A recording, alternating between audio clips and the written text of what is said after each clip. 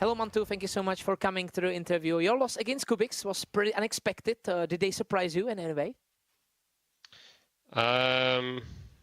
Maybe a little bit, but I think it was just we did a lot of mistakes. We kind of crumbled a little bit. Sometimes we have games like that, something that we are trying to fix right now, where we can beat really good teams and then lose against, against lesser known teams. So I think the mistakes were on our side. It looks like you struggle with momentum. You struggle with long series of rounds. Is that a problem you are also working on? Yeah, I mean, there's a lot of like little problems where, like you said, sometimes we lose the momentum and then suddenly we lose, like we have a lead and then suddenly we lose like, I don't know, 7, 8 rounds in a row. And then we get a little bit stressed. The communication is a little bit bad. So it's just things we need to control, things we need to learn from. Yeah, do you think on Ancient, specifically not getting the key lead from CT side is a big problem for this side, especially in MR12 format? Yeah, yeah, City side's one of those sides like we try to fix because yeah, on practice we do really good on City sides, but then sometimes when we lose those rounds on officials, everything goes really bad. Communication, no one knows what's happened on the other sides, like on A or B. So yeah, one of the things we need to fix. Also for you personally and for your team, is BO1 maybe too tricky? Because as you said, struggling with momentum with specific maps, are you a stronger team in BO3s? Yeah, I think so, but the game we lost, like it was a best of one and we won both pistols, I believe. And we still lost, It's one of the games we shouldn't lose when we win both pistols. But I think, yeah, in general, we're much more like favorite playing best of threes. Against Sashi, you will be favorites once again. Do you think it's a key match in the tournament because bumping from 0-2 is pretty hard? Yeah, we played Sashi a lot of times in different online tournaments. I'm sure it'll be a really good game, even though it is a best of one, so anything can happen, especially in CS2. But I think we learned a lot from the first game, and going into this game, we're more confident. As you are saying that you're familiar with your opponent, what do you think is their biggest strength, and what is your biggest strength as a team? I think our strength as a team is kind of, once we get the ball rolling, then we can smash anyone and we can really like destroy anyone and win the game pretty easily. And for Sashi, I don't think they have any strengths. So it's going to be about the momentum yet again. Yes, exactly, yes. Okay, we will see in a couple of hours. Thank you so much for the interview and good luck. Thank you.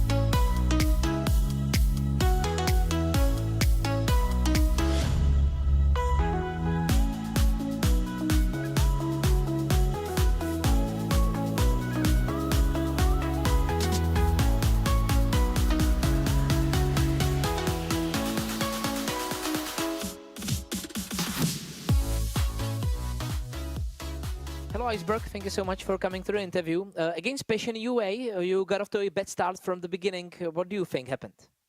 I think we just were a little bit slow in the beginning, just wasn't working that fast, doing our usual stuff, so we came a little behind, but I also think we lost a lot of unfortunate situation. I think we got a lot of entries, but still couldn't convert it to rounds, so we have been looking into that since yesterday, so hopefully we fixed a lot of mistakes there.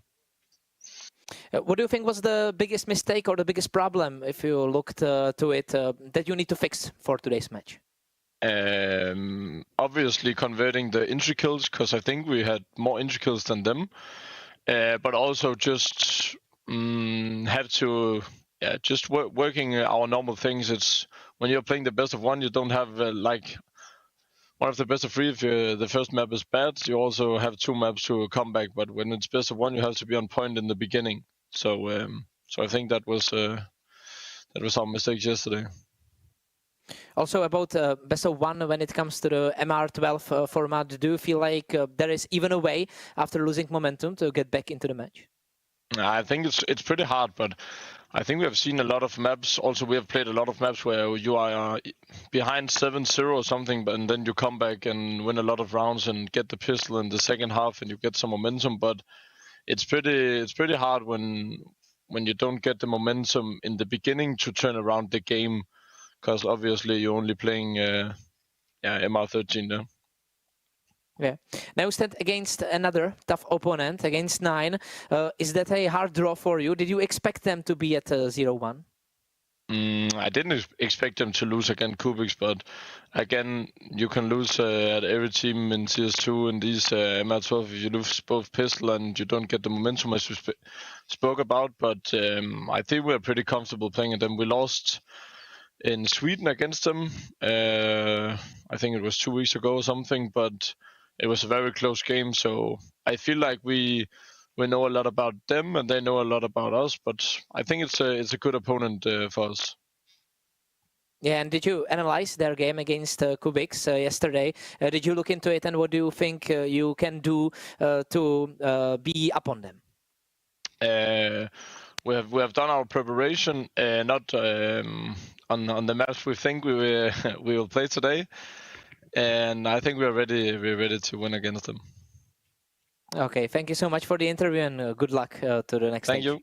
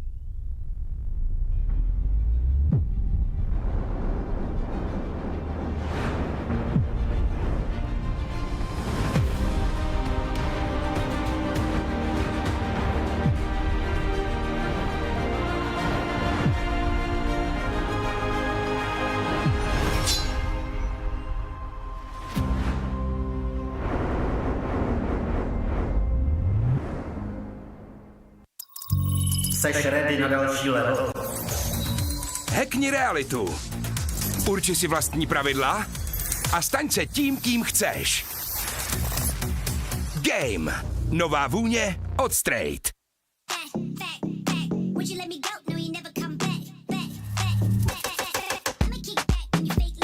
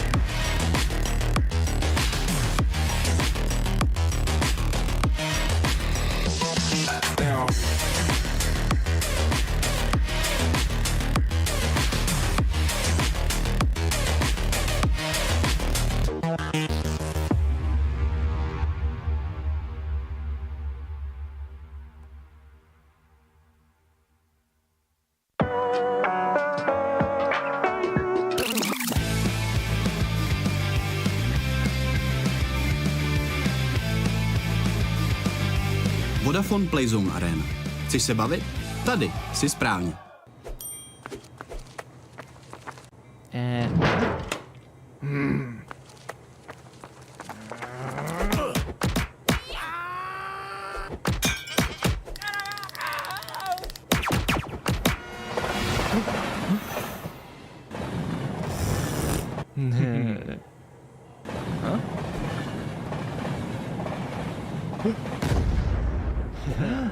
KFC patří ke hře.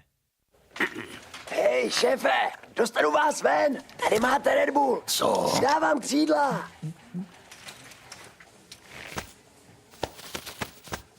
Křídla, jo.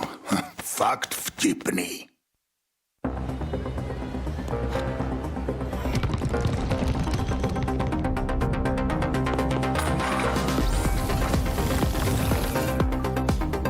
Hraj svoji hru. S neomezenými tarify pro mladé je to v tobě od Vodafonu.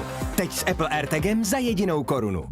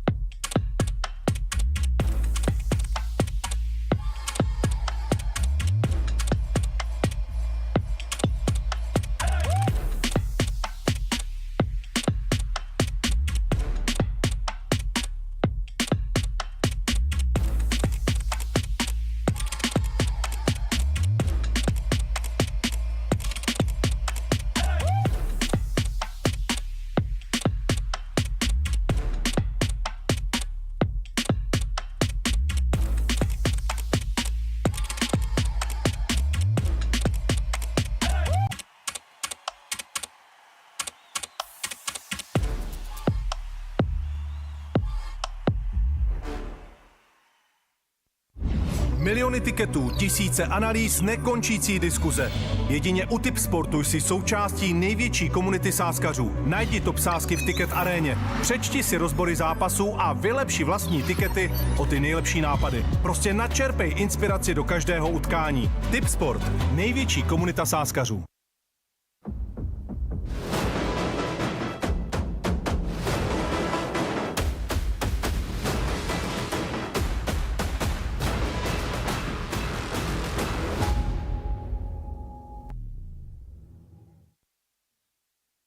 Hello everybody and welcome back to the Tipsport Conquest of Prague. It's time to get into day 3 of action and round 2 of our Swiss stage proceedings. My name's Eternal J. I'm joined by Dwayne as per usual. As you follow on from yesterday, I'm hoping that today it's going to be a little bit closer than what we had in our best of ones. Yesterday followed a bit of a sour taste in my mouth, Jay. Some underperformances and some disappointing results. And now it's about redemption. Now it's about taking those opening losses on day 1 and day 2 and trying to get yourself on the board. Finally be able to push a victory. Of course, there's plenty of chances to get success. Top 8 teams move forward in our system. 3 stages of competition. For those of you that don't know how it's all going to work out, we're all building up to our Conquest of Prague LAN, which of course will be taking place in Prague. I never could have guessed, Dwayne. But until we get to that point, we've got 2 online stages, of course, starting with the Swiss stage, which round 1 was played out in the last couple of days. Round 2 starts today. And then, of course, our top 8 teams move to the deciders. The top 4 of that go to the LAN playoff. So only so many successful stories going to come out of this competition. Yeah, the locals called Prague Praha, and it's a beautiful city, Jay. I've been there myself, and I'm sure there's a lot of teams and a lot of players that probably have never been to Czechia, right? I mean,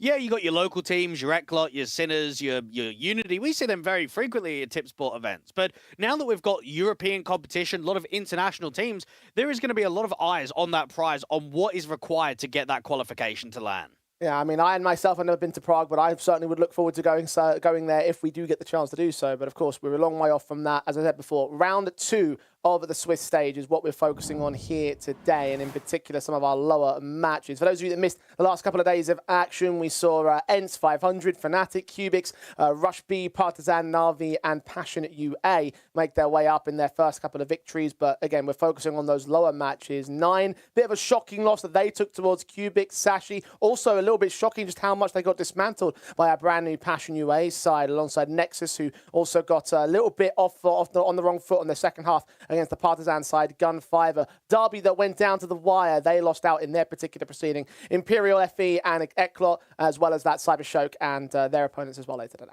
Well, I'm looking at kind of Maestro, and I'm looking at the majority of those teams, and I'm thinking there was not that many competitive games. We had a 13-11, we had an OT in day one, and then since then, it has been one-sided stomps, and that's going to be playing in the back of the minds on a lot of these teams today, especially when you continue the best-of-one format, because you just can't afford to get off to slow starts. I know Iceberg was talking about it a little bit in the interview. Oh, yeah, slow start. We had opening kills, but couldn't convert rounds. Bro, that's just excuses, isn't it? I mean, they got destroyed by the side of Passion UA. They weren't even competing in the majority of rounds. Yeah, I think the most shocking aspect of a lot of those matches is just how one-sided they really were. Because I thought if Passion UA were going to steal a match away from Sashi, then it would have been a bit of a closer affair. So maybe some redemption on the table for the Danes in our opening match of the day. Again, 4 best-of-ones that we're going to be bringing you over the course of today's proceedings. And it will start off with Sashi, who will be taking on the likes of Nine, the newish international project on the other side of the board. Nexus and Gun 5 go blow for blow. Imperial, Valkyries, and Dynamo Eclot. And CYBERSHOKE versus Maestro will close out the day here. I can take a look at least one match and say that it's going to be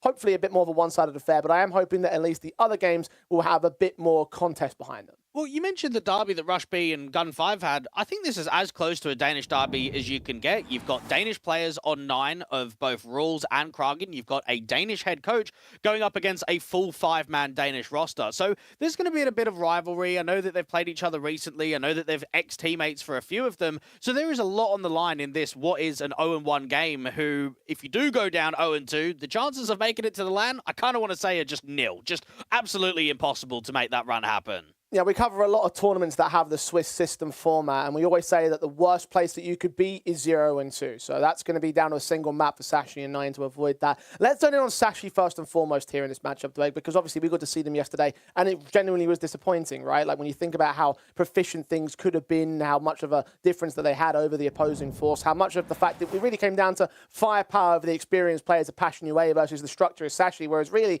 we didn't get to see much of that structure. No, we didn't. And my eye was going to be on Becky, right? The new player, the 19-year-old. He's new to this level of competition. Let's get a first impression. And instead, I think the impression of the whole team was it was tough out there.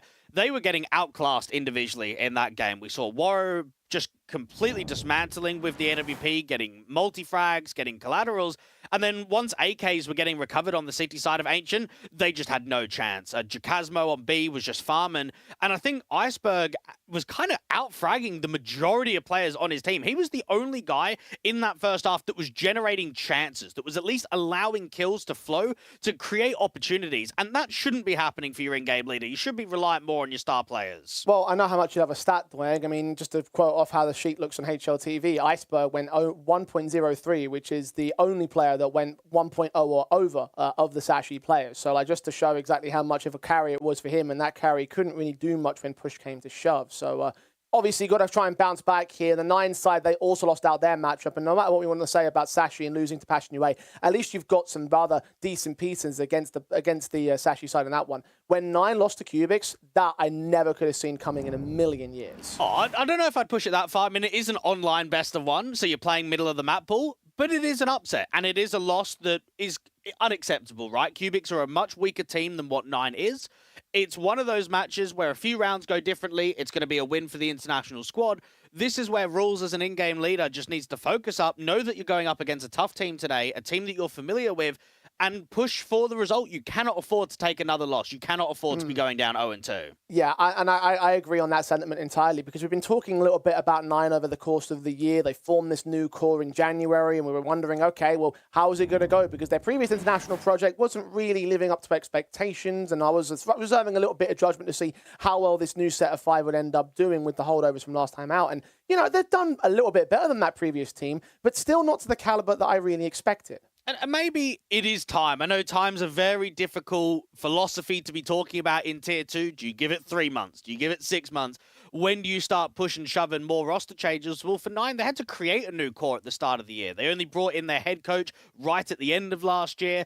I know that Rules was there from the very beginning with Mantu, but it's been difficult for 9, and I don't think they're satisfied with the results at all. They want to try and get to another LAN event. They want to be more consistent in Tier 2, and it's something that they're struggling with online. I mean, you go to, what, a grand final, playing a Lund LAN event in Sweden, but yet your most recent online tournament was European Pro League, where you go out in last place. You lose to Incilio, you lose to Gen 1. It's all up and down. It's all over the place for 9. Well, they will be thankful that that EPL tournament was an unranked event and Lund was ranked, so they'll get all the bonuses, of course, placing in second place of a Tier 2 LAN. So there's an opportunity, of course, to level up and not to excuse the pun, but to, of course, make their runs back in the VRS, because they were only 6 points off of making it to the MRQ last week, and the fact that they missed it by that tiny margin means that I'm hoping that they're going to come into these kind of games against Sashi with a bit more motivation to get things done. So best of 1 rules as standard. Only 1 map will be played out here. Let's see whether we'll end up repeating any of the maps from last time out. Well, what we always see in best of 3s is that Sashi get their upper hand of Nuke, but it's just never going to happen in a best of 1. No one's going to float that against you.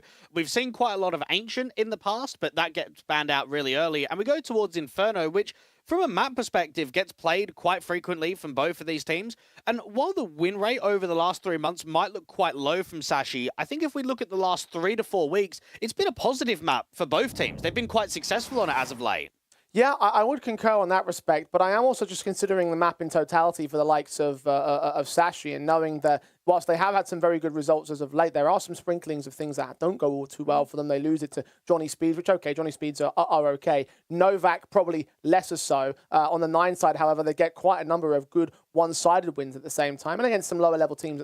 So, yeah, again, it kind of balances out in that respect. However, I am just sort of looking at this, thinking to myself, actually, I feel like 9 would be rather happy with how things have turned up here. Yeah, they'll be happy to play Inferno. I think if we look back at how many one-sided games we've had over the last couple of days, it could very well come off of who's winning first pistol, who's winning first gun round, who's taking those early chances, because Tipsport, they're going to be backing 9, and I don't think that's a surprise at all. They are going to be the favourites in this matchup. They should be the team to come out on top, but I just feel that for Sashi, whenever there's a squad underperforming, right, when there's a decent lineup that's not quite finding their footing, they can surprise. And looking at where they sit, I mean, they're getting close towards being outside of the top 100 on the VRS. That shouldn't realistically be the case. A Sashi side should be towards the top end of Tier 2, and where they sit right now is nowhere near that conversation. Well, maybe that's just a really key element as to how things have been so dire for them in the last few months. I mean, we talked about them as having a great summer of last year, how they were rising up to the top end of Tier 2, competing in some Tier 1 competitions when they had those opportunities.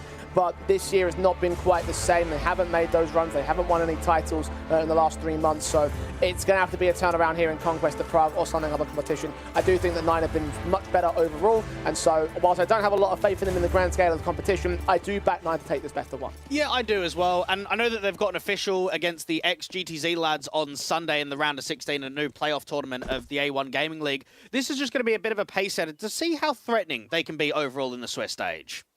Opportunities abound in the future. I'm going to seize them here and now. Fantastic flick from Mantu as he kicks things off with a beautiful headshot onto Cabby. We'll take a goosh back to 11 HP, however. Going to fall away to the passiveness of the B-bomb site.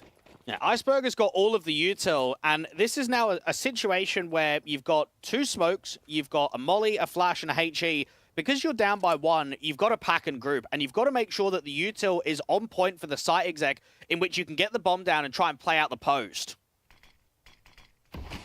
Smokes up to cross. Decent tag from Fartham, but too quick to get a headshot or a kill in. Kragan now down on the other side of the bomb site, seeing Becky. Headshot not quite taken. Sees his backup teammate as well. Zyphon's going to push that player into the apartments. A boost up from 9 will try and look over into the bomb site, but won't be able to see any of those casualties. They'll take some tags. Finally, Lucky is going to fall. Fartham reads that player at mini pit, but unable to stabilize his aim. Takes the goosh back to 9 HP, so it's a 5v3 with 2 low HP players at 9. Zyphon needs to try and get a kill out there on the bomb site because Iceberg's struggling in the apartments. Kragan takes him down. Bolek starts moving up to the bomb site as well. Zyphon finally gets a kill in, but it's coming way too late. And Becky, the new boy, can't hold on forever. He can't even hold on for long. It's a pistol win for 9. And we've sort of spoken about redemption for the side of Sashi. I think you can say the exact same thing for 9 in terms of a couple of their players. Now, what we've seen over the last few years is a lot of German players struggling once they've been kicked off of big. The tactical style, bringing it back. I mean, look at Tizian and Keto and what they were able to do on international projects after dropping a tier 1. They're literally bots. I mean, Tizian gets forced into retirement, he can't do anything.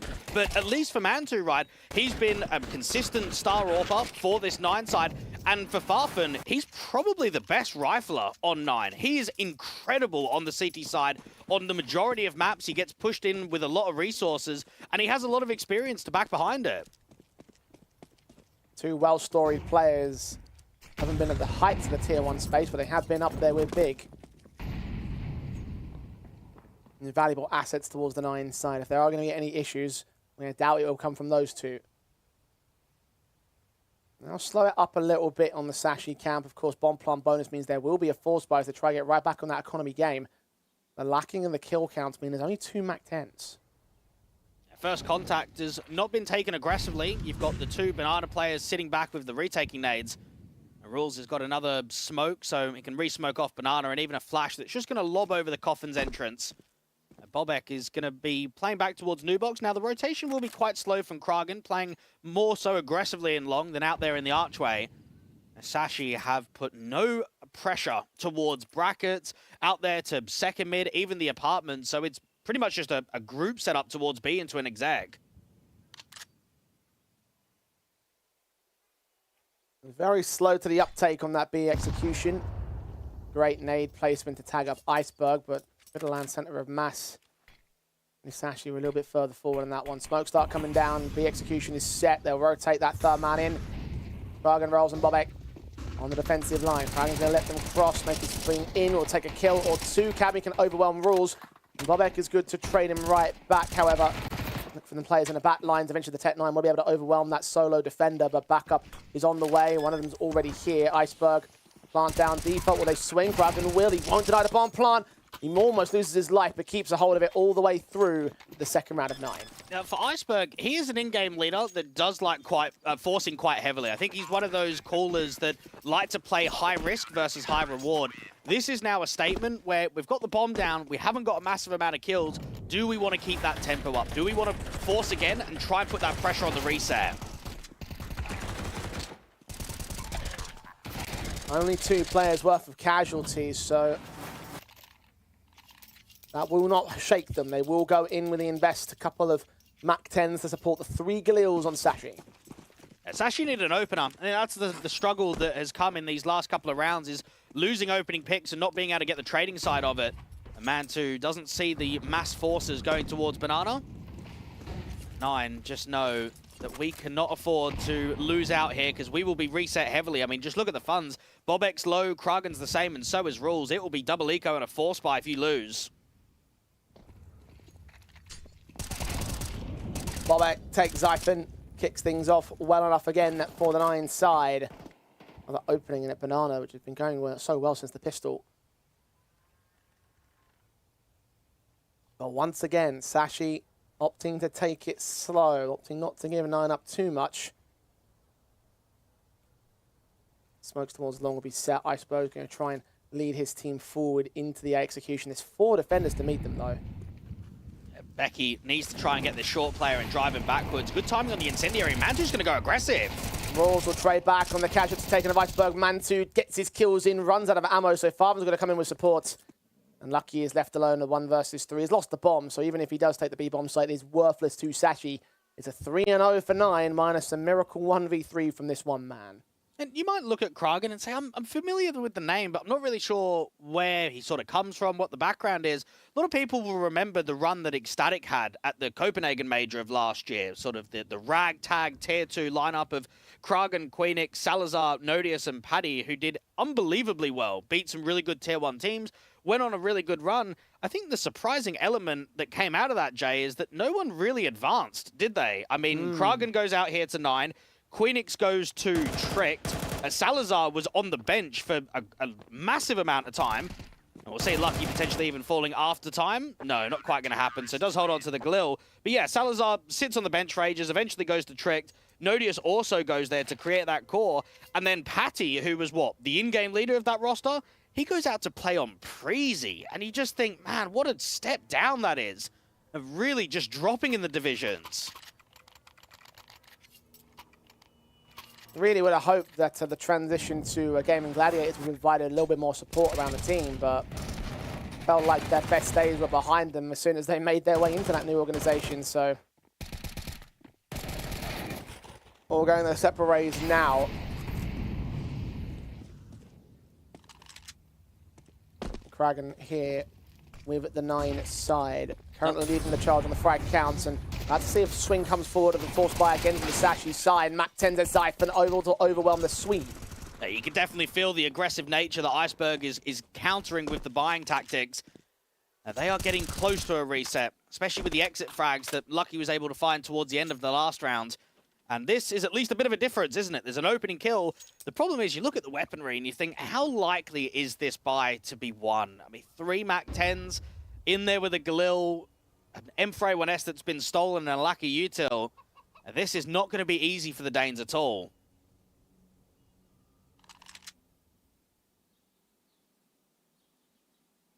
Third force is the charm, it seems, for Sashi.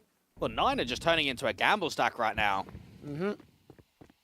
That bomb does not have to commit in with it. Kragan's going to try and force the issue right back to a 4 versus 4. Take one player down. They do not swing aggressive, but that initial prod is going to send them all the way back towards the B bomb site. In a banana for the T side. Rotations inbound quick from 9 as they recognize that there's a good chance this might all be an execution coming down for them. Smoke over at Coffins. Counter incendiary will not be able to block them from the bomb side, but it will give them a little bit of stalling time for Rolls to get up high and take down one player before Cabby trades it. Lucky finds Kragan in the meantime. 3 on 2. Flashbang forward. Can't transition. Turns back towards the 180, but Cabby holds his nerve and holds his kill down. Bomb now, center of the bomb site, Mantu. AWP's picked up, but he's smoked away from Coffins. It will clear too late, and now he's been seen. He knows that one player in the back has a rough idea where Cabby's last known location was as well. But an AWP for a retake, no utility to do so. Kit's at least with him. He's some very crispy, quick kills. Seeing the first. Lucky got that info at the same.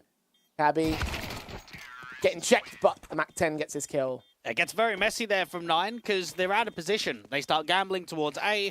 They put pressure towards brackets. They send rotators back. It's an awful incendiary. That needs to kind of travel across the space to do chip damage, to get those Ts crossing into the bomb site, at least get them down 20, 30 points of health. It doesn't quite land. And then when they try and flash through that CT smoke, you've got Farfan, who was focusing in on the bomb site, but then on his peripheral vision sees a player towards Banana, so it's difficult to transfer between the two of them. And for Sashi, while it might be unorthodox, they have forced that reset. They've finally given themselves a chance to build on T-side. You mentioned the force bite characteristics of Iceberg's leading style, and it has worked out on this occasion. Took a while, but forced out the pistols for the most part on the 9 side, one of which just went down. The Famas quick swinger, Kragan can take Zyphon back at a quick trade. They can't recover that gun though, so the 4v4. That's a really intriguing smoke towards Boiler. Very rarely do you see that from a CT point of view. Kragan jump spotting out there in the car and the half wall gets naded. So there is now no one on B, so the rotation from Rules can come back over. You've got Farvan that's making a bit more of an aggressive move into Boiler. The CTs need another pick here. I think if they just sort of sit back and play really defensively in the 3v3 with the weapons they've got, they're just going to struggle to hold on to the round. Might have to come down to that apartments player because the 2B defenders really don't have a lot of room to move forward with. Well, if Becky goes out apps and sees nothing on A, that should be the tell to bring the bomb back up mid and into brackets, and then that's potentially where Farfan can drop that bomb. They put those execution smokes down, so they're telegraphing a B here, but the counter smoke from, I believe it was Rolls that threw that, has stalled them out. This could be perfect, but Farvan started to move away. Here's those footsteps, though. Boiler cleared. They know about its reposition. Lucky reads it, and Farvan is a hair off the headshot. And that leaves 9 out of this round. They can recover that M4, but hold it into the next one because this is a Sashi round. And that's good work from Lucky, because there is info that we are cleared apartment space, but we haven't been able to clear all the way towards Boiler. There could be a timing, a player stuck around. If that's a lazy check, right? If that's Lucky with his knife pulled out or tunnel visioned, that round could just be over by one player. Sashi give themselves a bit of a break, and 9 will be frustrated there. Farfan feels that he's in a round-winning stance and just can't find the connection. Rules, Mantu looking for exits, but the T's are all saving out there towards Pit, so they might catch Lucky, but they won't be able to get anything else. Even if they do, they're only going to get a Galil out of the round, so not an AK. I do wonder if 9 force buy here. Like we're actually getting into really weird territory where this should just be an eco, but you're holding on to 2 rifles, you killed 3 players, you might be thinking buy it up and keep the pressure on again. Be a rather weakened buy. Sashi, of course, will justify the investments because they just won the round. Very decent trade game from Prague, and it was this frag ultimately that turned the difference in the round for Lucky. You mentioned good on his part, well placed, well played. And they won't be forcing the issue on 9, they're going to take it on the chin. M4 and Galil only for this one. Upgrade available for Bobek and Farvan at least, but just the pistol upgrades. Iceberg, a bit more aggressive this time around. Sashi have been quite passive towards taking Banana. This time they're having a jiggle and an insertion towards brackets, trying to draw in any of that counter util, but there isn't much available from the CT, so they hold off. I mentioned at the start of the game that this is as close to a Danish derby as you can get. And Berry coached Zyphon when they were together on Sprout, so that's going to be another thing to consider, is that they're going up against each other now in a best-of-1. Kragan seeing what's happening here. The CT side are going to try to counter-rotate on the backstab. However, that might offer up a chance or two for Becky. Take only 1 kill out of the round. The Galil turns back, an AK that can get recovered for the CT forces. And actually, that might be the best call to make, to hold on to a 3rd weapon. Leave Kragan stuck around here towards CT spawn and see if we can get another pick out of the round. If he does that, then, well, all's well that ends well with another gun that 9 can hold over. No miracles in the round itself, though. No massive plays from Mantua or Rawls to turn it on its head. It would just be the casualty. The exit frag and the 3 apiece scoreline is Sashi even the board. And this looks promising. There is going to be more T-side players dropping, and if that AWP falls, this is going to make it really awful for Sashi. One on the table in the next for 9, so opportunities abound. Thinking about the press, but no. I don't think Farvan picked up that AK either. I don't know what happened there. So instead, just the 2 guns to hold over, but as I mentioned before, there will be an investment. So everyone will be on rifles and be a much more confident counteraction from the 9 camp. And this is going to be from the rematch of Level Up Lund in sort of a similar mindset. You're in a semi-final matchup, which is a really important game for the VRS to help you out for the progression of perhaps going on a deep run, getting into a situation in which you can win a tournament. I'm now looking at Sashi versus 9 in what is an 0-1 matchup, and we sort of build into this game. If you go down 0-2, you've got to win 3 games on the bounce just to get to the decider. You've then got to win that one to get towards the top 4. It feels impossible. It's statistically just so unlikely. So when you're playing middle of the map pool, you've got to take all of your chances. And so far, it's been a bit back and forth with who's been able to extend the longer streaks and who's been the more dominant team. What I want to see is more consistent gun rounds, because we haven't really seen that to the start of Inferno. I want to say this is the first proper rifle round we've seen in this game. Yeah, pretty much. Force buys aside. M4s. Galil still in for Rawls, be a slightly weaker element, but I'm going to count it. Sashi with an AWP for Lucky, trying to put that first pick on against Bobek, but doesn't quite get there in time, and Swede backs away. Utility and HE's downrange available to push that player away from the Sashi camp, so contention of Banana will just remain at contention. 9 had 4 players over towards A initially, but recognizing a lot of presence of the Sashi side, so they're going to commit a 2nd and a 3rd man out here. Farvan, meanwhile, watching apps from passive. 2 lurkers that could well be decisive to a rotate. Yeah, this is Bobek's first pro international team. He's only played on Swedish lineups in the past. You think back to Aura and Little Mix and 0-0 Prospect, Godsend, Johnny Speeds, all fairly successful projects, all teams in and around the top end of Tier 2, mainly with younger players than more experienced players in the scene. But a solid anchor, very good in solo roles. Getting the test to work with some Tier 1 players. Mantu dropping the incendiary and just jiggling out here. HE looks good against the center of mass. Oh, almost took Iceberg. 20 HP that remains. Zyphon of 42. Incendiary from Farvan will deny them any further progression because that low HP player's got to back off.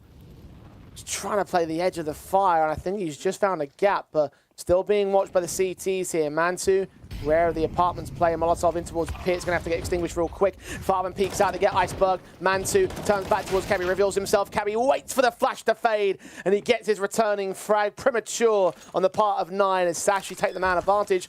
And well, there's nothing left in the round now. A bit shaky there from Mantu. He should be able to at least connect onto one there. And when you've got a heavier bomb site on the read, that you've got 3 CT defenders towards that B bomb site, your A defenders need to do more than going 1-for-1. They need to maybe get 3 kills between the 2 of them, because it means that the retakers are going to have a tough time trying to get into the bomb site. A good work on the entries, good utility usage down there towards the pit, make it uncomfortable for Farfan, a swing en masse from Mantu. And Cabby getting that good, clean connection. And Cabby played 309 maps on HLTV with Kragen. This was during the 2022 and 2023 period on both Masonic and Ecstatic. There is going to be a lot on the line between those 2 today.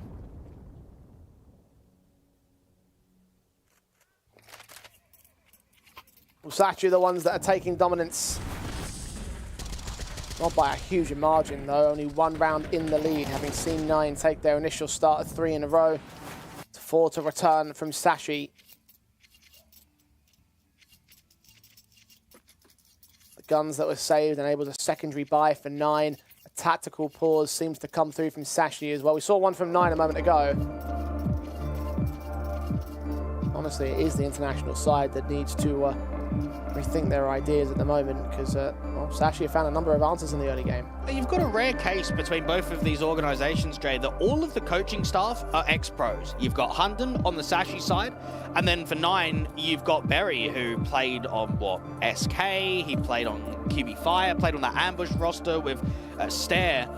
And then even the analyst of 9, a Polish player of Ponchek, who played on XCOM, he played on Aves, played on Viz the Krakow, he played on the Ungentium side as well. So you've got a lot of experienced pieces in terms of preparation to try and get these lineups as successful as possible in Tier 2.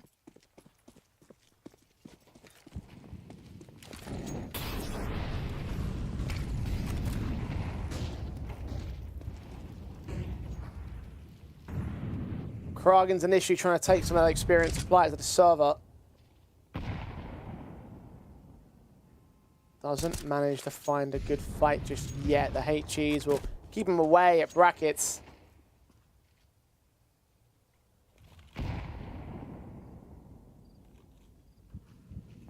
So careful to the approach of Sashi. They've been playing well to avoid the early damage that 9 have output. Mantu's AWP posted. Molotov start coming his direction. No flashes over the edge. Might be a dry peek. No, counter utility of the CT side. They're just noticing how much more Inferno is just becoming a snooze fest in CS2 than it was in Go, right? Just the slow layered defaults is what we see so consistently. Running the clock, trading util, pressuring certain areas. I mean, even the flash out towards Boiler is a poor flash, but Becky should be able to get the one up there with Kragen peeking into the angle, and instead it's the M4 that wins out on top. Not a good look for the New Blood. Mantu's picked up lucky elsewhere. Farben struck back towards 1.5, finished off by Rules. Last player is Zyphon. Also none about here towards brackets. Bomb on his back. And being backstabbed as well by Bobek, who's quickly swinging up towards Banana. 30 seconds remain for Zyphon. With a 1 versus 4 clutch. Runs into Mantu. The AWP puts him down, and 9 find their response to quickly even the board again. I always find it so funny when map changes happen or when we go from different games, because Inferno in Go used to be the god tier, sort of third map decided, didn't it? Every best of 3, you'd love to have Inferno, whereas I think these days, teams aren't even picking it in best of 3s. So that's why we get it quite consistently in best of 1s, because sort of middle of the map pool, you could certainly say that for 9, it's a successful map in recent history. I mean, last 3 months, 9 wins, 4 losses. It makes it the highest 1 map in the pool in terms of a percentage. It's all about applying that against Sashi today.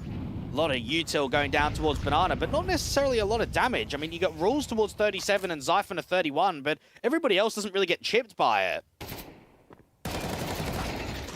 Barvin swing. Becky with a hit. Gets a bit of revenge in the apartments. Both him and Zyphon took some significant damage in that exchange, though. So 31 and 34. They allow some trades to come down from 9 later on in the round, but how much more time are they going to get given? 3 players rotating away from that B-bomb site. It will leave the AWP alone. Well, what we're noticing from the protocol on 9 is when they lose an opening man advantage, rather than retaking space and pressurizing other areas of the map, they end up just gamble stacking quite consistently. And this is where they just leave Mantu as a lone player. He can drop some util, get an AWP shot off, but really there's no rotates coming towards B. This should just be a save. Get the AWP to come back out to A. HE to pop the smoke open, but he's still flash blinded. They're going to wait for the smoke to reappear. The bomb will get planted with not much else that can be done about it. Mantu will start backing off to save his gun, because you are right, they decided to commit A, hold A. Had he gotten that first pick of the cross, then maybe they might have considered a rotation, but he didn't, so they won't. Sashi, as a result, will now take the lead right back away from 9, trying to get a good T-half in here. And it's been probably a difficult career path for someone like Mantu to play on a lot of German teams without speaking German. I mean, he started his career on the Panthers organization, went over to Alternate Attacks for a couple of years, went over to OG, and sort of at the time, Mantu was a rifler, wasn't even an AWPer, but started AWPing on OG, went over to Big and did the exact same thing, but that was a bit of a weird roster when he was there. I mean, Rigon was on the team, Mantu was there as well, and that didn't last too long before you get the call up towards 9. 27 years old, I think resides in England, has a bit of a British accent. Definitely a player that wants to try and get towards that top end again, wants to try and at least taste what it's like to play at Tier 1 tournaments.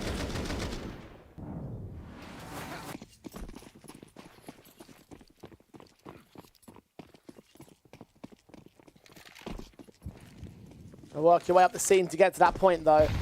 Prague and diving down mid. Rules initially engaging towards Banana with the counter utility. AKC in the jump face of the player at the barrels. HE sent deep to try to catch more damage. Mantu will take some more in return. Unawares of Prague, and they'll check for it anyway. Cabby gets that kill back. Rules unable to get a kill from beyond the smoke. At least Farven has traded elsewhere in the mid fight. It's actually the apartments where that one player falls to the T-side line. 4 versus 4. Heavy damage sustained across the board right here. Farven up to task against Cabby. Going to seek him as he peeks forward, gets his kill.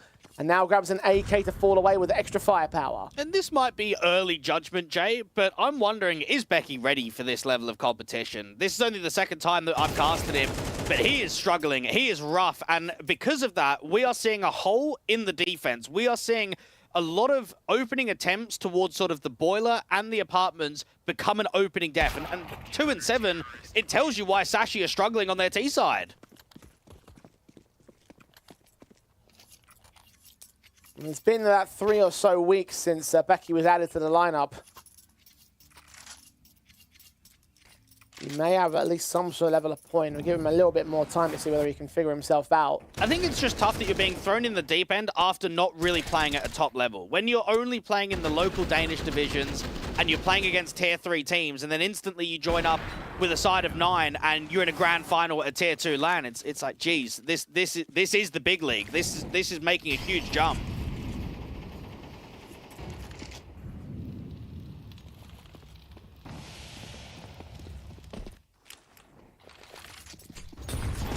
Might have missed his jump here in this game. Look at Iceberg, tanked down with a nade stacks in a banana. 9 are starting to get a good read on Sashi here and counter at utility. Incendiaries to block any progression up banana. Got a flash forward from Rawls to get Bobek forward into the sandbags. Smoke comes down, Captain Molly got a knife pulled out. He's going to burn to nothing.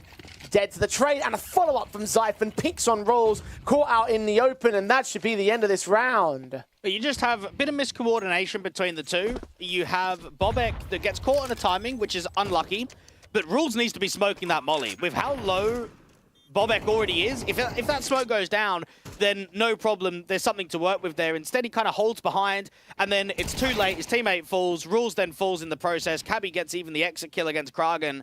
And there is no problem that 9's going to get a strong buy in the last round of the half, but Sashi just demolish out there on B. And I think we've noticed that between A and B, B has been the weakness from the CT point of view. That's where Sashi been targeting a lot of the mid to late rounds and getting those executions in. No doubt about it.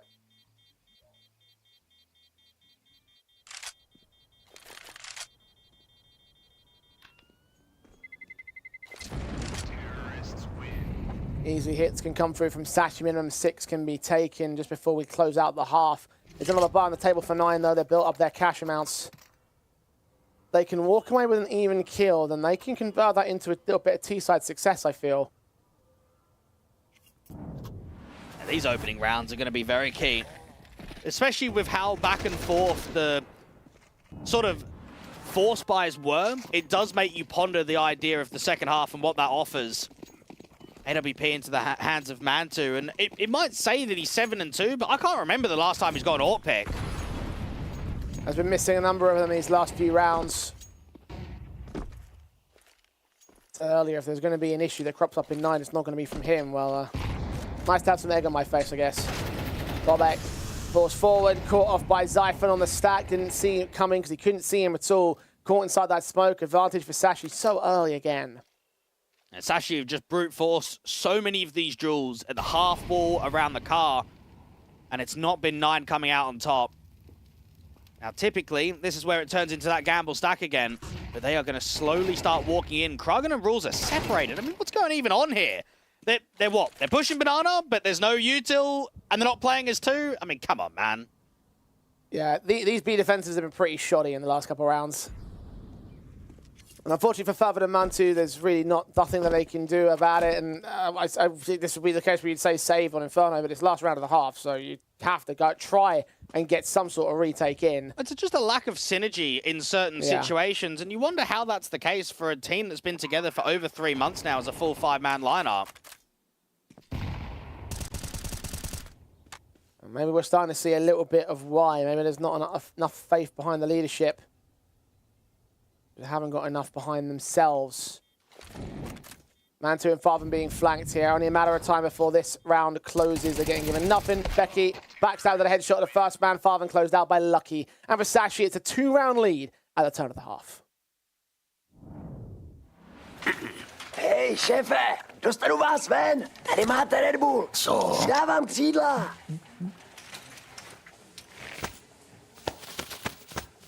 Křídla, jo. Fakt vtipný.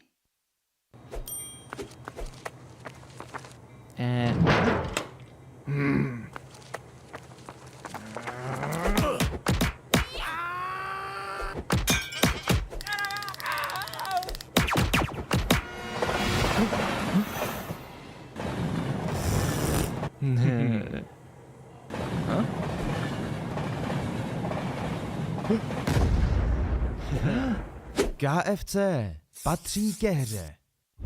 Miliony tiketů, tisíce analýz, nekončící diskuze.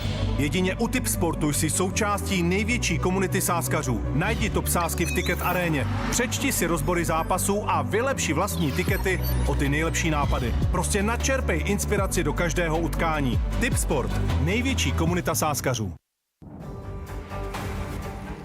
2 rounds to lead for the Danish side. Can they carry it onwards here, or can Nine start to turn some momentum towards their favour? Taking a look at the map stats, there is a pretty decent CT side, and T-Halves have been the favour for both teams, but comparing the CT side statistics is where I start to feel like Sashi may end up falling apart a little bit. Well, I would put stats just aside, just because of how this game's gone down. This was 9 with a 3-0 beginning, and then just couldn't stabilise, couldn't find consistency, so I feel that Sashi should be able to roam ahead and should be able to cause a bit of an upset today and make it very uncomfortable for Nine in the lead on what is the end goal, getting to Prague, getting to the LAN finals.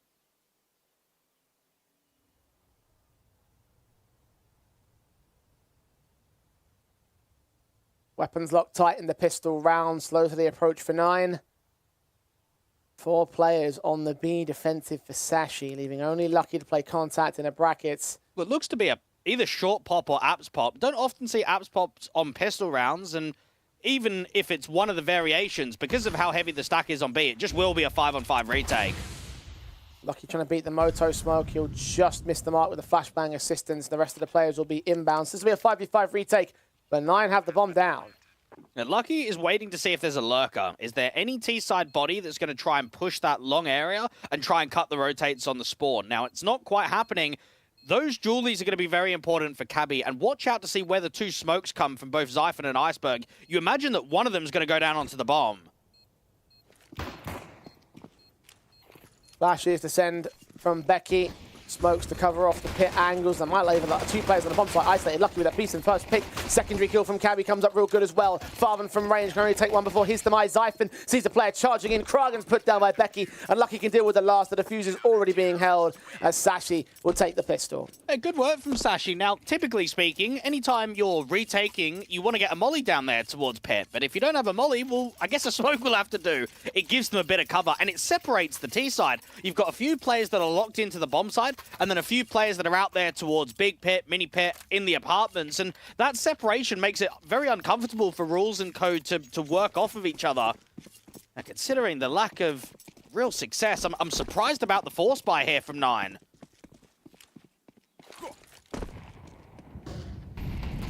They got the bomb plant bonus. They're going to play fast in as well. That HE lands pretty close, but not quite doing as much damage as I thought it was going to be. Incendiaries to block. Iceberg being faced in by 2 players. He got Zyphon for backup, but only goes 1 for 1. Zyphon also gets overwhelmed by the numbers game. Such low HP across Kragen and Rolls. The bombs on site, however, will get planted. 4 versus 3 for the post plant itself. Sashi decide they don't like those numbers. Well, Iceberg has unfortunately trolled the round a little bit off of just not creating impact. Zyphon was the guy that was sort of struggling, right? He's trying to fall back. He's putting util down. Iceberg's the one with the rifle. He's at the backside. He's there towards Nubox. He should be getting 1, maybe even 2 kills, and he just somehow gets nothing. I know that the HP bars are low, and you can sit there and say, oh, well, Rules is on 21 and Kragen's on 2, so it was a couple of stray bullets. The bottom line is the in-game leader is 4 and 10 and just can't afford to drop off there. And needs to be able to make that round winnable. And 9 have forced in, and this is now what you could say is 2 for 2 in pistols. I mean, I know that they haven't won the pistol here, but with a 3-0 beginning and then losing pistol, winning anti-force buy, this is going to be back-to-back positive starts in both halves of a single best-of-1. A single stage loss bonus for Sashi now.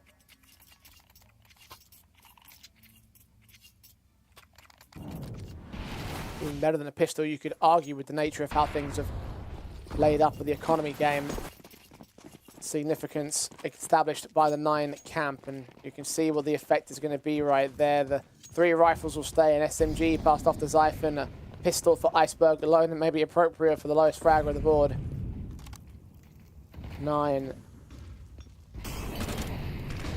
Well, Becky first contact out towards Shaw. Got Cabby in support, and they combine themselves with Lucky's assistance in order to take Bobek and Mantu down. A 5-on-3 has been gained for Sashi. 9 walking right into the meat grinder there. Well, Rules is going to be furious because that was just a prod. That wasn't even too much util being thrown from 9.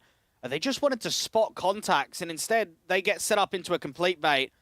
Cabby is on 100 HP after those first 2 kills. Now rewards himself with an AK, and for 9, I can't see much return from this point onwards. No. Now, this might be the round that just loses them the game. Let's just consider for a moment, going back and forth with the force buys, the likelihood of them getting a plant in a 3v5, I'd say is probably 10-15%. The chances are low. So that means that you've got almost nothing in the next force buy. You'd be looking down the barrel of a 6-10 deficit when all the economy and all the favoritism of momentum is in favor of Sashi. Will have to be the bottle jobs of history if they let 9 get the bomb down in this round, especially if they're leaning into the bomb site with the most defenders. 30 seconds, they're looking for Becky. Incendiary sent towards Pit. We'll see nothing. Are they going to be ready for that close range play, or they check the balcony? No, they won't. Becky with a kill. Cabby with a follow-up. Farman gets 1 out of it. Cabby takes 2.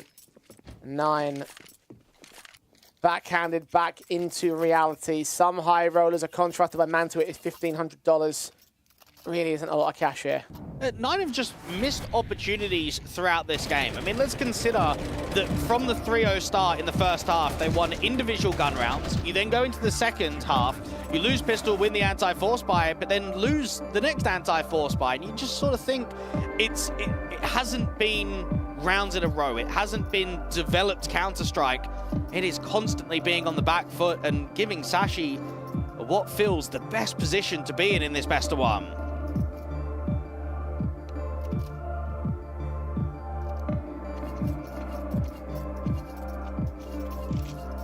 9 looking unstructured at this moment in time.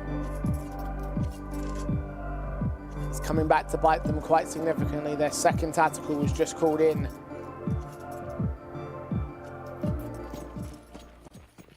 playing from a significant back foot that, as you mentioned a moment ago, Dwayne, could be the one that cost them this map. And therefore this game. Forced buy-in for this one, double ecos. Means that the next one will be a harsher eco. That could mean the 11-6 scoreline for Sashi, unless 9 could steal one back right here. They've already done it once in this half. It may be a requirement to do it again. And for Sashi to do this on Inferno, which has been a good map for 9 in recent history, they haven't even had time to get Becky involved. I mean, this is his, what, 5th official of Inferno? He's been playing a little bit more Train, a little bit more Nuke, quite a bit of Ancient. It's not easy for a young player to be thrown into maps that you're not playing frequently. And 9 need to get the AK in for Farfan for not only just an opening pick, but a bit of a multi-frag. I'm kind of looking at the investment here and I'm saying, if they want a chance of winning this round, Farfan needs at least 2 kills. Rests on his AK, top fragger at the board for 9. Iceberg has at least been dealt with on a HP advantage, 6 points of health for him. Falls back to a passive angle, calls for backup. Cabby, considering his angle, best to get that better weapon over towards Zyphon as well. Good call to make. M4 in the hands of the high HP player. It may rest on him to hold the B defensive now. 9. Engaging Iceberg in the back. M4 forcing forward. Zyphon with a couple of very good kills. Cabby even ready for Bobek to extend out towards CT spawn. Mantu finally gets Iceberg, but it's come too little too late. Bomb can get tapped. We'll try to force a fight out from Cabby. 12 seconds. Needs that plant tagged up. Eventually will be taken down. This round we go in the way of the CT side. Yeah, Cabby's had one hell of a game, and this is a really experienced player. Over 1,300 maps played on HLTV. This is his 399th map for Sashi 2, so getting close to that milestone of 400.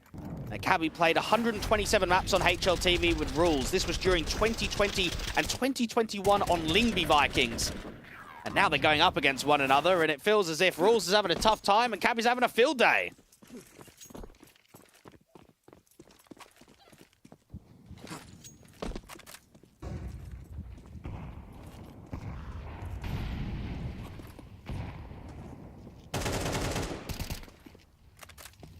Completing contrasting against the two individuals. 9.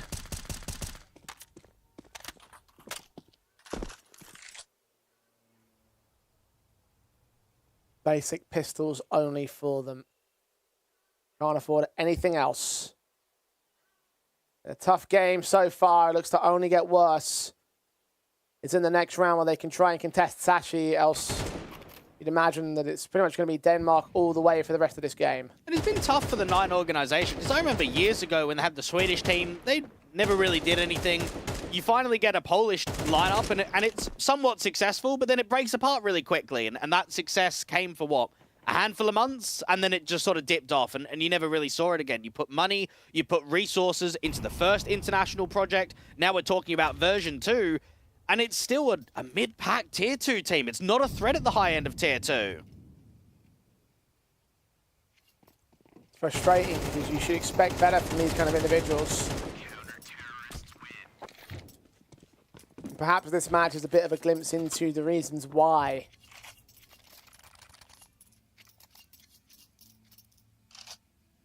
$11 now on the board of the Sashi camp.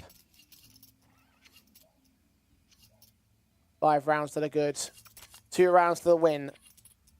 Rifle buys will be inbound for 9, and a rifle buy that needs to go well for them. Because I seriously doubt of any more steals following up after the fact. I'm thinking that this has to be a complete run back, a streak from here on out. Let's do it. Becky, just slowing down any of the early default that will go out there towards the bedroom area. HE placement is a bit early because the Ts are a bit more passive. Very heavy stack to start off the round to take Banana. So that's why you're seeing the CTs reposition to get 3 players back towards A.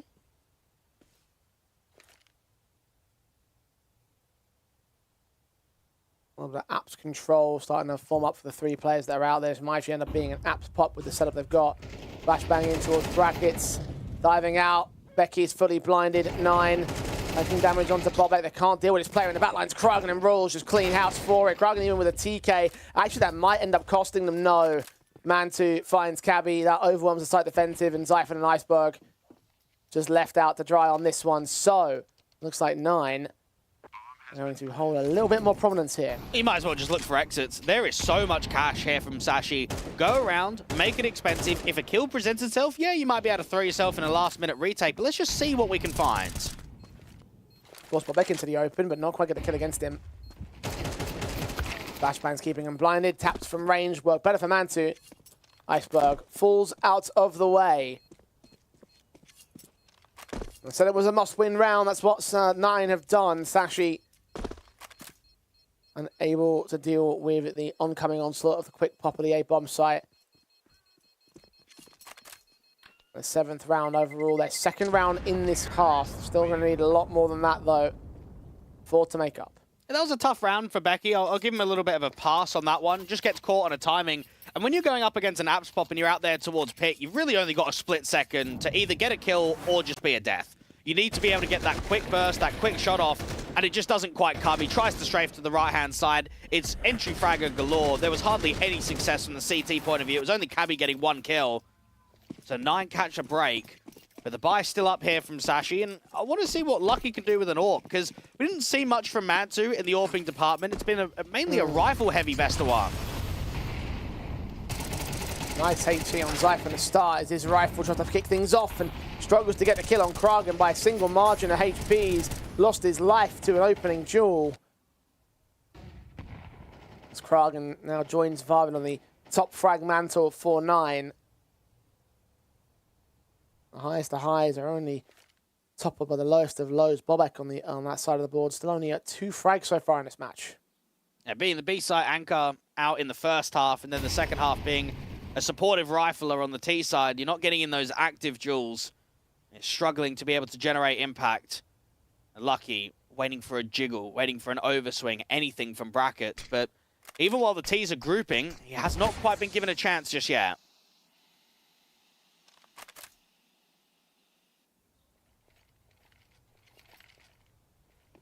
Lucky set, Cabby on the crossfire. Cabby going to get smoked off pre-fire, trying to force him out. The Molotov is instead going to be the job to do it. Good kill from Lucky on Farven. Cabby has also caught Bobek, man advantage, reclaimed by Sashi.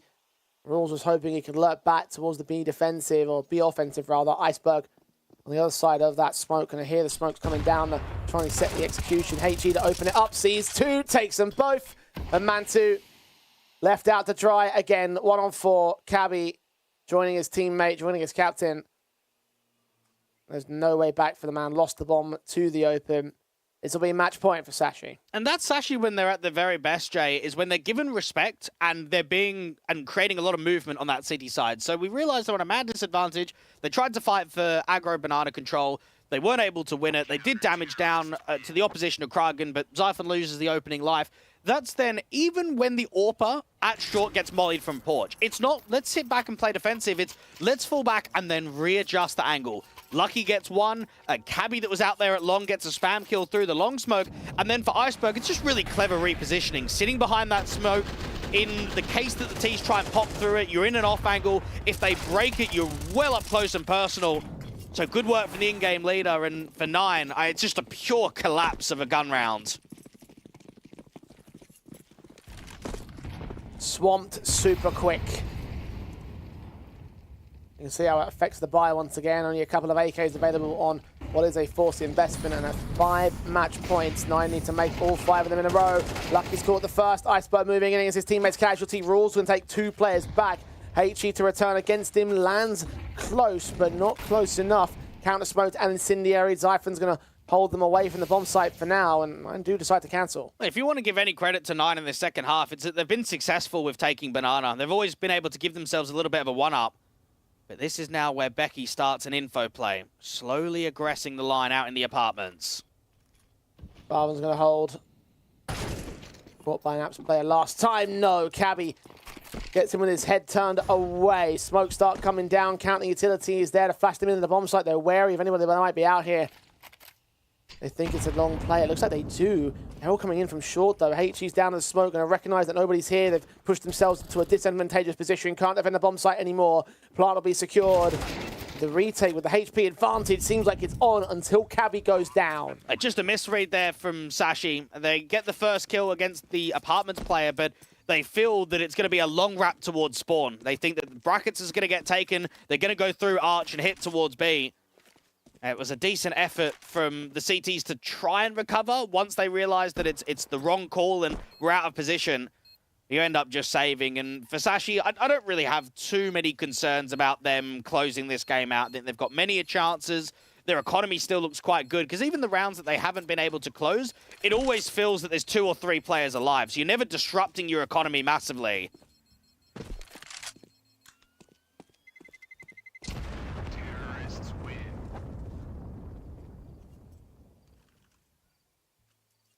Number 8 secured.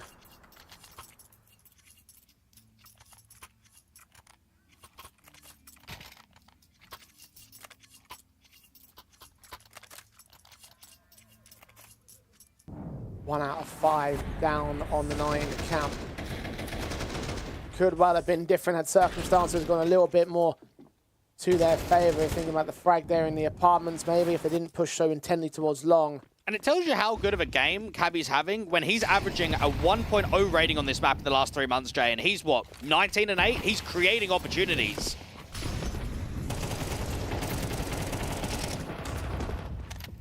Quick kill from Krug, going to start things off on the 9 camp again.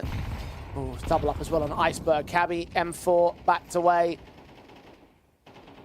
Trying to engage around the edge of the smoke, but he's lost all of his backups. If he's going to make a play, it's going to be him and him alone. Kill on Krug and first, Incendiary.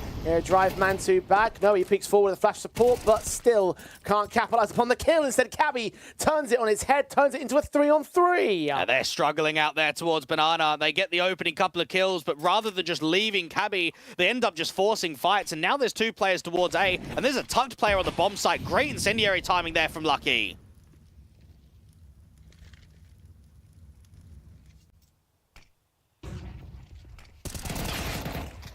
M4 on site, only gets away with 1 pick. Rules trades it. Lucky HE in hand. Wait to put it down towards the back site. Instead, it's on the back wall. Actually does connect on Rules. Nicely done. And wait for Cabby to rejoin him, and they'll go for the 2v2. Yeah, Lucky's just scoped in all the way, and Cabby's got another HE. So if this goes down towards Pit, or at least forces the Farfan out in the open, that will give them an idea of where they're playing in the post plan. Flash and HE moves on. AK close, looking for the player at mini pit. Looks to swing up. Farvan gets his kill on Cabby. Lucky is running for the hills as 9 keep their lifelines. Yeah, Lucky was so close to being able to get that HE kill to deny the bomb. I thought that was a decent effort from Becky. He's in a bit of a 1-for-done position. Nearly lines up that secondary kill. Just doesn't quite come in. Now, Lucky can drop 1 and Iceberg can buy, but it's not worth it. It'll be a light eco around the AWP. Give yourself a good rifle in the next.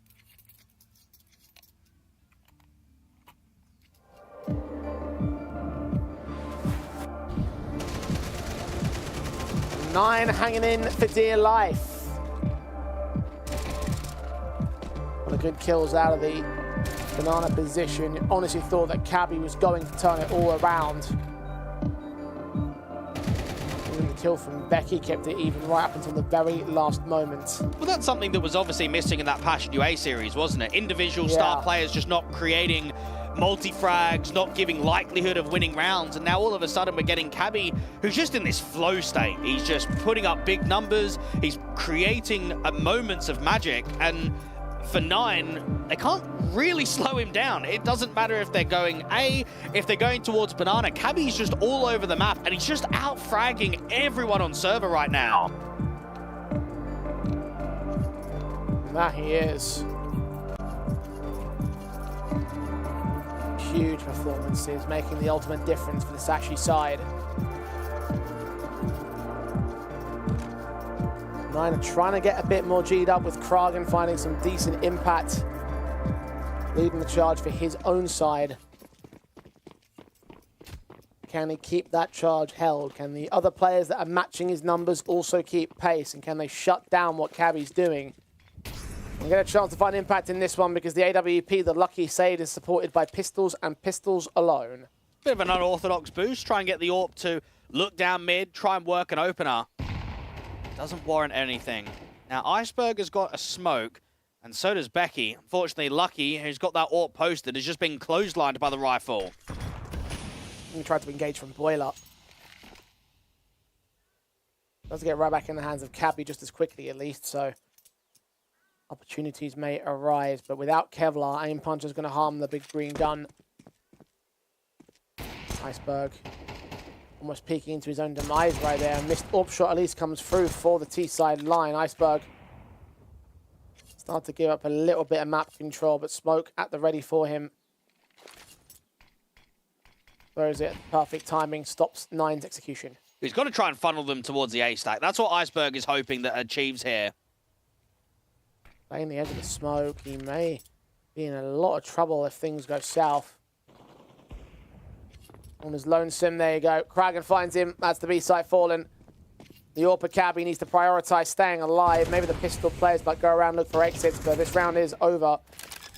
Nine are going to take their 10th double digits and be within touching distance of taking us to overtime, Dweg. We've seen one so far here in the Conquest of Prague. Maybe there's a second on the table. Yeah, these last couple of rounds have at least been the first time that Nine have looked threatening in the best of one. And they've always been on the back foot, sort of been trying to claw back the lead. And they've always had economical troubles. Now, they're in a good position to try and drive it to that 12-12. The problem that they face is that you're probably up against 2 more gun rounds, aren't you? You're up against the rebuy in round 23, and then with how often Sashi have sort of been saving in these man disadvantages, holding on to weapons, then you expect a really good buy in round 24. Now, they've just tapped the bomb. They're trying to draw a couple of those T-side players into the bomb blast. It doesn't quite work. They end up only getting 1 against Kragan. So not the best of advantages towards the end of that round, but they hold on to the AWP, and that's the main objective. And now they buy around it. Now they got their weapon sets. See how Lucky went down so quickly to the rifle. Iceberg didn't really have a chance in that exchange there with his weapon. A nice try ultimately, but unsuccessful regardless. But weapon investment, as you mentioned before, come through here, come through in the next. Nine. Hung in there for now. Lucky hung out to dry in mid. Quick kill from Bobek. You've got Becky that's just trying to slow down the advances of the T side, try and pummel in some util, make sure that default doesn't accelerate into a quicker play towards A. Iceberg is blocked, but he needs a returning kill, and Becky knows that long is open, so there is a timing in which the T's can already be up archway.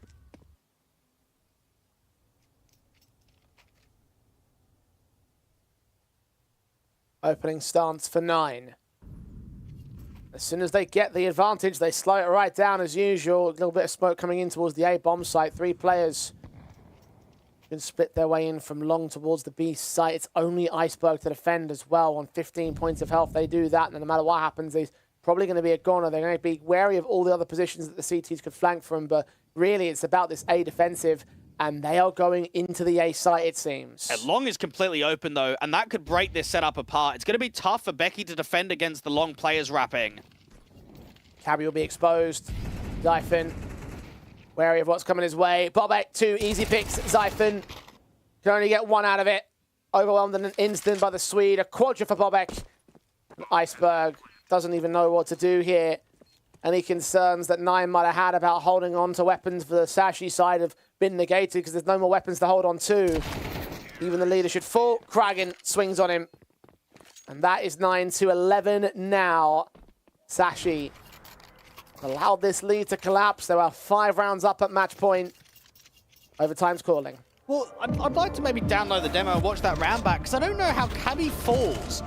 And then Becky is not traded. I mean, what's going on there? Why is he not holding long? I guess he's trying to hold the apartments, but when you've got Cabby out in the van and long completely opened up in that setup, you've got to pick one or the other. You've got to be playing mini pit and then sort of watching out long or communicating it with Cabby that he needs to sort of try and hold apps from underneath car, and then that's where Becky can hold long. There's just a collapse in terms of the crossfire and the communication of who's holding what.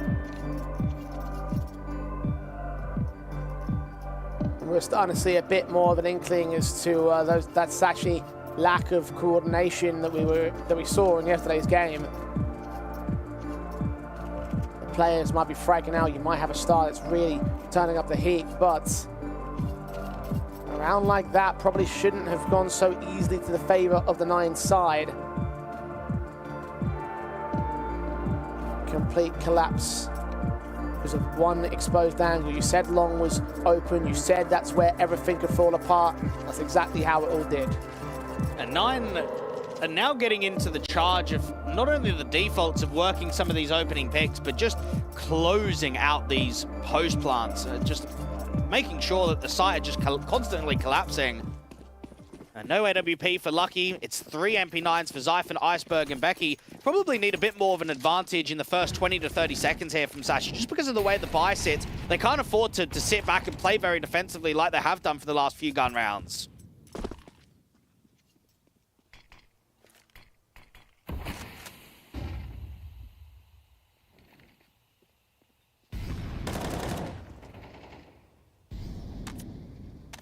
Smokes up, Molly's down, CT players pushed away from Banana. I suppose going to stick around with an SMG.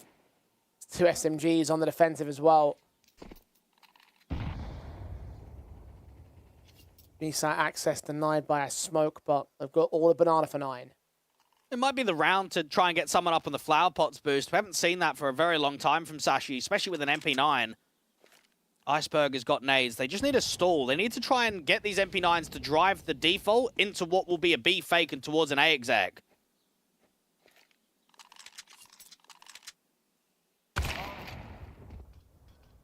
Shot from Mansu kicks things off. Iceberg is down. Zyphen hoping for a whole lot more out of this. T-side players moving up. SMG kill found. One trade held and supported by Lucky as he provides covering fire. Zyphen able to escape with a little under half HP. The bomb site with the bomb plant going in the 9's favor. It's a 4v4 on a retake. Sashi's last chance to win this in regulation. The 2 incendiaries are going to have to be perfect. One's got to go down there towards Dark. Another one's got to go out towards Nubox. And they've got to try and get a smoke down to Banana.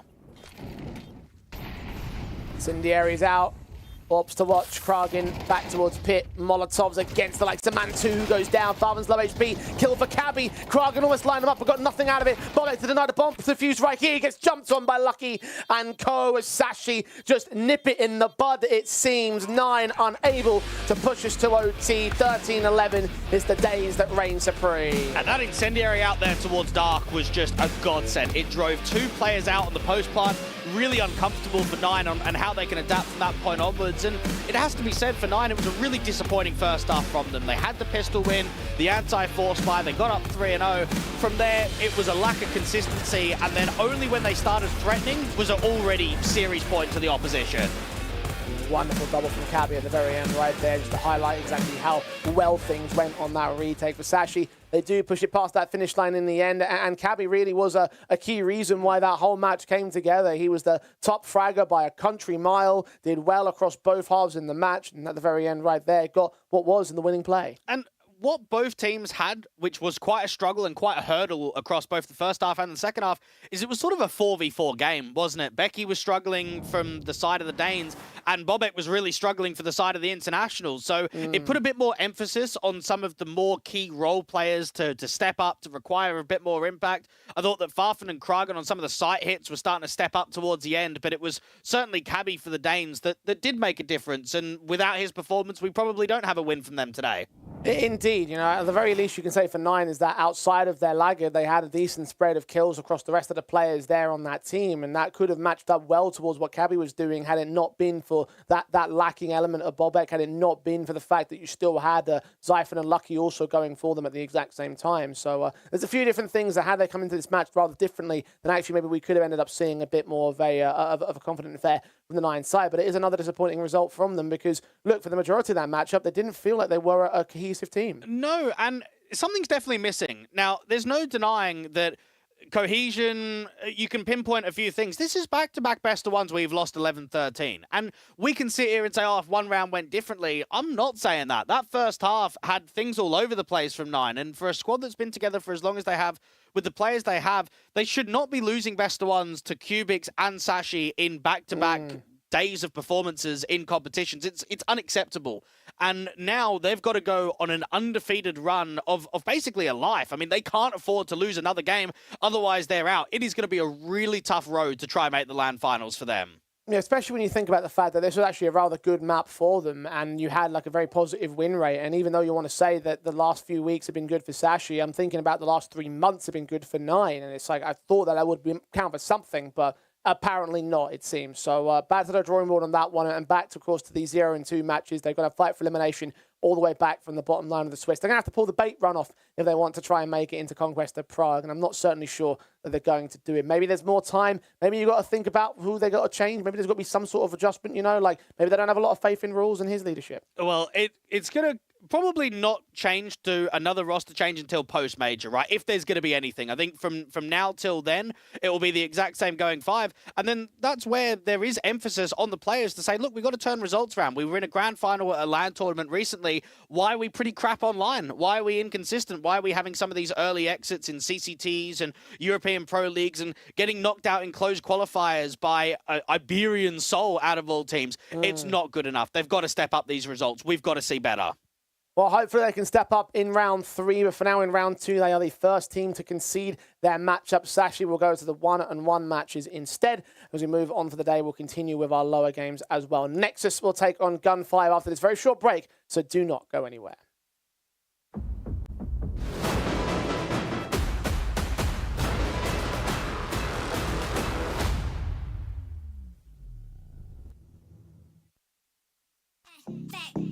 Would you let me go? No, you never come back. I'ma kick back when you fake like that. Head out of the game, I don't play that fact. Would you let me go? No, you never come back. I'ma be the best that you never had. Yes, I don't flex, I'm success. Effortless, yeah. I'ma kick back when you would you let me come back.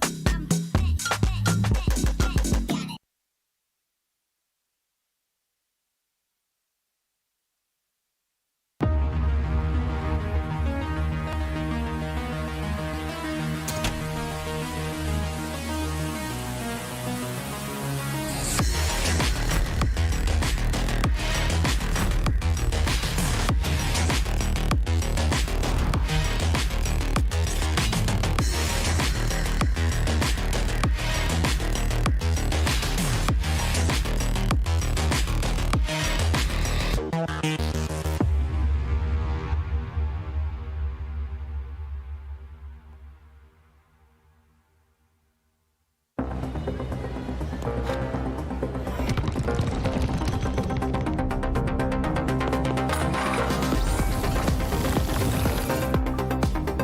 Hraj svoji hru. S neomezenými tarify pro mladé je to v tobě od Vodafonu. Teď s Apple AirTagem za 1 korunu.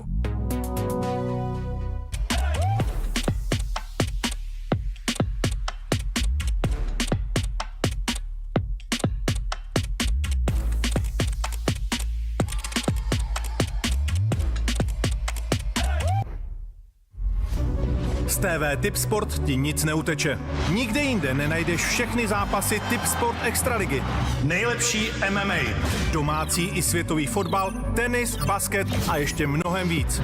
Prostě všechny streamy na jednom místě. Tipsport, největší komunita sázkařů.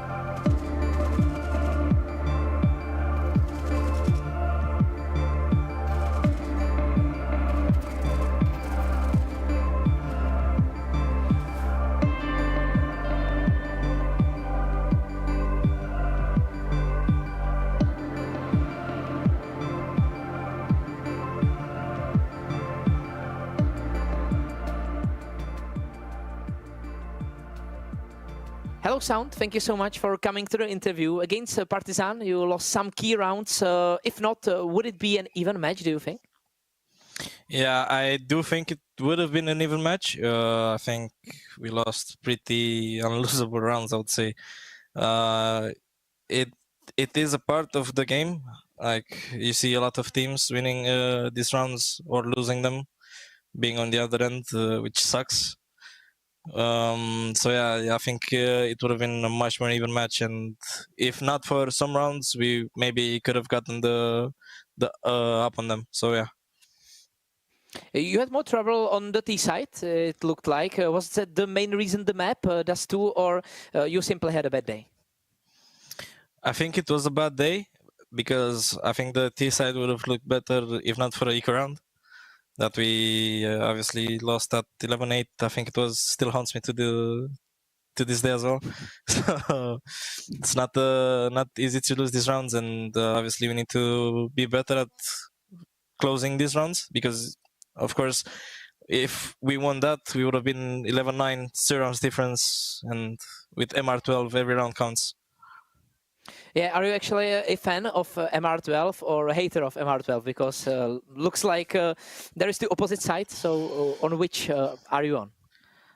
I think for casual play, I would rather have MR12, like playing faces and everything. But I think in pro play, it's with the economy right now, it's not easy to play these games, because in CS:GO you would have these like even 12-3 halves that could have been turned around, or like the games were never easy, or the games were never like you see so many 13-0s now. Yeah. Like yeah, if you saw 60-0 in CS:GO, it was like, wow, how did they do that? Yeah, now it doesn't shock you anymore. When it comes to Tipsport odds, you are not favorites against Gun 5.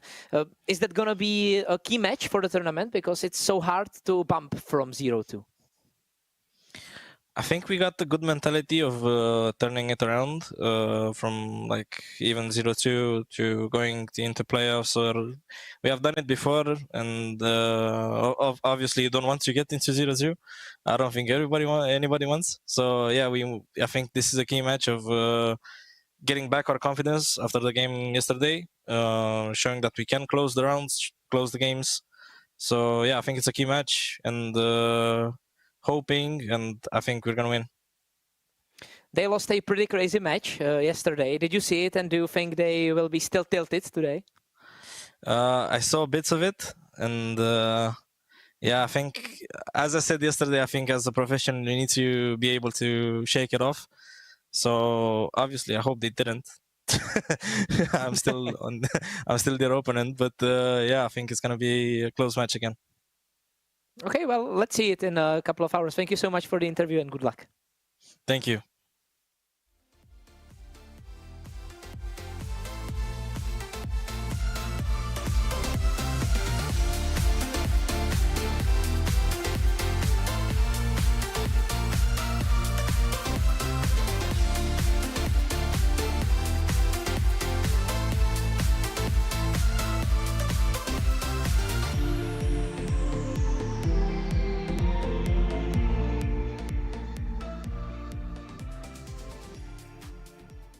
Hello, Selter. Thank you so much for coming to the interview. Pretty crazy match yesterday. Did you feel great at the start of the match? Did you feel in control?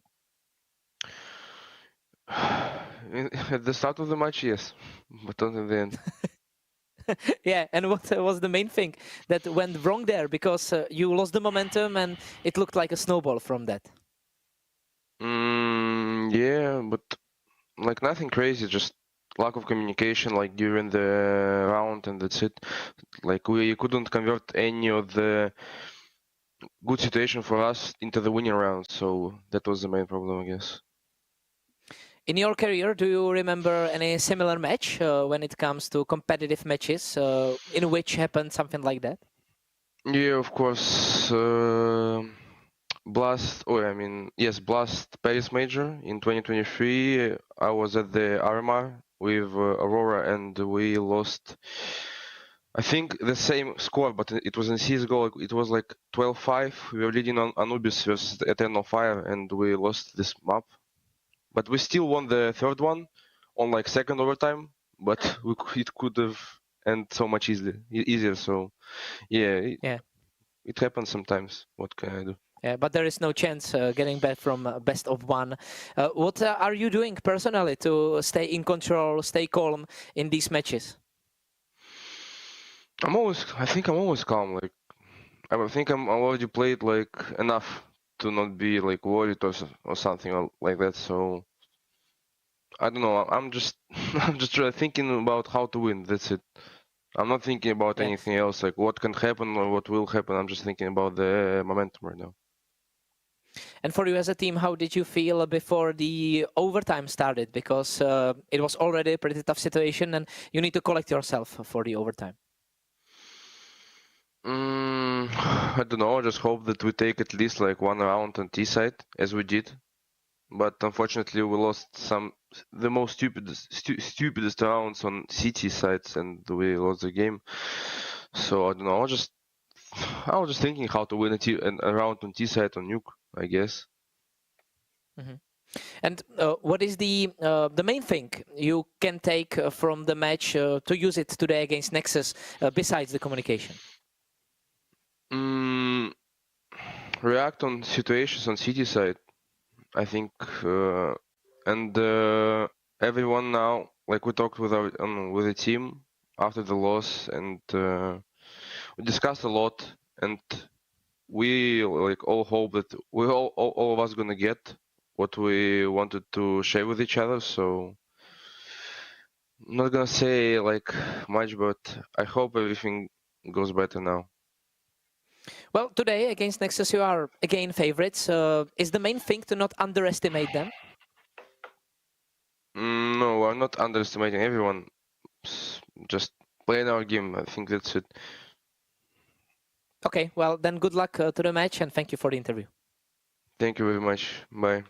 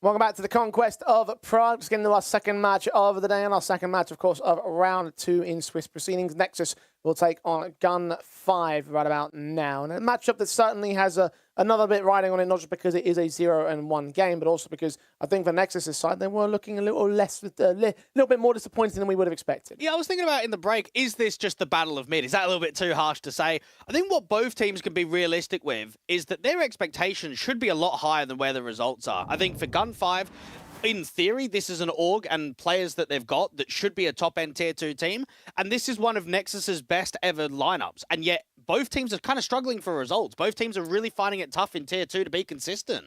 Yeah, of course, Gun 5 on a 5-match losing streak. I mean, those are mostly best of ones to their credit, but equally so. Nexus has been a little bit shaky in terms of their own recent form, in particular their yesterday's performance in the opening round of proceedings. And I want to start there when discussing this matchup because, look, Nexus, we thought that we were going to have a bit of a decent time on Dust 2. I would have expected that map to be a solid one for them. Instead, what we saw genuinely was a collapse in the second half in Partizan's part, against the likes of Partizan on Nexus's part. And the end result was a very underwhelming end to how that best of one went down. No, unfortunately, they just trolled too many man advantage situations. They lost 2 5v2s and 1 4v2. Now, that is unacceptable in any best of 3, let alone a best of 1 for that to happen. They had so many rounds of good chances where Overpeaks and Ego got the best of them. And I'm kind of looking at where they're going up against Gun 5 today, which is a difficult opponent. And there's certainly a disconnect, and it probably comes off of the basis of having Lonks in the team, but then not playing with him in every single tournament. You look at Yellow Compass Qatar, you look at their closed qualifier. I'm thinking about the Galaxy Battle events, the CCTs, the PGL closed qualifiers, all those tournaments. He was in the team, but they can't play with him because of VRS. So you've kind of got the team tracking with him, but then playing with Adron, and that's maybe where a lot of this disconnect has come from with Nexus. And maybe that is something that now that they can start to focus on properly, now that they're going to have Longson as a more permanent fixture, right? Maybe they're going to have a bit more of an opportunity to work with him more of as an established element as part of these new teams, as part of this new season that they'll be approaching now, because obviously they're not going to be in the major. So now it's a case of focusing on Conquest of Prague and making Nexus the best Nexus that they can be. Because I do think the one thing you did say yesterday really stood out is that this is the best Nexus that we've seen in terms of its lineup composition, right? You've got some very good players. Sound and Long's been on the international stage. You've got your stalwarts that are still there in BTN and Raga. Zello's pretty all right as well. So in theory, this team should be doing well. They should be having good victories, but that's not what we saw against Partizan. I think the issue that could potentially be cropping up is that you're recycling a lot of old players here from Nexus. We're talking about Raga that's been on the team twice, Zello that's been on the team twice, Sound that's been on the team twice, and then Lonks once. And you can only recycle players for so long, right? Nexus need to start taking a foothold of these wins, of these tournaments, and pushing on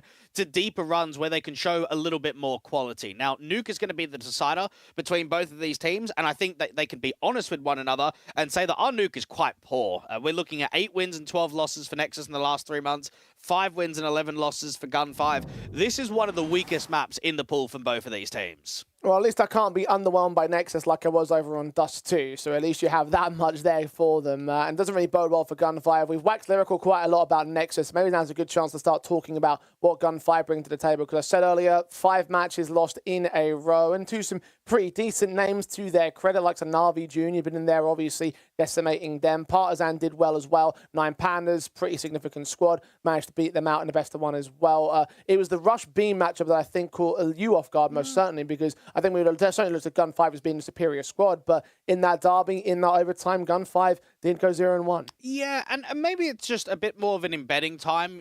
You've got a bit of a roster composition that's going to take leverage. You've got Lackey, who's been an in-game leader on Aurora, who's been sent to Gun 5, and he's now not calling. Now, it means that he can be a secondary voice. It means that he can be quite vocal. He's played with Celta in the past, so that they've been able to sort of regenerate that chemistry that they had previously. You're also bringing in a really unexperienced AWPer. You're bringing in Feinstein that's got, 200 odd maps played on HLTV, and 116 of them have been with Gun 5 in the few months that he's been here. He's 20 years old. He played on HO2 previously. So even with them being the favorites over at Tipsport, I think for Gun 5, on paper, this lineup is quite scary, but they haven't shown it in the majority of the results. I think the best online result that we've seen from them recently is a top 8 at Galaxy Battle Starter and another top 8 at a CCT Series 18. And that's been about it. We haven't seen the deep runs that we saw from this squad towards the tail end of last year.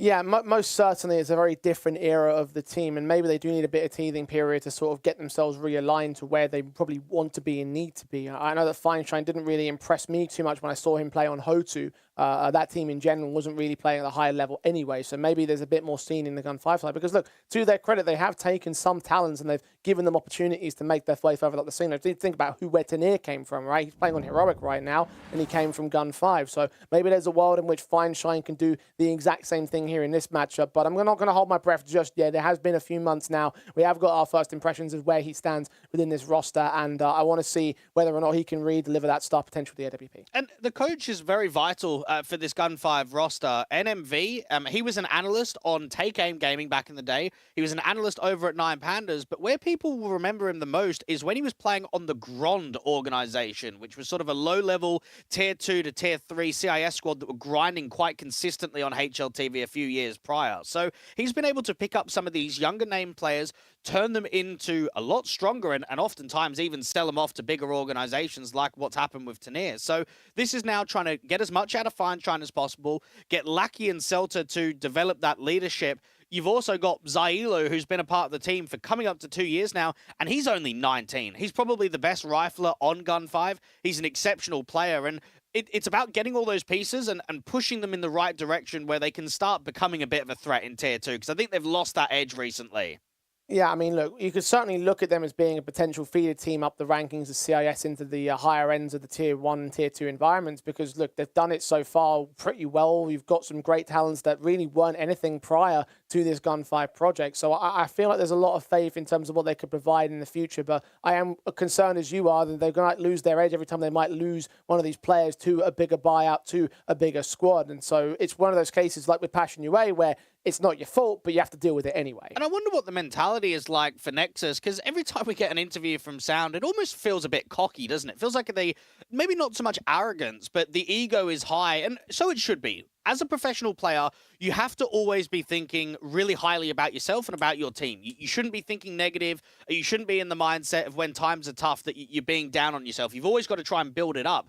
However, this is a team that's been struggling recently, and Sound went 6-18 yesterday. He really struggled individually to overcome Partisan, to be a key player. So I kind of wonder what the mentality shift is like for Nexus in the current day. Well, I will say that there is always a level of at least humility in the cockiness and confidence from players out of that one that I didn't detect from Sound in that pre-match interview. So maybe there is a bit more going on behind the scenes, but we'll have to find out in terms of how it plays out in the server. For me, Dwayne, I have to back Gun5, even though they've been struggling recently. I think they have the better makeup of just how the team can form. I think that they've got the better chances right here, so I'm going to back them for this match. Yeah, I am as well. I know that we've seen a good run recently in Yellow Compass Qatar in the best of ones format for Nexus to almost get them in a bit of a deep run into the playoffs. But yeah, I'm going to be on the side of Celta and boys. I think Gun5 are going to have the edge today. Let's jump into it. Pistols are live for our second best of one of the day. Zello leads them outside, now overtaken by BTN and Longs, who dive quickly off the back of Silo and go right on top of Mini and now play outside of the yard. Sound draws out first blood as Fine Shine goes down outside of the squeaky door, turns on Zaila with a flank. Triple just barely found on Lucky. Last bullet of the mag is a headshot gain for the man, and maybe there's some decency to that cockiness. Maybe there's a good right for him to be as confident as he is. Celta alone at a 1-on-4 now. Yeah, that's excellent work from the door player of Sound. Really uncomfortable for Gun5 where they've been smoked off. They don't really have players in positions to slow down the outside wrap. So what they need to do is trade the door player, and instead they just start getting clotheslined. That is sharp shooting from Sound. Sharp shot from Celta as well on this 1v4. It's the first man only though. Nexus well adjusted to claim the pistol off that trade and look pretty good in doing so for Sound's part of things. Let's see if he can carry that onwards, Dwayne, because there's only one good pistol win for the man. And as you said earlier on, his previous showing in yesterday's matchup wasn't quite as particularly proficient. It's going to be a good test for someone like Celta as well. When you've lost Tanir, to see if you can push this lineup back towards the top. Because I think he's an in-game leader that's played on many different roles. He's been a star player, he's been an anchor, and now he's been an in-game leader for a decent portion of time. And now you've got to work with Yebs, an experienced player like Lackey, but without Tanir, there's a lot of lineups in Tier 2, Jay. You could say Rush B with losing Nota. Once you lose that key body, mate, it's tough to get to the top again.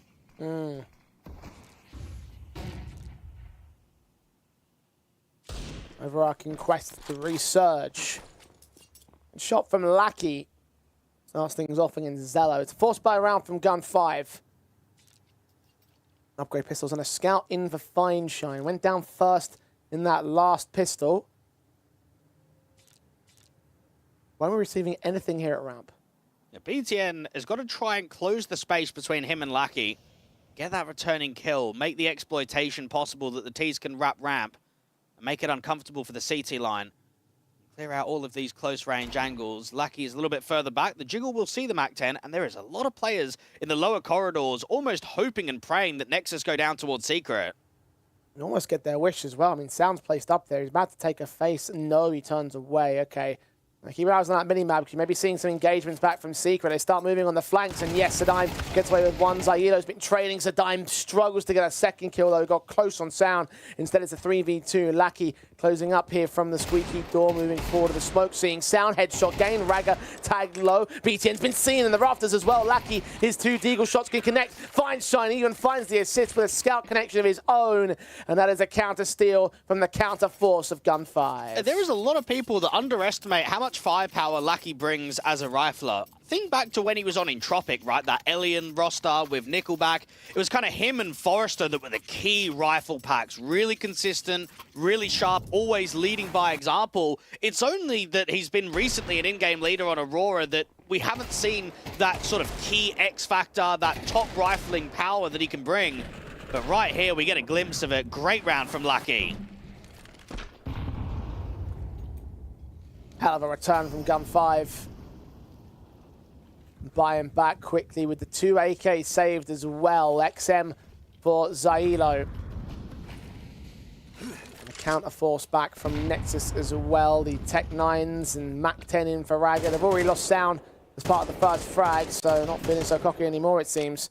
A couple of trades maybe available to them. Sadime's low, Feinstein just fell. Zailo got a pick back of the XM, and Sadime has been overwhelmed. 3-on-3, and that shotgun at range might not be all that best of weapons to use in this situation. Well, Nexus have got a lot of space, but they need to pack and group. They probably just need to take Heaven, get the bomb down on A. They should leave a Heaven player, though. Either Zello or BTN should maintain the rifle in Heaven, and that will be strong for a post plant. Site will be taken. Plant from Raga as Lucky takes that AK, applies it towards BTN, makes it a 3-on-2. Still got Zailo at low HP.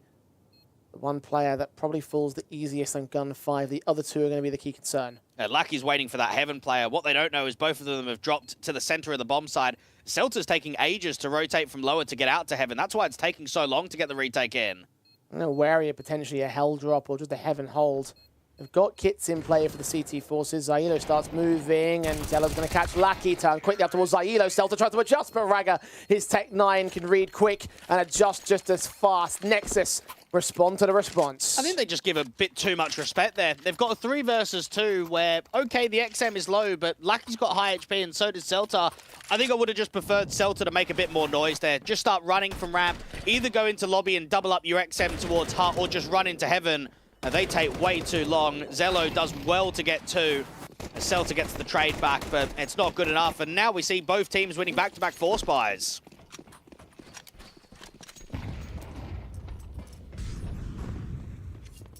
Just as scrappy on the start as it was the last one. Really unorthodox force buy setup. They've got a heavy ramp walk. 3 SMGs available to them. They'll quickly press into lobby, see nothing, and realize that they might have been playing outside, and that might leave Feinstein in a bit of a dangerous spot. Corridors and the lower tunnels may already been occupied by all of Nexus, and that is partially true. 4 players are down here. Feinstein, BTN on the corner, fakes him, sees Raga as well. Raga opting not to stick around for the definitive loss of his life as Feinstein's running out of ammo. Eventually that AK can go a little bit better. Advantage negated. Launch extends it to the favor of his team. 4-on-3 for Nexus.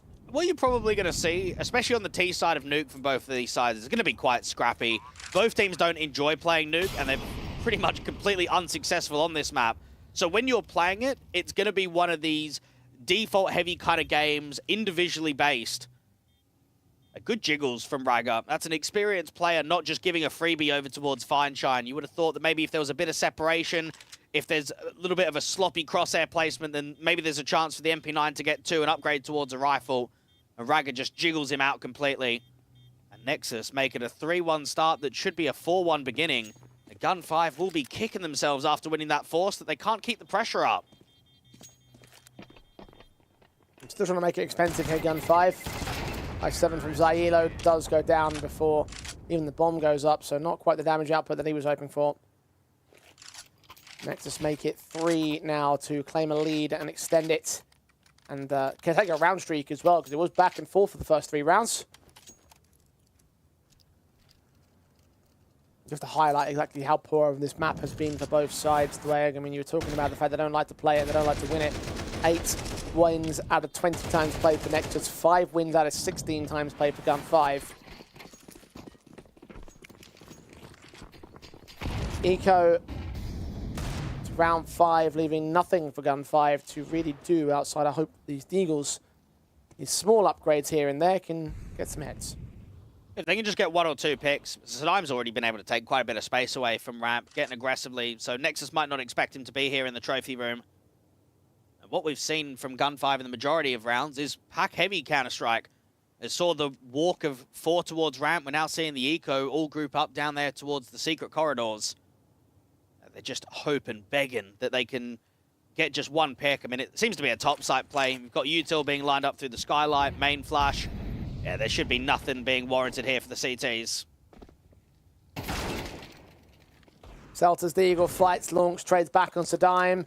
Managed to sneak a rifle out from Zailo's parts, so that casualty working decently to do something. And a secondary pick of the USP from Lucky at range. I don't think that they can recover that rifle quite as easily, though. And that being said, there's no T-side players to deny them, so they get off on the roof. And that could be AKs on 2 players saved into the next gun buy round for Gun5. I'm liking the way that things are composing themselves, though. Zailo's about to go down as launch, so not that much of a chance. Lucky looking for damage up on the other side of the bomb site in at Heaven. Caught by Raga. Fine shine. Protect himself with a smoke. Go back towards spawn. Player up on the roof still to cut his head clean off. It's launched with a double. A triple, in fact. And a 4th round for Nexus. Gun5 to resist with a weapon buy. And if we are looking at the field of the top 16 that we have here in the Swiss stage and be realistic and say, right, which of these teams are the most threatening? Which of these teams can actually push for a top 4 qualification to land? I don't think Nexus or Gun5 are in the conversation. So if that is the case, you need to take all of these chances, don't you? This is an 0-1 matchup. Get yourself your first win on the board. Maybe you can have a little bit of a decent draw when it comes to that 1-on-1 game. But when you're not the favorites, when you are the underdogs, you've just got to be pushing for every advantage possible. Nexus.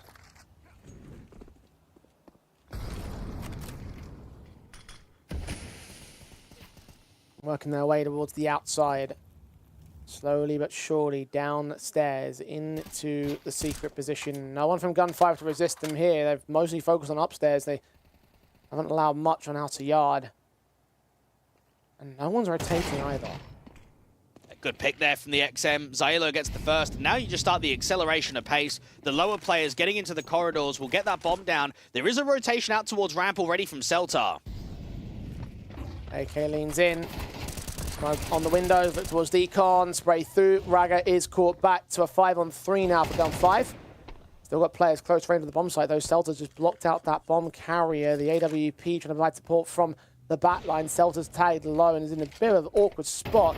Smoke comes forward. BTN and Zello in trouble as Zailo strikes on sound. Zello not aware of how close that player is, but the M4 runs out of ammo at last. BTN claims his life, has got to put the bomb down soon enough. It's the 2v3 for Nexus to play against. A quick swing on Zailo gets the kill, but Sadime's closing in the backstab. The silent killer, the lone element that they didn't account for on Nexus. BTN in an impossible clutch. Well, BTN needs to try and get some fights before this bomb goes down. The problem is the CTs just aren't offering anything. Double doors opened. Tap it. AK to engage. Sadime puts him in his place. HP advantage. Gun5 post their second. I'm surprised about how much Celta got out of that one. He's completely out of position. He's rotating down. He's smoking off the observation windows, and it's only a lucky timing that catches him a pick towards the single door. He really should be abused because of his exposed nature and be that opening def on lower. Instead, he capitalizes on Raga, and then he just plays around the util. He just slows the round down. It buys time for the rotators. It gets really messy towards lower. And BTN plays it correctly. 15 seconds on the clock. Tap the bomb, draw the fight, but can't win it out. And now you just start thinking, if you are Nexus, how much consistency are we going to get on gun rounds on the T side? And that's not just them, it's also going to be Gun5 in the second half. I think the T side could be quite tough for both of these teams. Has Zello got his camera in the windowsill there? Ah, he's thinking about good placement, mate. He's got his whole PC rig in sync shot as well. Love it. Show off. I like somehow where, well, not somehow, but how certain players have it completely dark, right? No lights on, like curtains drawn. And then other players, maybe they want the outdoors, they want the sunlight coming in. You a sunlight or total darkness kind of man, Dweg? When I'm casting, total darkness, but if I'm just by the PC, mate, bring on the natural atmosphere. Well, bring on all the sunlight. Total darkness, except for those 2 massive LED lights you got going. Yeah, true. Yeah, except for the lighting on camera, yeah. Got to look like professionals, at least. True. Gun 5 also have to look like professionals, professional players.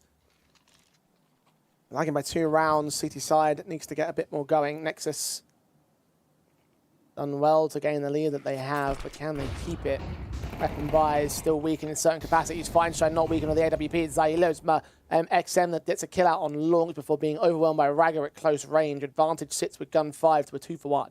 Yeah, he's rocking that XM consistently, and this is 2 rounds in a row in which he's worked a pick towards Hut. Now, we always know that Hut players use a lot of the weakened weaponry just because of the close range. You see shotguns, you mainly see MP9s, but to have it 2 rounds in a row, that's only helping with the kill bonus too. Ragger in from door is not expecting this ramp push. The CTs are just walking and taking space into lobby. I get flanked soon enough. Feinstein focusing on outside in the meantime. Shot on BTN, goes down, kill found. Lucky deals with Ragger. Nice double sequence. Easy pickings for Feinstein in this one. Triple found for him and hoping to, again, prove that he's got what it takes to be part of Gun 5. Well, we've certainly seen CIS AWPers in particular over the last couple of years just kind of come out of nowhere. We've seen it with some of the Russian players, some of the Ukrainian players, even some of the Kazakhstani AWPers. It's just it's a new generation of the sort of FPL, FPLC players that are getting call-ups to more professional teams and rising up the ranks in Tier 2. And Feinstein's got to be one of those other ones. I mean, playing from a Far East team, and now trying to see if you can translate that over to some fairly successful players in Tier 2. I mean, playing with Celta and Lucky, that's some big names in the CIS scene.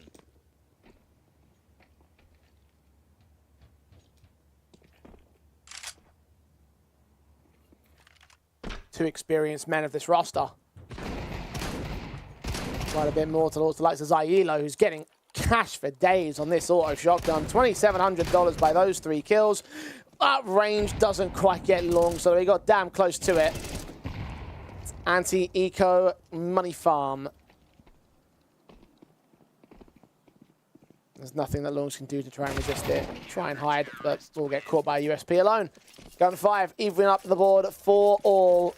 And their money state is going to be looking particularly good thanks to that auto shotty. Let's see how Nexus respond with a rifle buy. And we know that Lucky is going to be a great secondary caller for Celta on this team. And the reason of bringing in not only a previous in-game leader, but a previous teammate is to build for the future. These are 2 guys that played 321 maps together on HLTV under Aurora, and they were one best of 3 away from qualifying to the Blast Paris Major. They lost out in a CIS derby to Forza. If that game goes differently, I think the trajectory of both of their careers are very different. Why so?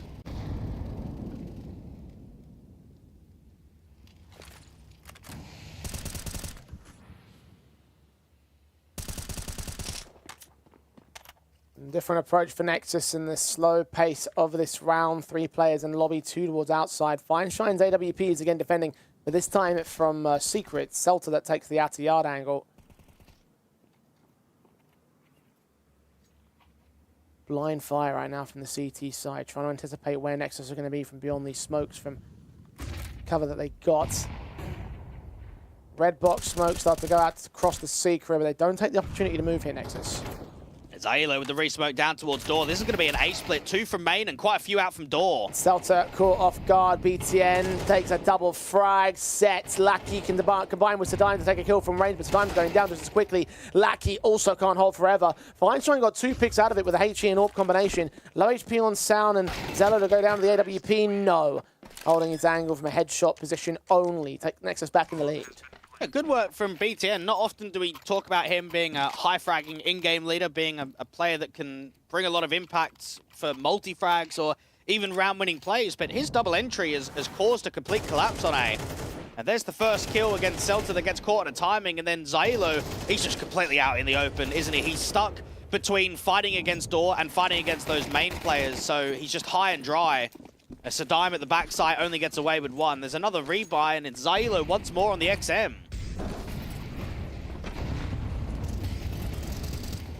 Auto shotgun at the ready. He's done well with it.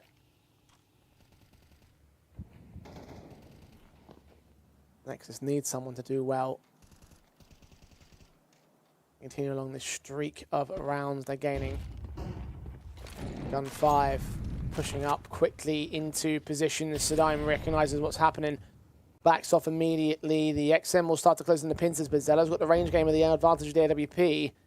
Be ready for that corner to face. Feinshine's posted his own AWP angle. Wary of the execution. That's inbound now on the defensive line. They're not moving just yet, though. Mac 10's utility down. Shot to connect to Raga. Secondary peak comes forward. He takes some returning damage to the AWP of the T side. And outside, meanwhile, Lucky's going to find a kill on Sound. So it's a 5 versus 3. And Feinstein to open up the smoke. AWP v AWP duel doesn't really get offered, and Longs has got a really good timing. Knows that Seltzer's right in front of him, so it's an easy kill. That means that now the bomb site individual's been known. 3-on-3 as a result as well. The two trades coming back to give Nexus a chance. Flashbang against Longs gets nothing. BTN gets a dime. Lackey and Zayilo are low HP as well. Shotgun and M4. Smoke will finally clear, but they see nothing of the T side. They know that they're around these stairs areas, but they've completely vacated. Now they might even get the exit frag. Zayilo's running. Lucky does get caught by Lonks. Grab the AK, save it to the next, because Nexus are going to have minimum 6. And BTN is kind of showing all the youngsters and maybe even some of the older players in the scene that you can still hang at an old level. I mean, he is 35, averages a 0.88 rating on Nuke in the last 3 months across those 20 officials, and he's top fragging. He is providing Nexus important kills to close out some of these gun rounds on T-side. This was a 3v5 post-blah. It started off by Zello and Longs, but even at low HP, the man himself.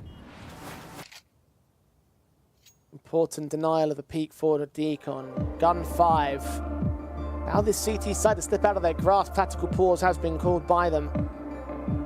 Appropriate moment to do so, because they may well be down for a 4-8 loss. Gun 5 have struggled to be able to jump at rounds in a row. I think they've had a couple of lucky breaks, but they've lacked that consistency. Nexus are a long-standing team. I mean, even the core 3 of BTN, Raga, and Zello, we're talking about guys that have been together for, what, approaching 2 years now? And that's not even talking about the previous iterations that they've had in the past. You can see all the local medals. Unfortunately, Nexus have not really ever been able to achieve much internationally. I know they're able to get to an RMR, but it's always been the local results in the Adriatic region where they've probably shown their most.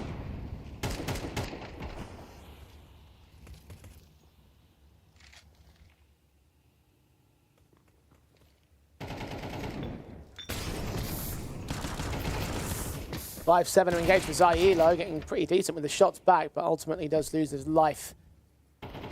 Upgrade pistols across the board for Gun 5. Can't afford the full set of weapons, so keep the cash together for the buy in the next.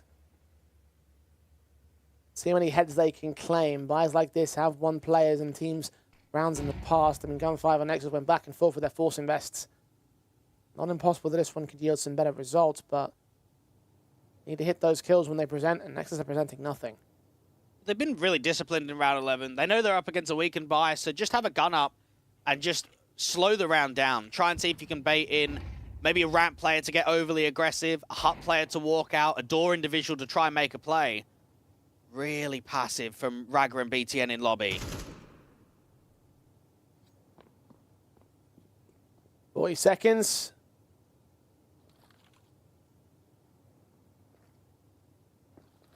Still no action. Smoke start coming down towards Mini though. They leave Lackey alone. The two players in the trophy start pushing and they get nothing for it. Feinstein decent couple of P250 frags. AWP in his hands as Lackey gets picked back up. Feinstein's going to back away from that squeaky door. Bomb is on site. Should get planted. Smoke against the man. No, actually, it's in Feinstein's access. He knows that he can throw away. Well, get the no-scope. Oh, he knows Ragga's where. And he seems to read on Sound pretty nicely as well. The AWP close against the AK. Is Feinstein going to steal this? He's let him slip past it. Sound has got no time. Oh, Feinstein! Put a shine on that round. That was stellar. It comes to a moment of panic for Nexus. They've got the kills quite easily. They're coming outdoor, and then within a split second, the P250 drops the bomb, multi-frags up, picks up the big green. The biggest mistake was probably Raga smoking the door there, Jay. I think if they just jiggle the AWPer, if they flash him off, they've got not only an easier chance of refragging that kill, but returning the bomb. Why put the smoke down? Why give him that cover?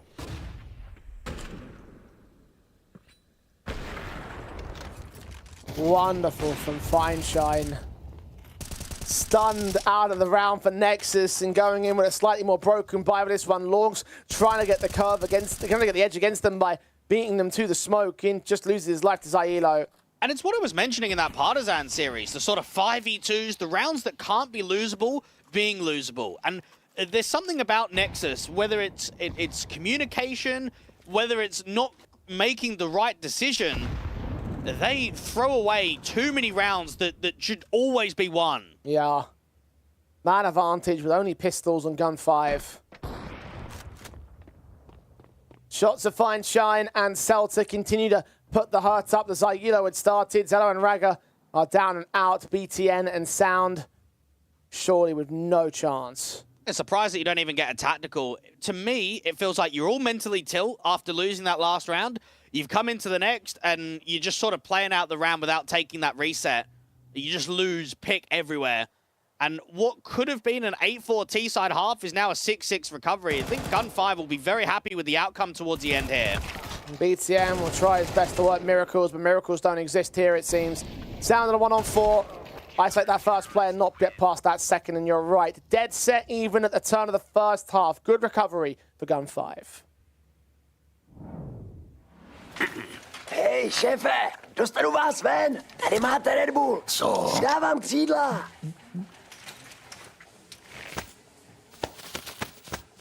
Křídla, jo. Fakt vtipný.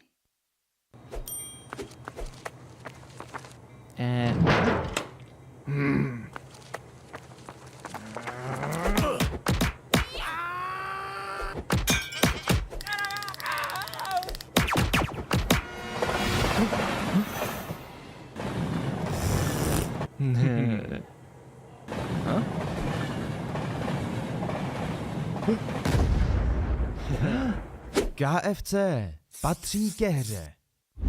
Miliony tiketů, tisíce analýz, nekončící diskuze. Jedině u Tipsportu jsi součástí největší komunity sázkařů. Najdi top sázky v Ticket aréně. Přečti si rozbory zápasů a vylepši vlastní tikety o ty nejlepší nápady. Prostě načerpej inspiraci do každého utkání. Tipsport, největší komunita sázkařů. 6 apiece, recovery for Gun 5. They turn towards their T-side half. That's where we stand at the moment. Nexus once again a perfect position where they could have maintained dominance, but in the end, a little bit too much go. Well, I wonder if we're going to reflect back on that Fine Shine round and say, what a difference that's made. That was the round that's pushed comfortability, allowed a bit of morale to get boosted up, and now has pushed Gun 5 towards a lead. We're going to see the CT start here from Nexus that needs to be positive. You've got double dualies out for both Sound and Longs, and Raga trying to get aggressive around that lurk smoke for the vent drop. Despite what we've said so far in this match, we do have to look back on the previous nuke records of these two teams. And the T-side is not their favoritism, so still going to be a task for Gun 5 to keep control of this. A pistol may be required. Raga's already gotten that first kill. Zailo down in the lower corridors gets dealt with by Raga, and Tadayim falls to Sound. So 2v5. But Stelter and Fine trying to get shut out of this round. Yeah, the P250 armor was just searching down at lower before it all just starts collapsing. And the aggressive duels from Gun 5 don't reward any entries, don't give them any success. The Fine Shine might be able to get one outside, but you imagine an insta-trade is going to come. No chance of getting the bomb plant. So this is going to be a very successful pistol start for Nexus. Indeed it is. Fine Shine in another 1v5. Two players on the crossfire. You're going to need some serious efforts right here. The P250 sees Longs.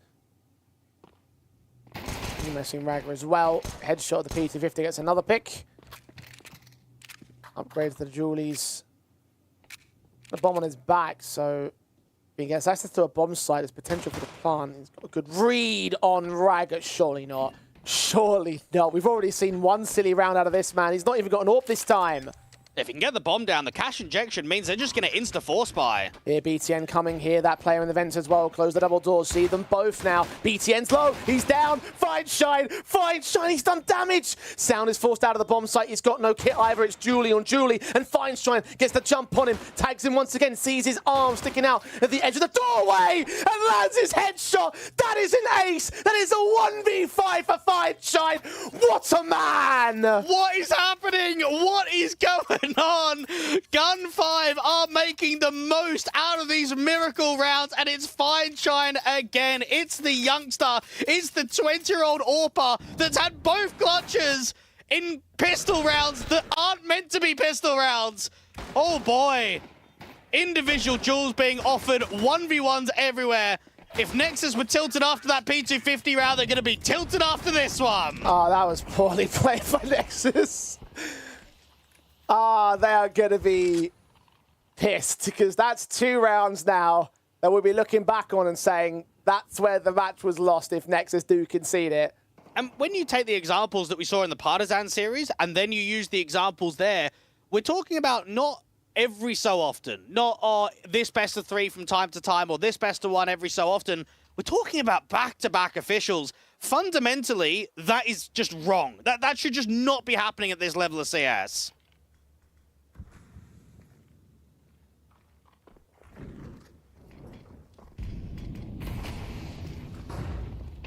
Remain in this pistol set for the likes of Nexus, trying to force their way back into this game, and they're trying to do it in a 2-for-2 trade, making it 2v1 as Gun 5 able to supersede them. Sound, I think, being read upon by Feinstein as well. AK in the back lines, SMG times this fight. Looks around for Zailo, but Zailo finishes the job that his teammates started. If I'm Nexus, I'm buying again here. I'm looking at the situation saying we need to keep pressure up. We got almost everyone to drop. We're running out of opportunity in this second half. We don't want to be on the back foot. I reckon buy it up again. On Nuke, Lobby Crunch, it's a map that can lead to weakened weaponry. I want to see a buy up here from the CTs. I do too. But we don't. We just get upgrade pistols.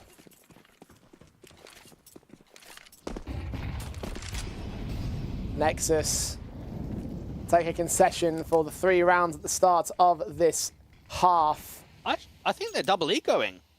The way that they've invested with fairly heavy on pistols, armor on a few, I think they're going to eco here and then eco in the next.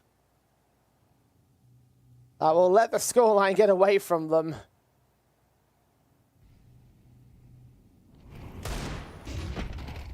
The Eagle of Sound backs up. Flashes sent, turned away. They've all walked right past him. Takes 1 headshot, looks for a second man. Third, not quite connected. But they have gained an advantage with HP over them. 3-on-3 as Zailo turns up on Raga. And BTN undetected, longs down in the lower bomb site. The pistols still continue to fight. Oh, what a flick that is from BTN to help his teammate. Zailo trades and doubles up and seems to maintain control. Zello still got HP down against him, but 2 tagged up players to find open that decon door. In the smoke is where he's planting, and Zello gets cut down by Zailo instead. Gun 5 with 9. Yeah, so it's unorthodox for them to be buying that heavily and then looking to rebuy again, but we get ourselves into a position for Nexus where that round nearly becomes a steal, doesn't it? You've got good impact being generated from Sound and a lower stack. It's a bit underwhelming that you're not winning that round. So many individuals all on crossfires at B. It just doesn't quite come out. And 3 rounds of the difference, the rebuy comes back up. And Gun 5 know that it is very close to breaking point for Nexus.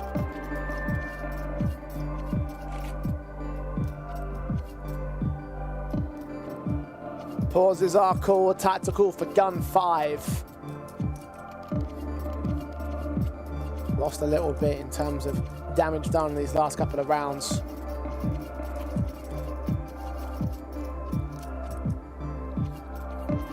They've won so much more on the scoreboard though. Buy-ups will still be seen by Nexus, AWP for Zello. M4s for the others. Slightly limited utility by comparison to Gun 5, but should be enough to balance out the round. Smokes to counteract. Visual contact stalled on Gun 5's part. Nexus doing well to stop them. They're inside the trophy room to look towards this ramp control. It seems to be a ramp pop. It's going to be pretty quick with accelerated pace with Zailo lurking outside with the diag. Oh, Sound has just lined up a triple from beyond this smoke. Zello's caught Feinstein. I don't know how it went down, but it's all fallen to pieces for Gun 5 now. Zailo's lurks basically irrelevant. You've got Sound in a very defensive position back there to the deep orange angle.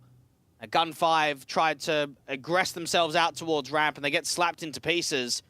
And Nexus will be very happy that the round didn't get played out, because they really didn't have a lot of util at all from the start of the round. So after the first sort of 10-15 seconds with the anti-rush util, there's nothing, so it would be a difficult retaking scenario. And that's the perfect moment to step up and strike. Now, Zylo should just hold on to this AK. The issue that he might find is that legitimately possible? I need to keep sort of scaling outside to make sure that I'm not dropping after time, that I'm not giving an easy fight to an opposition. Raga picked up. One good burst to the head. That should be all it goes for here on Zylo's part. Bottom lost to him very early into that fight. We're going to let him get another 1v5. That'll be silly, Nexus. All's good in the hood to get their first round of this half on the board. The damage that they've output on Gun 5 in these last few rounds is going to come back to bite them here. Cash is limited, to say the least. Yeah, so Dime is double eco, but everybody else isn't. Gun 5 need to step it up. Because when you sort of have these rounds where both teams are quite lopsided on the economy, it is just going to break at some point. Here it is from Sound, full spam. A good crosshair control to be able to kind of keep it narrow, not allow too many stray bullets. Just be that firing squad. Didn't even really need the AWP rotation that came from Hell.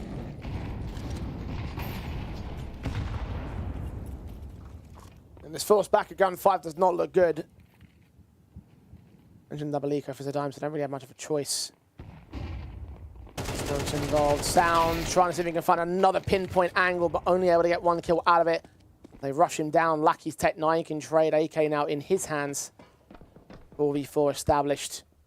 B-site's been taken as well. It rotates to lower, are super slow. No one from door rotated down vent, and the outside player didn't rotate down to secret. So this is a 4-on-4 retake, but Nexus is still trying to get into positions.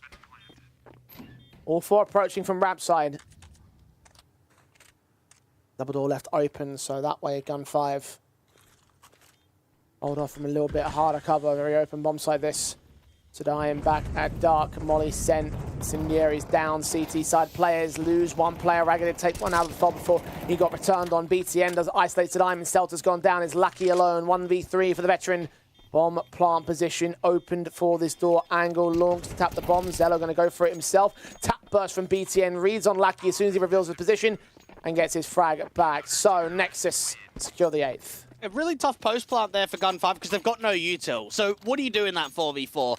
If you have no util, you can't really take space. You can't fight against the ramp players. So you end up just trying to slow the round down and base it off of individual impact. The Dark player is struggling. You've got the M4 of BTN doing work. 2 HP just getting the last couple of taps towards Lackey. They're keeping up those numbers, keeping up that impact. Now 2 rounds in a row that will force that eco. So we're going to have a 9-9 game on our hands. Let's square things up. Puts on even keel.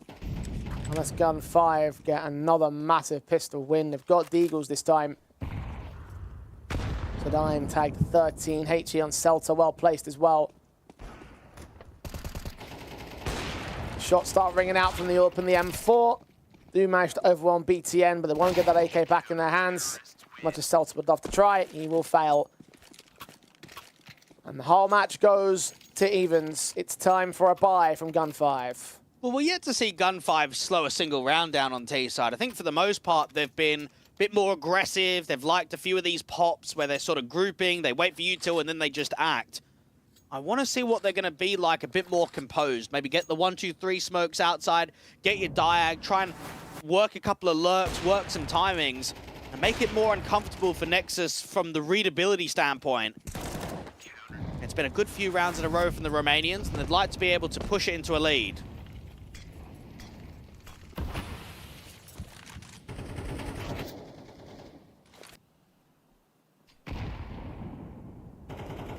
Especially as they've had that lead for most of this match.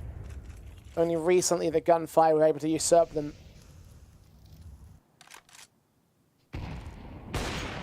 Or posted scene 1 past that HE. Still got an engagement for BTN, and Raga takes 2 of those players down to the outer yard. It's now down to these trophy players looking in from ramp. Sound spotting one of the edges. Smoke, I thought he hit that headshot. No, Zello, his AWP strikes for 2 instead. Sadime 1v5. It's falling apart for Gun 5 now. I think it's insane that BTN is the outside player for Nexus. Normally you put your best fragger, you put your sharpest rifler in the star impact roles, but yet you've got a 35 in-game leader that's kind of playing outside. He's in garage, he's in secret, he's catching some good timings. Him and Raga are establishing these crossfires and are making it very difficult. And Nexus all over them in that last round. Here's that timing again. So BTN takes the contact, Raga can then swing out, and then between ramp, you've just got Zello and Sound that are just playing off of each other. Really successful one from the Romanians and an awful one from Gun 5. No doubt.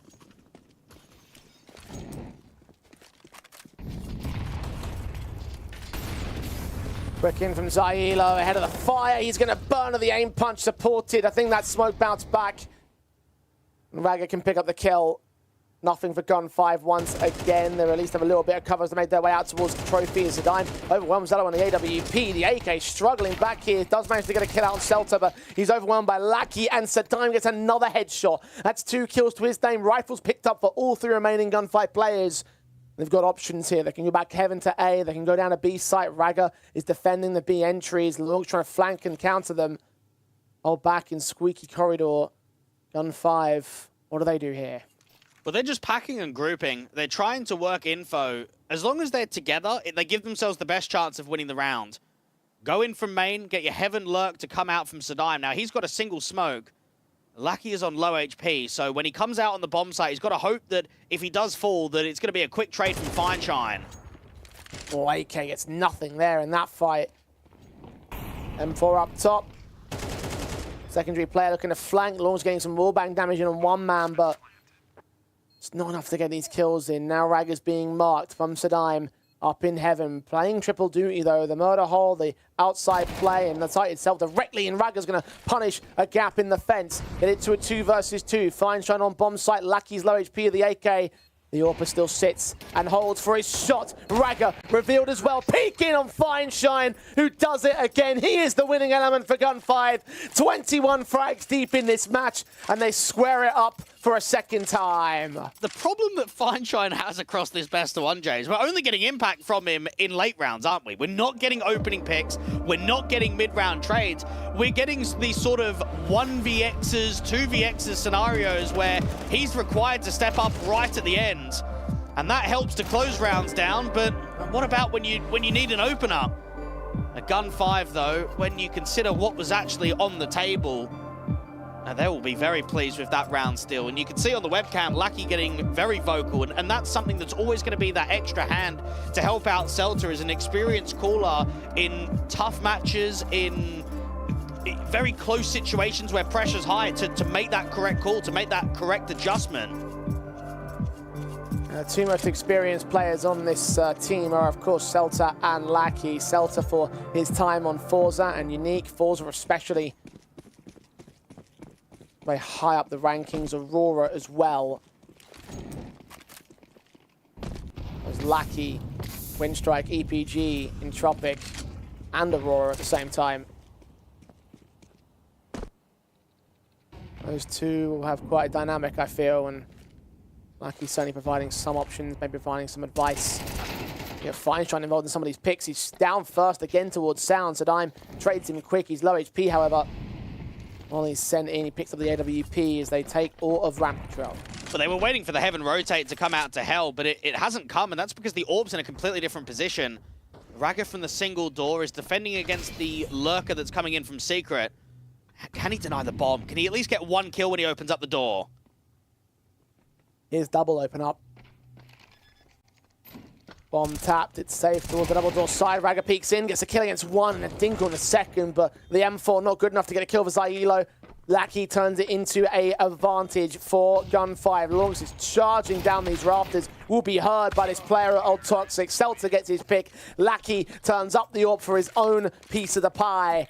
And Gun 5 take the lead back from Nexus at the very, very end of this game. The dying stages of Nuke, they could still beat Nexus. Hey, you feel for Raga, because that's a serious play. He's opened up the single door, he's got the first kill against the ramp player, and then the second frag is a dink against Zyelo. That's everything that you want from him. It's everybody else that lets him down on the retake. And it's a force buy. It's an unorthodox force buy. Nexus do not want to play for OT. Only 2 rifles to work with those. Elo's AWP in the M4 for Lorks. SMGs for the other 3, of which 1 just went down. BTN picked up by Lucky. No swing from Sound. He's hoping that they aggress past this smoke. He's hoping that they make some sort of mistake that his MP9 can punish. But Gun 5 has Nexus in on their own T side. They're offering nothing. Well, BTN's the outside player, and he died towards ramp. So this is where the Ts need to try and recognize where the exploitations can be. A Sound is just a sitting duck. He's getting no help from Raga. They're completely separated from one another and felt as if they're just on a different page of what they want to achieve in that round after BTN goes down. I feel like you said something similar as well earlier on. Zelo does finally get a strike back. Sadime down. I believe that was on the center of the bomb site. Zyelo did find and recognize that outside openness and now can flank from heaven. Zelo is in a lot of trouble that he doesn't even realize yet. Quick swing kill found. No one's else on the bomb site. Rag is about to face against the rifler as well. He somehow manages to get some damage, but Zyelo gets his kill in and Lonks 1-on-4 to save Nexus, to stave Gun 5 away from match point. But the match point may be the least of their concerns right now. Now, I don't remember a single pick from Lonks in this second half. I kind of think about everyone else and go, okay, yeah, BTN and Raga, they're sort of your outside and your main players. They're doing quite a bit of work. We've seen Zelo with the AWP. Heaven rotate. Yeah, he's had a couple. Sound's done quite well towards the back of ramp. What's Lonks done? Nothing. No impact has been brought. And he's meant to be one of your more consistent players. He's meant to be your new sort of strong pickup. But right now, Nexus are struggling, and when that's a force buy that doesn't go awry, you hold on to an M4, but then you're buying up again, you're only getting weaker buys, aren't you? You're going to be pretty much up again MP9 armor for just everyone. $2,500 or thereabouts available to highlight the point of how risky that force buy was.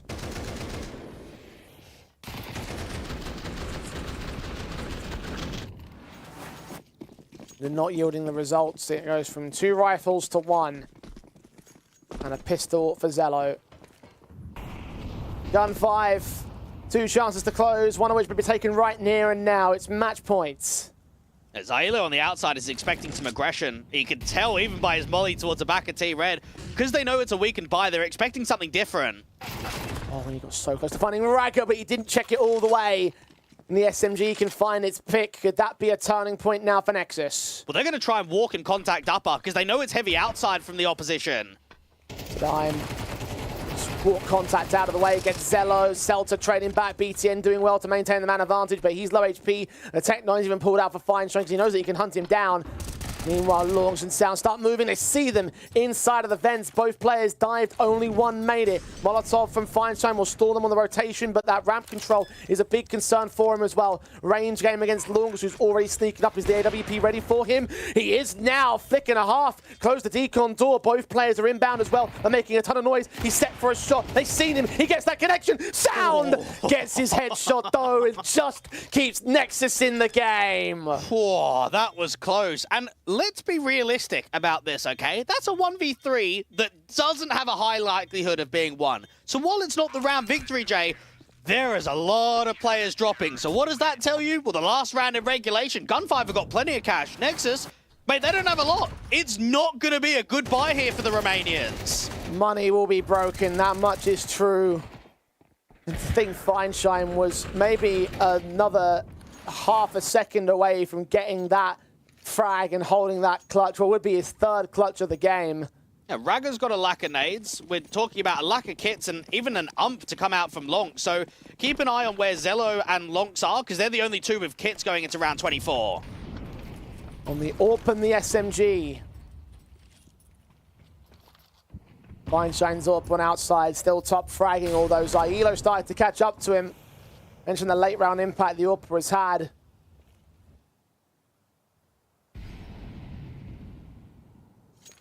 Zelo playing Overwatch from the AC.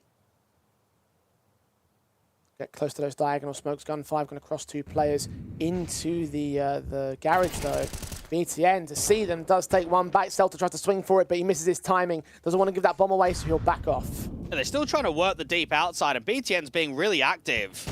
Dime engages him. Second player cut down. Advantage tips the way back of Gun5. Celta now in from Mini. Heard the player drop off the AWP, missing its chance. Sadime sees the shoulders, but Raga is at closed vents, and Celta doesn't want anything to do with that. They back away on Gun5 again, repeak it, and Raga goes right into a double man setup. Zailo tank the damage, and the kill goes against him, but Celta responds all the same. They've got time, and they've got options. They can keep working outside, they can backtrack to lobby, they can try and come into main. So if you are Zello and Sound, there is pure question marks on what the T's are doing, because Sound is not spotting on the outside, and Zello is just pre-aiming down there towards lobby. Gun5 are packing. There is not a lot of time, though. It has to be an A lead. 20 seconds, and the Deagle peeks forward of Zello. Celta didn't see that coming. Finds Shine's revealed. AK picked up and a smoke down. 10 seconds, he's going for the bend dive. He's going to try to hit the B-bomb site. I don't know if he's got time for this. No, he gets the transfer and attempts a hero-like moment, but it wasn't enough. Sound pushes us to overtime. And this is 2 rounds in a row in which just from the weaponry department alone, Nexus shouldn't be able to have the advantage, shouldn't be able to have what it takes to close the rounds out, but they've been able to apply a lot of movement in round 24. Raga keeping the press up out there to main, BTN doing the exact same thing. And then Sound making sure that if Zello drops, that he is quick there for the trade. And we go to overtime, 12-12. And this has got to be flashbacks to day number 1, where Gun5 probably should have closed out in regulation against Rush B. They go into OT and end up losing it. But I hope that history doesn't repeat in that sense. At the very least, it was down to a significant comeback to Rush B. Gun5 had them beat at 12-5. This time it was more of a back and forth affair, returnings to various leads and advantages for both sides. And perhaps that's a negative to the in-game leader and captaincy for the likes of Celta. Why aren't you closing these games out? 12-5, 12-10? It's not ideal. And it's not as if he's fresh to in-game leading. He's been doing it for a little while, and I think when those sort of approaches of scorelines consistently occur, someone needs to take responsibility and act. What action can he take? What call can he make to get them past the finish line here in overtime? You know the rules.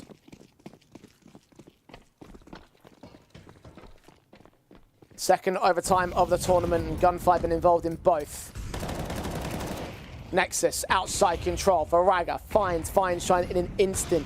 Once again, early round impact from him has been knocked, and Zailo will follow him to the grave. Yeah, so Diamond's been able to drop down into the vent unknown, and Raga is still pressing with a 2-man advantage. Celta doesn't know. Raga, oh, he's missed the mark against him now. He's seen what's going on. Blind spots exploited. Smokes assisting. 5-on-2, Nexus going damageless thus far. And the secret player should be able to catch a timing of a kill against Raga. But if you are Celta, you're just thinking, what's he doing? It's a 5v3 and Raga's just walked outside. This is pure confusion and pure tilt against Gun5.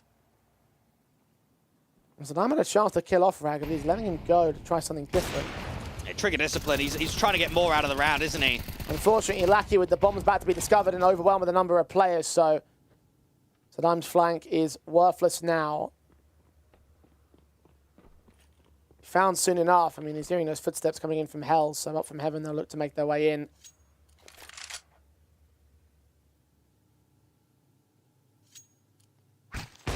Knife on Zello if possible. A little bit of cash injection, that's the best thing you can hope for in these circumstances. Sadime's not getting a clutch. And Nexus are getting a lead. And Nexus should be able to put their foot down now. They're starting to generate a bit of hype, right? You've been able to win a few rounds in a row. You've got it from a regulation game where you're on the back foot to now into OT where you can lead by example. It's an aggressive move from Fineshine on the outside. There's a lack of util. There's a lack of support. It's a bit of a boneheaded play for the AWPer. And that has to be the biggest criticism for Fineshine. His early to mid-round impact just is nowhere near to be seen. If we saw that, maybe Gun 5 would take not only a victory here, but maybe a confident victory. Oh, well, if he can develop that to his gameplay, this is a sick AWPer in Tier 2. But until he finds that development, he's going to be average. May well be the goals of Gun 5 in the future. Be the pathway to success for NMV and the coaching staff on that team. BTN and Celta going blow for blow. BTN starting, Celta at least making a response happen, so there's no man advantage for Nexus this time. Sound is getting no pressure towards ramp at all. And Lonks at the A site anchor, rather than being the hut individual, he's going to move out towards door because of Raga rotating down to the lower bomb site. Gets very silent. It's a lack of information at the moment for Nexus.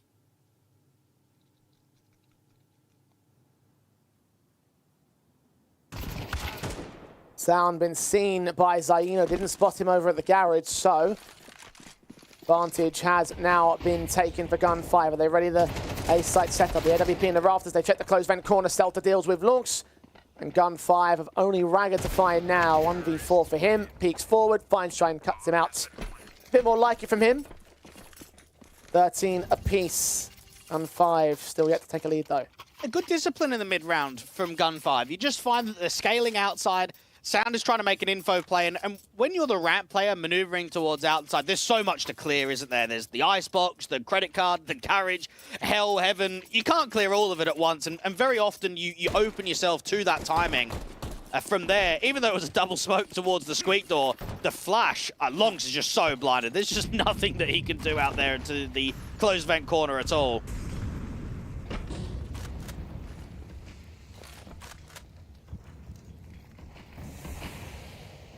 Sound is walking ramp. Oh yeah, he is. Didn't even see this coming. Celta seen. Celta checks it! That's the one-man flank dealt with. Raga now hiding in at the open vent corner. Tadime and Lucky checked on Zailo. Finds Lungs dropping off the rafters. BTN get one straight back. Raga gets nothing for his position. I cannot believe that this round fell apart as spectacularly as it did.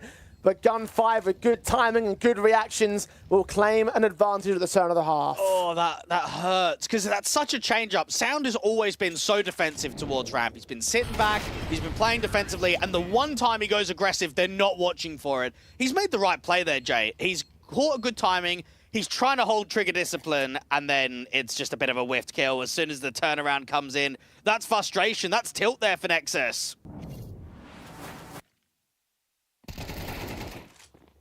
Unlucky.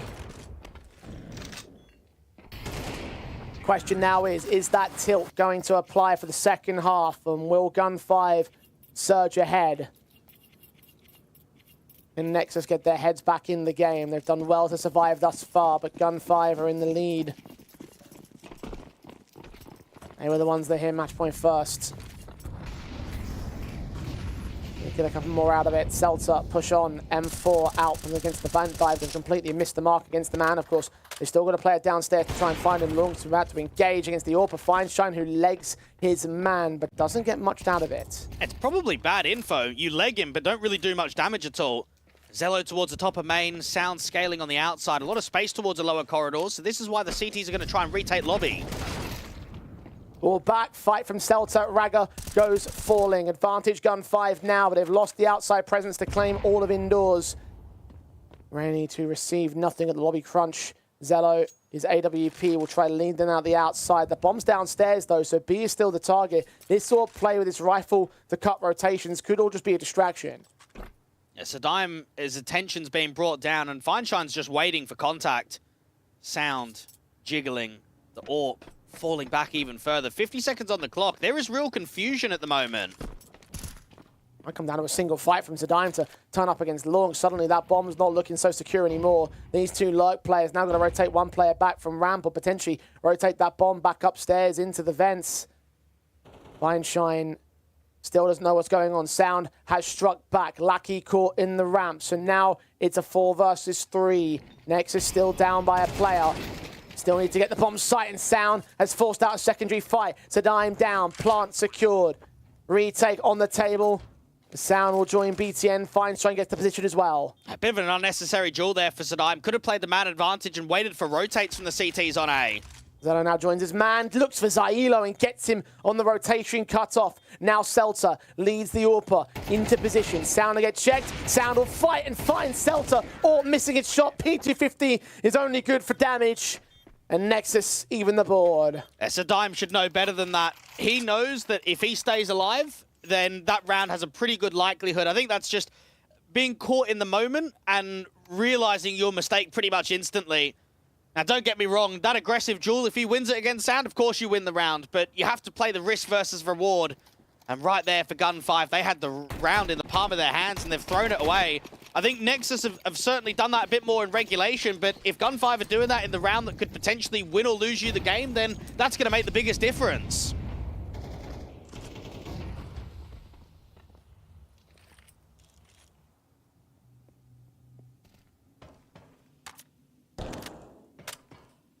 Zailo's just missed info on Launx, who's now allowed all sorts of downstairs access, but Zelo catches the kill on Celta. Oh my lord, Sadime even missed the mark against him. Back's turn, now Launx have been seen. Sadime walks his way forward, sees his head, takes his man down, returns it to an even stance.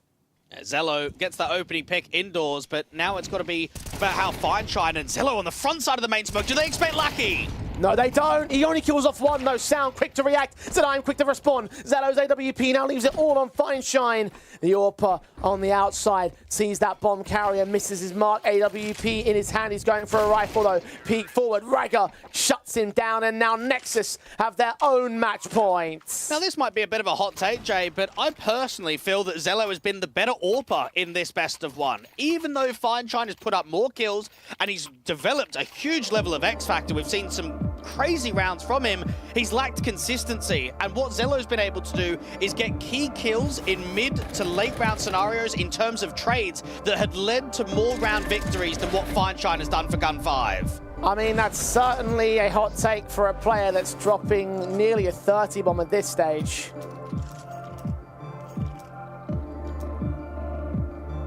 Has some weight to it, but I don't know if I'm ready to get on board with that particular take, honestly. Well, let's see who wins the game. I think that might be the finishing blow, right? Is it going to be one of the AWPers making a difference if we go to another OT, or whether Nexus can win out and close?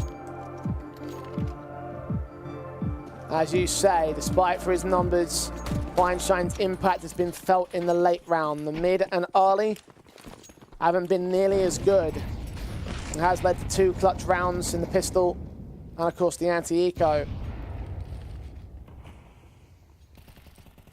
Gun 5. One last chance to bring us to a second overtime, lest they lose another 14-16. Lucky taking first contact on an off angle. A lot of defenders on A here for Gun 5. This means that ramp is completely opened up. They are giving ramp space for free towards Nexus. And Nexus is starting to take it. Lucky's trying to get down the ladder. Engage from hell. They start looking for the trophy entrance. Lucky seeing what's going on. All he can do is flashbang. I hope they get caught by it. I hope they don't make any further progress. Counter mollies will make sure that he's driven away. Re-smoking in Sound's position as Zailo looks around the edge of the smoke, but doesn't see anything yet. Nexus have counter-rotated, though. That presence towards hell has done enough. And they've put one smoke down at that lower bomb site, and it's pulling rotations. It is a lower fake into an A-wrap, but Celta may have got the round-winning play. Slowly but surely, BTN going to be found with the bomb. He's going to see Launx as well. Quick double available, and he gets them both, seeing that third player and all. HE sent close. The SMG switches to the USP. There's a player on the roof as well to be worried about. Sound converts. Zailo trades. Ragga gets out to the center of the bomb site, but Feinstein connects him. And Zelo, all he can do is hope that he can get something out of this. But certainly, if there's an AWPer with more style right now, it's Feinstein. A knife to close the OT and take us to a second. BTN probably feels that he's called the perfect rounds right there. We've taken ramp for free because it's a different setup by the CTs where they're playing no one in that position. We've got a smoke down or lower. They forced the rotation of the door player. Zailo had already gone down on Ven. but Celta has the better play. And look at the discipline that he offers there, Jay. Notice how he's not staying around. He's not getting greedy for the 3K. He gets that 2, and he just dips instantly. That's a class act from Celta. It's that knowledge and game sense and veteran experience of a man that has done this dance many times before. No need to be a star when you've got plenty of others. Still into the bomb site, Lackey gets his kills on 2. Zello and BTN training, and Tello and Sound can continue the frags back as Celta loses his own life alongside Sadime. It's Fine Shine again in yet another clutch situation. He's 1-2 thus far. You asked who's going to provide the most impact to the AWP players, whether that would be the tipping point for respective sides.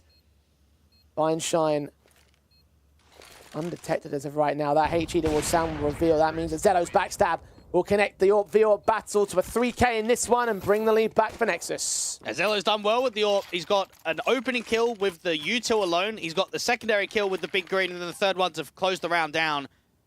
And that was a really good start to the round from Lucky. That's your Hut player getting 2 kills just behind default.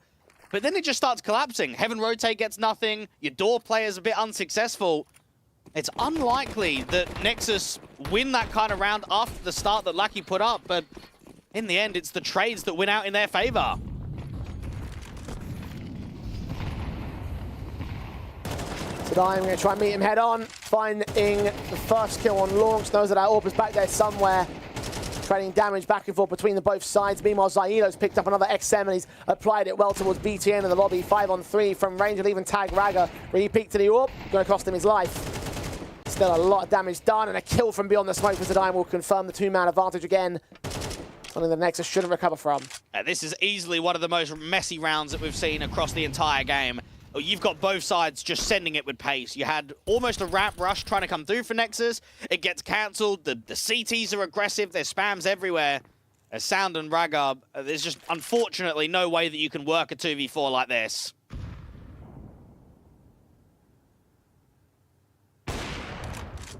Fine Shine connects. Sound goes down. Re-peek onto Raga. And drops his 31st kill of the game. Gun 5. Now looking for a lead to close this half. And it's starting to get a bit tiring for both of these teams in terms of just the tactical depth. You've shown a lot of your defaults. You've shown a lot of your fakes. Perhaps you want the game to get a bit more scrappy. You want it to get a bit more individual. Both teams taking a bit more of that risk. There's 16 all. At least Lucky's got one of those AKs. But I mean, even Zailo, what's he doing with an XM? They've got so much cash. Been making it work to his credit. Straight up.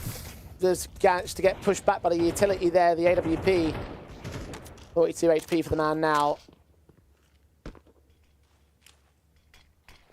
Damage done to Longs is much more significant as well. 6 points of health for him. Diagonal smokes on outside, give Nexus access to Secret. They might have to deal with Fine Shine, who is the player that holds the doorway. HE's to open a smoke, drawing attention back. AWP needs to receive right now, about to get pushed out of that position as they do push towards lobby. Gun 5, however, losing that first pick onto Nexus. Really good info being gathered by this lobby press. Now, Celta has been dropped, and that's Raga and Longs sort of in cutting of rotate positions. They still need to try and deal with this AWP down on lower. They know that Fine Shine is here. He's waiting. Zailo's wrapping outside with the XM. Zello's going to catch the dime in the meantime. Advantage and now tipped true the way of the Nexus side. Fine Shine starts backing up. Zailo's been found on the flank. 2 CTs remain, neither of which are on the A bomb site, although Fine Shine gets back up there real quick, recognizing what's going on. Zello gets caught, counter flash, will try to stall them for even more, but the AKs make their move. There's going to be no scope City if he wants to make something work out of this one. He's tapping to draw attention back, giving Lucky a lineup at 2, and the last man alongs 6 HP, 15 seconds to win his own clutch this time. And backed up for the bomb. Time is short on the man. Lackey is still on the bomb site. He's checked for it. And Lackey turns up. What a distraction that was for the AWPer. That throws the whole round away for Nexus. You can feel that it's starting to become a game won and lost on tilt, isn't it? I mean, we are getting some manic rounds. right there from Feinstein. Just does enough in the vent rotation to pull players' eyes down. But this is Lackey once more showing that experience in high-pressure moments. Time is low, and not only has he got 3 kills to close out the round, he didn't get hit by a single bullet. That is incredible. Putting Gun 5 back up once again. Now they're going to focus on closing. Had 2 chances to do it thus far. Have to get 2 more out of this round once again. Outside control, quickly stormed up by the Gun 5 side, or they heard all those footsteps. The AWP are fine, trying to boost up on top of Red, but not seeing anything from range. The M4 of Raga close here. HE's to open a smoke, counteraction utility there to do damage onto the man directly. They start war contacting, good ding down from Heaven from Sound. It's BTN that finishes off Zyelo and kicks off the round. And they're just spams coming in, and Lonks is playing an off angle down here towards Secret. We have not seen this position previously. Lackey's going to check it though. That's that veteran element again. The leg shot on BTN tags him. The AWP doing well for Feinstein. Raga in the vents undetected as of right now. Bomb still yet to truly commit. They've dropped it on the floor so they can take the bomb site without losing the all-important objective. And the AWP has been seen, but Zello connects an engagement. Lackey has gone down. The HE will reveal Celtic will just take him out outright, landing right at his feet, combining the damage that BTN did earlier. Player upstairs, Sadim's been seen. Feinstein's gone back for the bomb. Might have to be an A target, or maybe this could be distraction. Sadim's backed off, and they'll counter split. No, that bomb's going upstairs. Feinstein just caught BTN, revealing the bomb's position. The AK in his hands now has to plant. It has to plant it open towards main just because of the site coverage. Sadim and Feinstein need to try and work some chemistry here in the 2v3. 2 players coming up from vent, Sound from Heaven. That's what Nexus has to play with. Flashbang goes out, Sound reveal. Feinstein turned away. We're expecting a second one to come his way. Instead, the HE comes down. Sound moving. Feinstein, there's nowhere to look. Sadim's been picked up. It's all Feinstein now. He's the first man, turn back for the second. Raga right around the silo. Does force a bait, does get a kill in, and the defuse will come forward from Nexus. No match point allowed again for Gun 5. And I think what we're noticing, right, is the more that Zello is driving in the mid-round, before the bomb gets down or before even a retake needs to present itself. Now that was good work from the AWPer out there at Dark, because it's not easy, is it? You've seen Lackey on a jiggle, you're close range, that's shotgun AWPing. You've got to get away with a quick scope, and then the HE placement is just so on point for the secondary kill. And Feinstein attempts the clutch.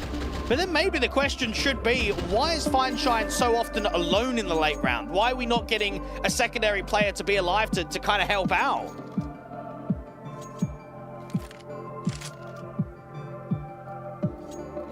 Good question.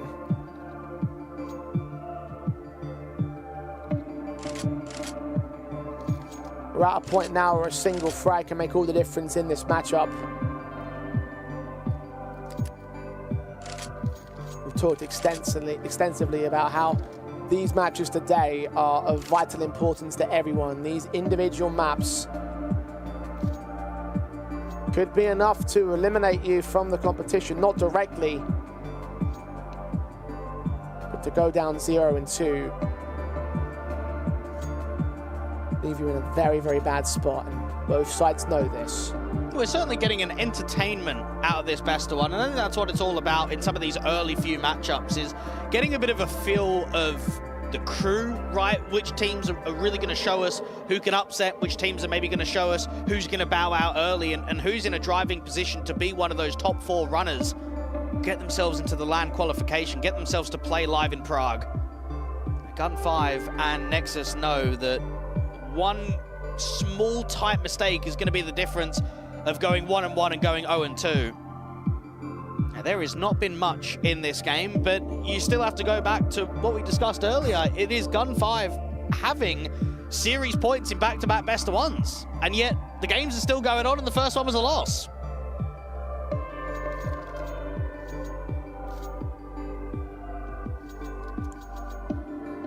This one goes the distance, and neither side have truly outmaneuvered the other.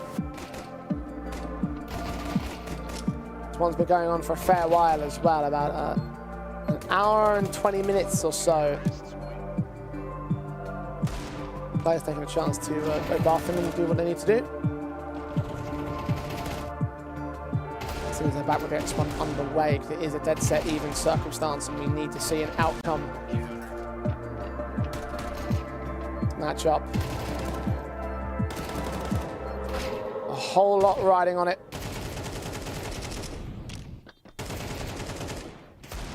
Nexus have hung in there, started to look like a decent unit once again in the tail end of this half.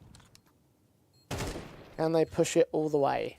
Well, what we do know is that we've got two players that played on the same organization but were never teammates, and that's Saddam and Zello. They're both being part of the international project of Sprout. I think what we have seen from Zello is very few international chances, and the ones that he did take, I'd actually say were quite successful. I remember that sort of Lingby Vikings ecstatic team. When he was out over there working with Bird from Sky, he looked incredible. That team was, what, top 20 or so on the HLTV World Rankings at the time? But always found a way to come back home, back to Nexus. Raga engaging first is Zello, the man that strikes first though. Orb v Orb battle going his way as Fine Shine is down. Top fragger of Gun 5 continuing to struggle in the early rounds. Posting some brilliant stuff late. The first casualty means that there's no impact in this one. Celta and Zyelo are looking for a desperate answer down here in the corridors. Whether it be a pick towards B or one of the main individuals to give you a jiggle, you need to return a frag, and Zyelo's up against two CTs. Raga can swing on contact from the single door, and well, the contact swing's not even necessary because BTN just gets the kill entirely. Down to 3 men, Gun 5.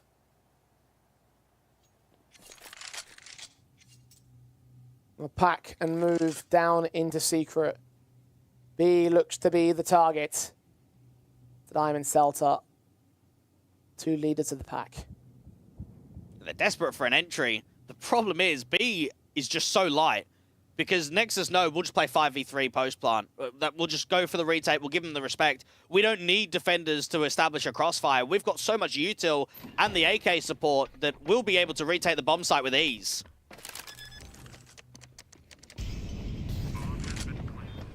Coming in real quick, mostly from ramp. A couple players back from the other bomb site entries, particularly Secret for Raga. Longs will come in from vents. Molly sent, AK. Nice HE plays looking down on two players. Raga's taking the first kill on Saddam, however. Swing forward, that's risky. He loses his life. He's lucky alone now. Known as well as he took down Long. Celta got picked up in the meanwhile. Flashbang sent, swing towards the rafters player. The bomb being defused and covered off by two means that Nexus are going to have another match point, their second of this game. Yeah, I'm certainly convinced that Zello's been the better AWPer. He won the AWP v AWP duel in that last round and got the secondary one on a trade frag when it comes to the retake, and perhaps it comes just off of experience. Zello's got 1,770 maps played on HLTV, and 1,485 of them are with Nexus. This is an OG player. We might talk about BTN being an in-game leader for nearly 9 years, but it's the same sort of tenure for the likes of the AWPer. It's just that he's been on and off with the lineup rather than staying from the very beginning.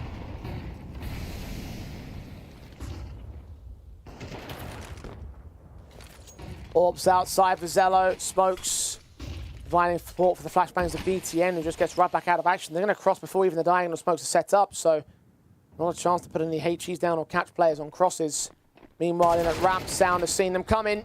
Caught in the open, though. Caught repositioning as Saddam takes the frag. The flick of Zello doesn't connect, however. Advantage maintained by Gunfire. They dive down into this B-bomb site. You've got Raga holding around the corridors, waiting for a chance to return fire, but no such chances being offered. They check. They don't check it all the way. It's lazy, but Saddam recovers regardless. You're certainly right about it being lazy, and look at the ramifications. This is now a 3v3 in which Saddam is low. Bomb plant open, taps it, loses the fight out there to single door. As Long's just won the game for them, he might have just done.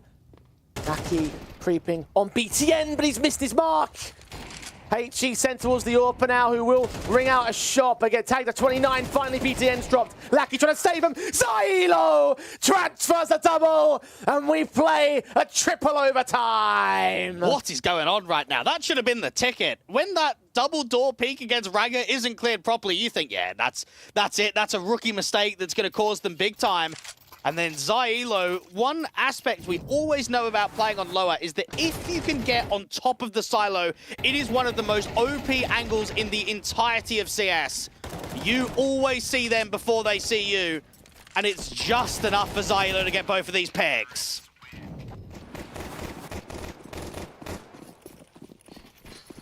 We roll on in this best of one. Gun 5 refusing to stay down. Nexus unable to convert upon their opportunities. They've now had as many match points as Gun 5 did. Raga and BTN once again striking early, but Lackey's been given 2. Feinshine's got 2, one of his own. Celta got a second. Despite the start of the defensive, it all collapses once again. Gun 5 have an advantage. The Anchors have done everything right there. BTN and Raga are successful, but it's not enough. And now Zello, this is a near impossible 1v3. I think he's got 0 chance. Lands a shot onto Lackey. Now's the time to demonstrate that he is the better AWPer in the series. The clutch of his own. AK recovered though. Isolates Celta, does damage, but doesn't connect the headshot, so still a Gun 5 round. We are noticing such a shift in gameplay from regulation to OT. It's getting scrappy, it's getting quick. We are getting a lot of pack setups from both of these teams. And there is not much separating the two. Maybe it is just X Factor. I think when you get this deep into a game, that might just be the winning condition. Yeah. At this point, in triple OT, that might be the winning decisive factor, and Zello was hoping he had it. Not to be in the end, though. I'm surprised we haven't seen double AWPing. With how long and extended this game has got on, you'd expect that maybe the outside player at BTN in secret would want to get an AWP in his hands. A great pick from Sound. Lucky just trying to see if he can work an aggressive move. Zyelo sneaking a smoke. Raga and BTN to receive, and the smoke's back to clear. Shadow's been seen, and that leaves info for Raga to peek on the contact 4. 5 on 3. Gun 5. Again, down by a man advantage, and they worked their way out of this 3 on 5 before in the last round. However, the problem is that it was a much faster paced round. This one's slow and considerate. So Dimes, a trade will be the only trade, it seems. Sound taking 2 more back from round, triple in the round for him. Tadime needs himself an ace. AK not going to get anything. Nexus, how many AKs do they recover off of that? Should be at least a couple out there towards the ramp room. Good work from Sound. The ramp has been tough to be taken from Gun 5 on a T-side line. We've seen quite frequently Sound on sort of the rafters, all the way back there at that deep orange angle. In Gun v Gun rounds, he's been strong in the position. Let's have a look. How many AKs will Nexus have? Just the 2. Or Zello again. Mac 10 for Celta on the contrary. I'm not sure why he hasn't brought a rifle there. Not like it matters too much because Sound is mowing through everybody. 3 kills, 4 attempted but not quite secured. I think it might be a little bit too late for the Dimes trade to do much here though. Him and Zyelo walking out to the upper bomb site. Spray from Raga connects onto Zyelo. And this time it will be Nexus with an advantage at the turn. Raga's already heard Sadime, so this is the floor player getting at least an opportunity of a single kill, but Zello is watching out the cross towards the vent drop as Nexus make it 20. Good work from some of the multis, and for Sound, that builds up a lot of confidence, right? You feel like now you've really come into the game hot to try and close it out. You've had back-to-back multi-frag rounds. You have made the difference in 2 rounds in a row. Get over towards that T side and try and see if you can continue that momentum in your favor. Spoke with such confidence in the interview. Blake, you mentioned how his performances yesterday weren't quite up to par, while today he is close to top. Frag, Raga holds the mantle in server. Nexus.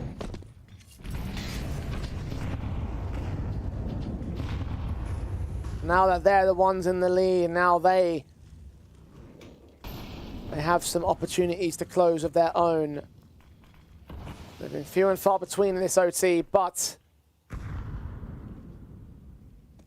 2 good rounds is all it takes from here. Outside smokes being broken open there from Celta, but it's a lack of info. Fineshine just about catches Ragga with the break, though. Great assistance from Celta. Man advantage held by Gun 5. They start backing off, though. Oh, there's the double AWP, finally. In for Zadime. Zaire also still playing the XM out towards lobby. Leaning in from the hut. Zello at close range. Nexus continue to work their way down into the lower bomb site. In from Decon. There's no one from Gun 5, as you mentioned before. Play the man advantage on the retake. ETN's going to try and get active so as not to fall victim to that. Zadime trying some blind shots. Sound is the man that turns it into a 4-on-4. Sadime is mostly unsupported. His two teammates still upstairs trying to rotate the position. Zailo has caught a trade back on Zello. The AK of BTN waiting. Sadime and his AWP strikes. AK struggles but gets only one out of it. Celta training. It's Sound alone now. Underperform. Knows that Zailo's coming. Can I say that first headshot? But now they know exactly where he is and get right on that bomb. 5 seconds into the defuse. Sound needs to peek right now. He's not going to get here. He's playing it slow. Thought it was all a bait. But Gun 5 knew what they were doing. It's 20 all again. There's just a lack of separation between both of these teams. And it actually feels like this game could go on forever. I just don't think we're seeing the discipline from both teams. We're not seeing that threat consistently. We're not even seeing round streaks for very long in OT. It's sort of individual rounds just constantly being answered between the two. Well, if it really goes on forever, then I hope you at home are at least patient for the Imperial Valkyries Eclot matchup. And for the CYBERSHOKE Maestro matchup as well later. Two best of ones following this one. Kill on Lackey, Celta. Lackey going back and forth between each other. Zello takes a trade back, but it's shut down from Gunfire as Nexus try and exit out into the upper bomb site, but they get very little for their trouble. Nice HE from Fineshine as well, keeping both players tagged. Not really many options to work out of the ramp entrance. And this is 2 rounds in a row now where Nexus have struggled from pretty much the get-go. Zello and BTN, it's a dynamic duo, but this is a 2v4 where they know you've taken ramp. So there's not many options. Get down towards lower, trying to force the fight against Fineshine, but against an AWPer, it's never going to be easy. Gapping that smoke to play from, he sees a man, takes a shot. Zello, as they get towards double doors, however, Fineshine is being pressured. Bomb plant from BTN will look to get secured. He knows where both players are now. Celta join with Zailo. Now the pressure against these two Nexus men. Fineshine back at dark, seeing BTN trying to take a back shot back. BTN being pressured by M4 as well. Fineshine's being distracted. BTN gets one out of it, but him and Zello fall just as quickly. And Gun 5 have their 3rd match point of the game. Hey, Gun 5 need to close. Need to make sure that the job gets done right here and right now.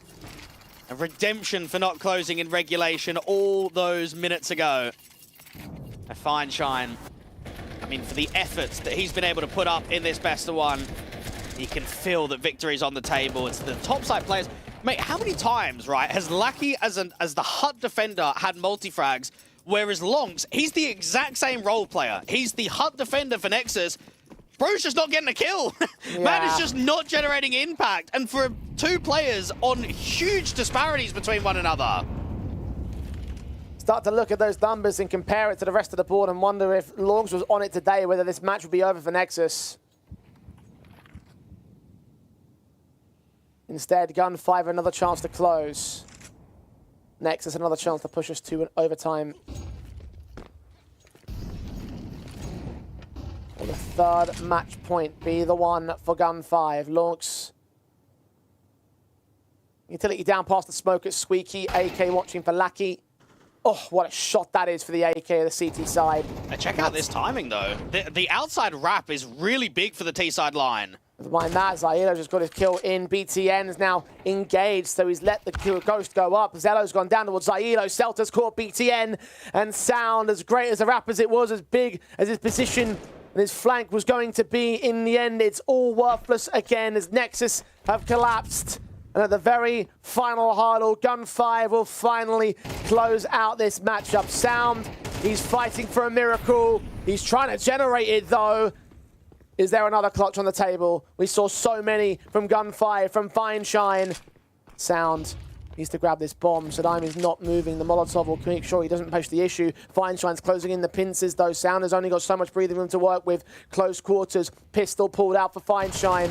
Sound checks in, gets his kill together. Pistols pulled for the 5th man, the last man of what would be an ace. He needs to go back for a rifle. Reloads his AK right now. Sadime does not take the bait.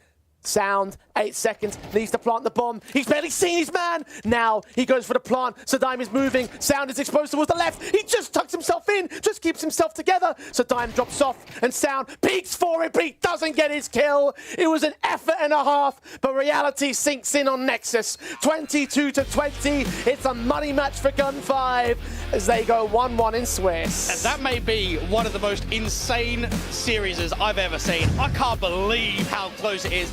How we nearly had 2 1v5s being won in a best-of-1 is crazy. I don't know what was going on today.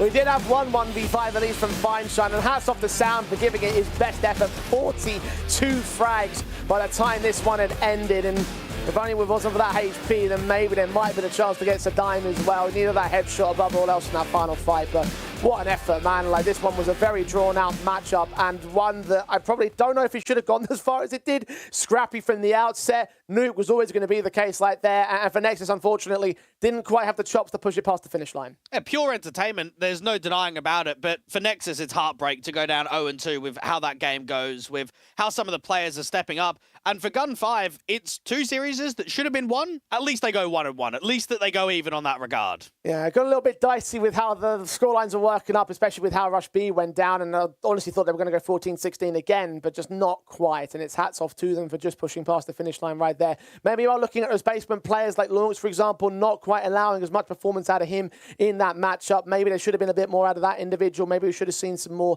of the impact basis of the basement being raised, but it is what it is at the end of the day. But unfortunately for Nexus, they're losing these 2 matches now in the best of ones, means that they're now going to be grinding back to return to the rest of the Swiss stage, returning from a elimination stance. And considering how good they were in the best of ones in the Yellow Compass Qatar event, going 4-1, they now come here and they're 0-2. And both games are winnable, and both games did not get taken.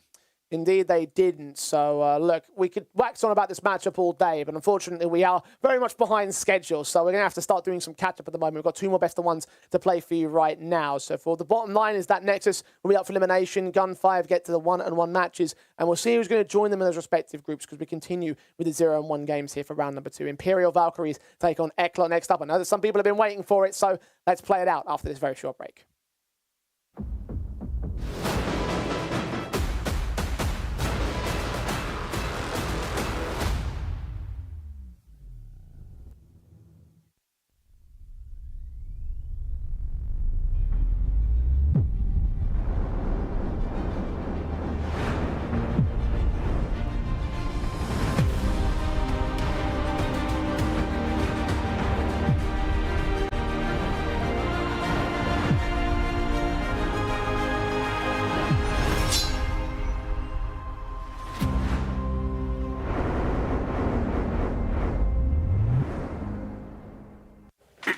Hej, šéfe, dostanu vás ven. Tady máte Red Bull. Co? Dávám křídla.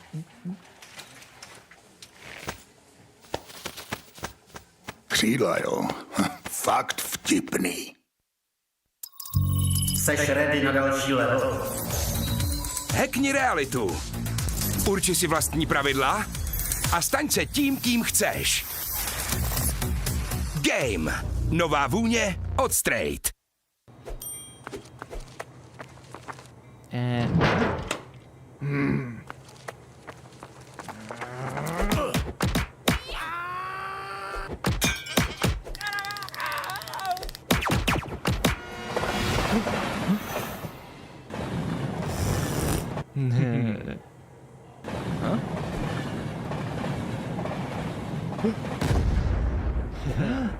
KFC patří ke hře. Miliony tiketů, tisíce analýz, nekončící diskuze. Jedině u Tipsportu jsi součástí největší komunity sázkařů. Najdi top sázky v Ticket aréně. Přečti si rozbory zápasů a vylepši vlastní tikety o ty nejlepší nápady. Prostě načerpej inspiraci do každého utkání. Tipsport, největší komunita sázkařů.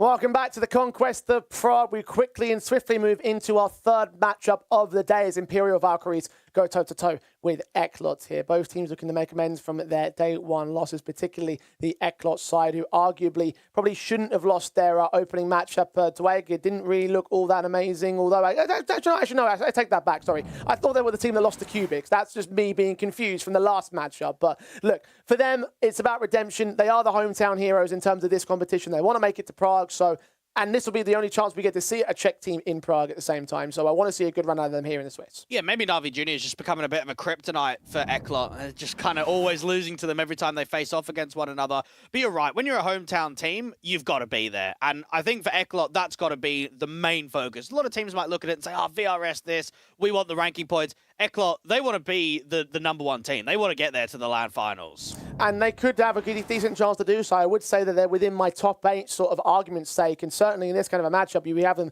as a bit of a layup in terms of their potential returns in the best of ones. Imperial Valkyries didn't do all that well in their opening matchup. One of the more one-sided affairs overall. The map that will be played, it will be Ancient as well. So we'll get a little bit of an opportunity to see whether they can try and do something a bit different compared to their first best of one. Yeah, Ancient's one of those maps where I think it's been quite rough online versus the tier 2 teams. They've been, 13-0'd against Complexity on it. They got just 4 rounds against Omega. And Eclot's Ancient's pretty decent. It's not a map that they pick in best of 3s, but it's a map that they're quite happy to play frequently. They get a lot of reps. I mean, they played it 23 times in the last 3 months. Indeed. So you've got like quite a lot of experience in terms of just their general sort of layup and how they're going to approach this matchup. They'll have the protocols, they'll have the strategies right and ready for them. And Well, appropriately, Tipsport are going to have them as the favourites in this matchup because I don't think the strategies are going to mean too much to Eclot when Imperial Valkyries haven't really delivered as much as we would have wanted out of them ever since their initial sort of breakout. It hasn't been quite as proficient out of the ladies. And unfortunately, they're going to have to try and find a way to get some wins on the board. I just don't know where those wins are going to have to come from in terms of the wider Tier 2 space because they are rapidly dropping ranking points. Yeah, I swear Imperial Valkyries were backed by Tipsport at like 4-1 against 500. I remember looking at that thinking, that's a bit weird, that's a bit odd. And look, being at around 9-1 makes sense, right? I mean, I do feel like it's actually the other way around, that it was, you know, the one for the 500. No, as in it should be higher, right? Like they should never be in a position where in the majority of these games, they're not just underdogs and the non-favorites, they are heavy underdogs against the majority of other teams, right? So I think for the Imperial Valkyries, personally, I think they need to stop accepting VRS tournaments at this level. I believe that this team will perform better by playing mainly in the Impact circuit, playing unranked tournaments, and playing against lower level competitions. I think they're being thrown into the deep end where they can't even compete. Do you remember when Honorous, right, first came together and they were just losing to everyone? They just couldn't even... Astralis Talent were the same. And it just took so much time.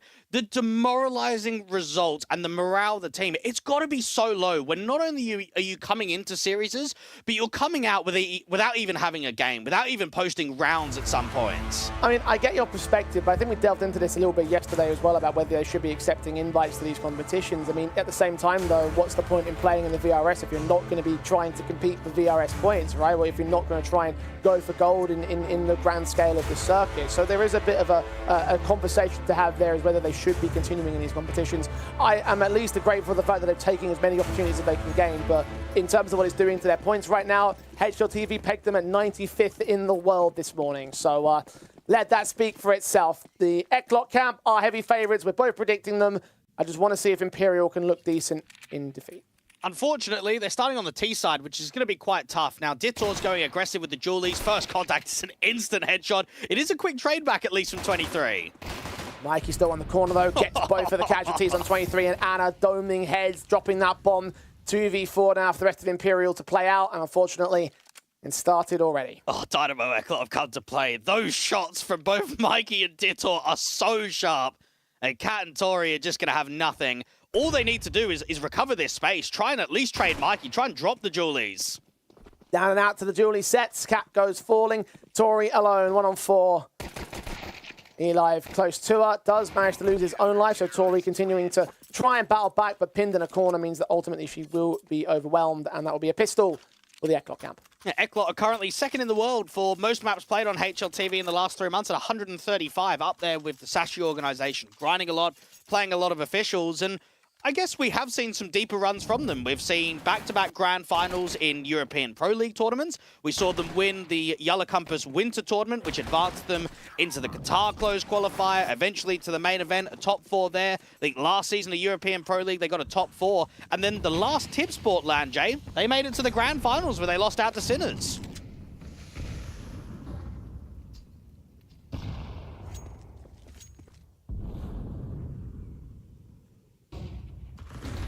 Oh, how well this team can be good domestically. You want to be the domestic representation on the international stage. And in their home territory at that. Good kill for Cat. They make their way into the B bomb site. Imperial mostly do lose out on these 4-sport pistols, but Maxdad now closing in for Mikey. Sees them both. Will be able to get both of the casualties as well. Bomb plant bonus won't be too much when you consider that Imperial did force the issue, so... yeah, cash won't be meaningful to them at this juncture. 2-0 for Eclot. I expect Mikey to drop 30 in this game. This is a star player that's going up against weak opposition. And I think we've been asking for it for a little while. I know we've seen it in a few games, but it's still embedding time. But this is a guy that proved so much on Unity. Easily one of the up-and-comers in the local divisions. And since joining over to Eclot, it's been sort of embedding him with the new in-game leader, getting him familiar with new teammates. But in a matchup where you're playing Imperial Valkyries and you're being set up, you're getting all the resources, you're in those aggressive positions, I think he's going to frag like a madman. He's going to put up some serious numbers. 6-0 so far. The E-Live to challenge first up against Imperial's Eco round. Only upgrade pistols with a few bits of Kevlar here and there, so the money didn't go completely awry in the last. But Tori still goes down, as does Cat, as does, well, no, Anna actually took her place. The Cat will fall soon enough after the fact, so. A couple of SMG kills, Eli getting some money. And 23 falling latest leaves Zaz alone. No bomb, good shot on Nubik, so get a small bit out of it. Everything else shouldn't really go her way. And when I look at some of the early officials that Imperial female played, I just wonder, did the pro teams give too much respect at the tier 1 level? Did Na'Vi maybe not be, I guess, uncharacteristic of constantly peaking, always putting pressure on? Same as Furia when that Mirage went into OT. I think what you notice in tier 2 quite consistently is when you've got a drop-off, right? When you've got either a top-end tier 2 team, a mid-pack tier 2 team, and then someone that's at the depths, that's really down below the rankings, they just try and bully them on the server. They just try and completely abuse all the timings, all of the firepower. And I think that's maybe some of the differences that's translated from LAN to online, is the respect level being different. Certainly would apply when you consider how the online competitions have gone for Imperial Valkyries.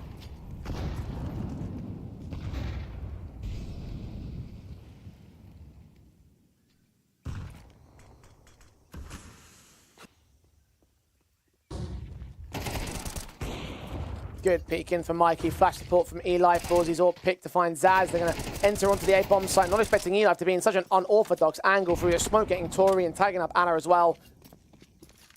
Yeah, this is Eclot on the 4-0 start. Now, something that I do remember watching quite frequently from Imperial Female in those opening couple of games is structurally how good the CS was being played, right? The protocols were on point. It's all by the book. And I almost wonder, is it that you just can't play tier 1 CS at tier 2? I think we notice a lot with these online teams at this sort of level. It's a lot more gimmicky, isn't it? It's free flow staying Counter-Strike. And it's not always by the book. You have to play on intuition. You have to play with a little bit of chaos. Dynamo Eclot have just completely destroyed Imperial Valkyries at the start of this game. There are very few chances, and I want to say it's almost like a speedrun simulator in so many of these officials that I'm seeing from the ladies recently.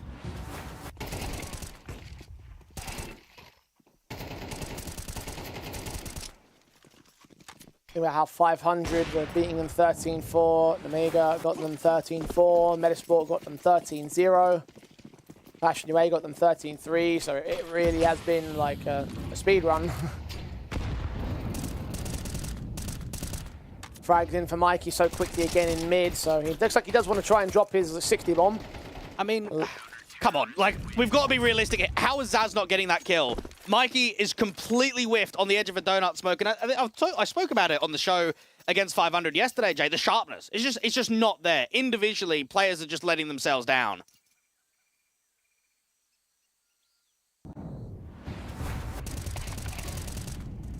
Watch it from Mikey's perspective again. This is such a big whiff. Yeah, unfortunate, and certainly is some criticism leveled. Well, pistols versus rifles though, so they can buy up into this one, hoping to have some more confidence on their board. Quick in from Eli, whiffing the spray of his own, so a little bit return, even if damage is rife against 23. Advantage sits with Imperial. And no A player because it's a heavy mid take. Nubik trying to get down here from the ramp. Zaz out there towards a cubby, gets cleared, and not even much damage goes towards Nubik. Smoke of the B doors. Smoke as well to the donut entrance where Mikey holds. Forzy's got a Molotov to try block them from close quarters. They do have access to the bomb site, but you can see how they're playing very considerate even with all of this map control. A scared element here to the Imperial Valkyries. The bomb plant will be secured. Incendiary comes down. Tori is picked up beyond the smoke by Detour, and Mikey can follow suit on Cat as the donut smoke clears. Anna will drop all the same. 23 is not long for this world. Not even a bomb plant can come out of that round. Nothing being gained. This is easy sailings from Eclot.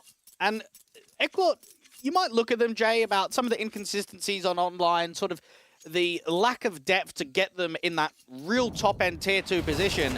This is still a team that's playing in CCT and the PGL Closed Qualifiers and the European Pro Leagues, the Galaxy Battle, the Yellow Compass here in Tipsport. They grind consistently in Tier 2 and they play at a decent level. So there is no surprise it is going down in this sort of way. Oh, look at it, straight from Mikey. Frag found, double up on Cat, a headshot beyond the smoke. And you are right, he really is like out for blood today. Well, let's get back into the discussion, Jay, because I think you're certainly on the side that I'm not on, sort of declining these invites, only playing unranked tournaments. How do you see things? Well, the way I see things is that the ultimate goal here is to play into the VRS, right? Like, no matter what team you are. But is that the ultimate goal? Well, what do you mean by that? Well, how do you progress if you're not winning? Like, you might say that, oh, we want to get a better VRS, but the team's not improving, is it? Well, how do you progress if you're not playing? Well, because you play in the lower levels. That's what I'm saying. So it doesn't matter about the VRS. And I think that's kind of what happened pre-VRS and how the majority of the female teams were only really playing in Impact. I think Imperial will find that they will have better structure, have better protocols, and play better against stronger competition in the long run if they just start playing at lower levels. I think that this level is too high for them.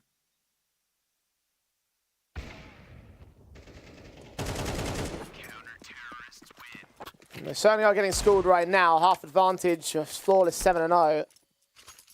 Like, to me, it feels like, oh, we're playing to keep the sponsors happy. Like, we're playing to basically represent the Imperial name on HLTV. But when you're not even coming close in these matchups, I don't see the long-term planning. I don't see the future in it myself. So what would you do if you're the GM of the Imperial side? Like, what would you try and where would you try and place them? Focus on Impact, play unranked tournaments, play at lower levels, get the girls ready, do that for 3 to 6 months, and then when you feel that the improvements have been made, that's when you can start accepting VRS tournaments. Because you've got to remember, they're going to get a lot of VRS points and ranking just off of Impact, so they could very easily take 3-6 months off and just jump ranking off of one Impact LAN win. Playing here and now, they are finally going to get punished on Mikey, but they've lost a lot of HP on 23, so she goes down quickly after the fact. In round number 8. Nubik also striking back. Imperial Valkyries trying to give a bit of fight in this one, trying to keep the trade game as even as possible. Still down by a player, though. Zaz losing her life. She peeks in towards Detour. And it's open. 1 versus 3.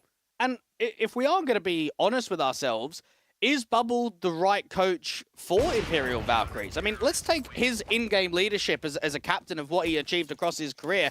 He was a grinding IGL that played really loose CS. All of his teams, whether it be Wendigo, Fiend, Skade, it was all be very individual based and try and hit really hard. And that's where we can catch timings. Our explosive nature will win us a lot of games. Whereas I feel as if Imperial Valkyries try and play a lot of textbook CS, good packing, good trading. And they've got to try and find that right relationship between coach, in-game leader, and I guess the system. And players have come and gone within sort of this iteration of the squad. We've seen different coaching staff come and go. So it's about finding that right connection and that right leadership. If you're of the opinion that they should take some time to work into some lower level competitions, then it wouldn't fit Bubble's prerogative to accept all invites. Yeah, he'd be like, Tuesday, yeah, we should be playing our 4th best of 3 by now. That's how it used to be. I don't know what the management structure of the team is, whether it's just Bubble doing all the management alongside the coaching, but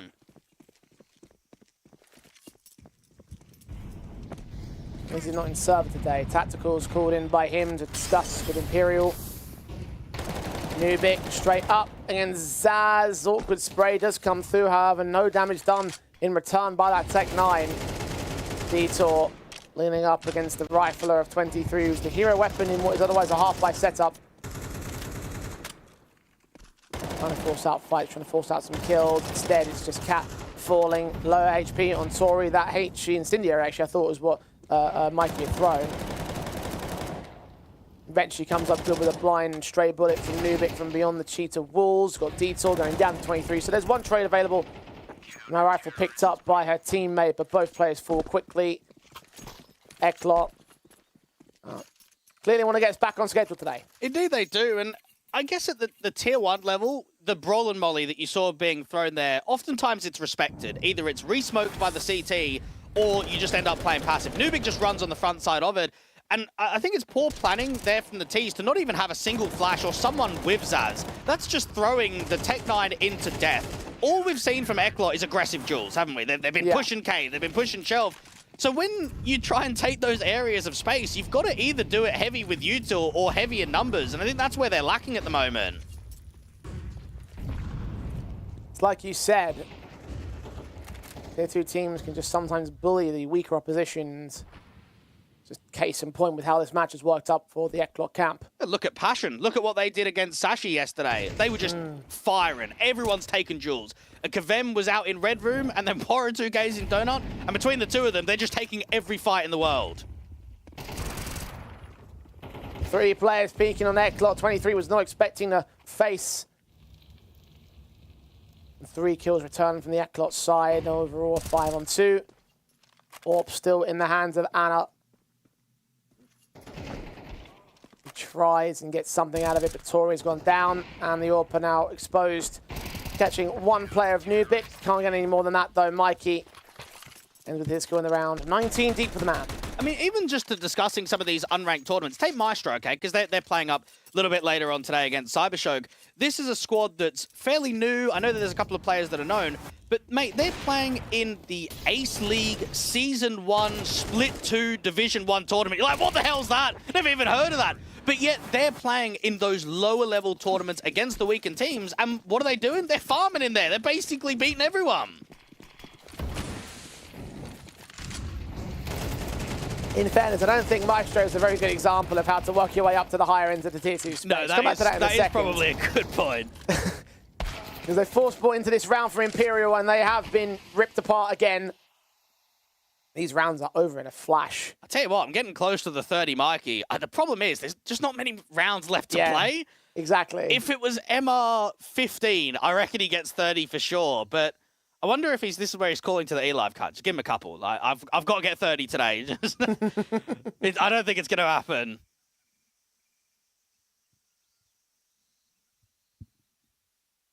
I don't feel like Eclot as a whole would want to look at Mikey's perfect record and say, do you know what? That's worth sacrificing our own scoreline record over. I feel for Mikey, especially when it looked as if you were going to join OG. You end up not quite getting the contract, and then that team goes on to qualify to the major.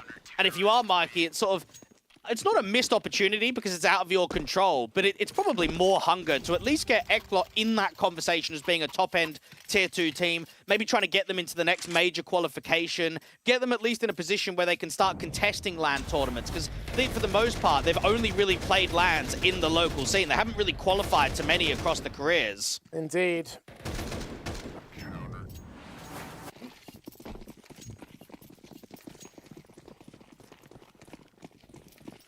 International surge is where they want to be at.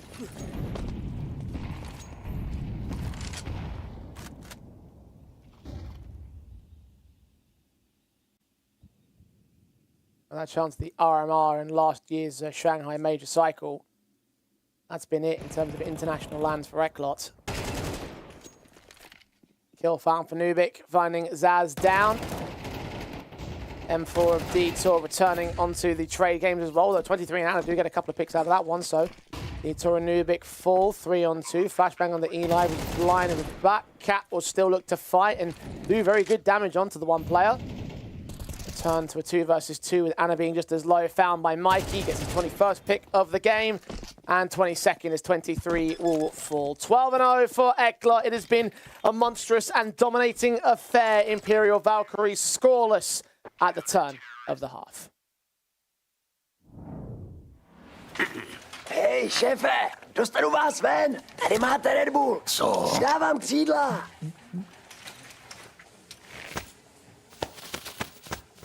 Křídla, jo. Fakt vtipný.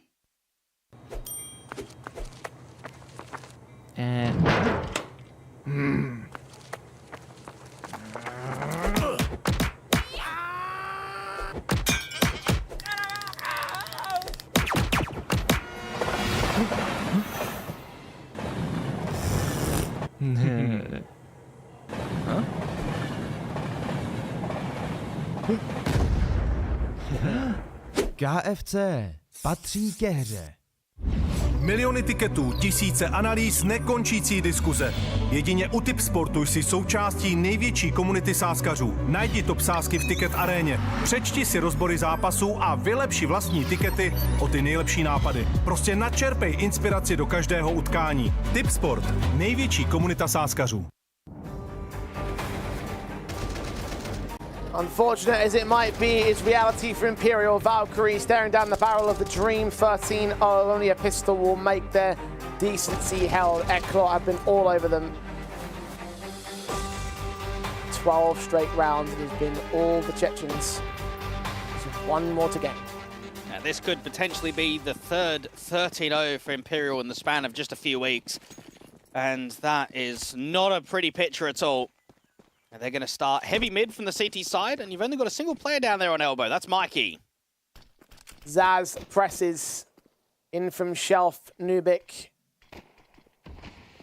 Inside Forzio, the crossfire, flash in the smoke to cover them off. They'll continue to blind fire and try and hold against the reactions. Mikey finds Tori his first blood in the half. Cat in the back lines, can't get anything. Anna does, though, find the E-Live. So 4v4 established. They're held outside of the bomb site. Eclot are still held centralized. Detour gets his kill. 23 and Cat return with 2 more. Bomb dropped and all. Detour needs support from Nubik right now because Imperial may be generating some threat right here. Zaz doesn't quite get the kill, but even if she goes down to the second phase, Detour with Nubik support will get the secondary pick back. 23 alone. A 1v2 to deny the dream. They know exactly where she is. They'll rotate back in towards the A-bomb site. 23 gets them both on the lineup, and Imperial at least deny the perfection. It's a first round on the board for them. It's a decent effort at the 2 versus 1. Nubik certainly could have backtracked further towards Red Room. I think he gets caught out towards the box, trying to close the round a little bit too early there. Even a couple of whiff shots out from Shelf, just give a chance. But I think what we are just kind of noticing from some of the individual moments is how frequently Imperial Valkyries are giving 1v1 duels, right, Jay? I mean, I'm kind of looking at Zaz there in Cave and then your short player too.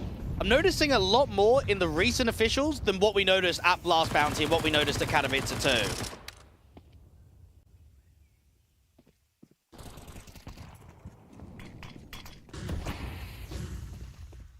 Four spies in from the Eclot camp. Lose their first frag to 23 on the M4.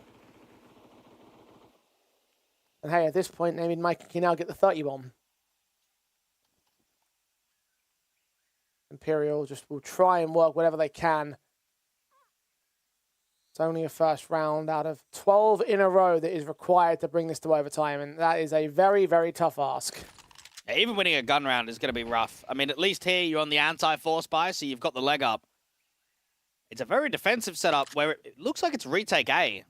You've got a lot of mid space and a good read, but no one's sitting on A directly for Imperial.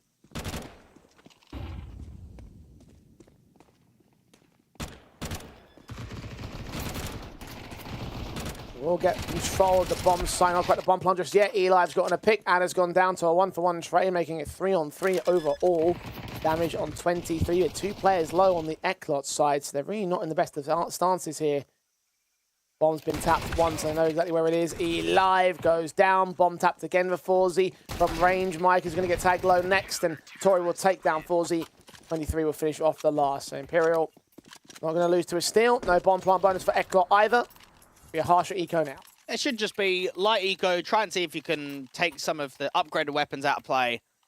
And focus up come that next gun round.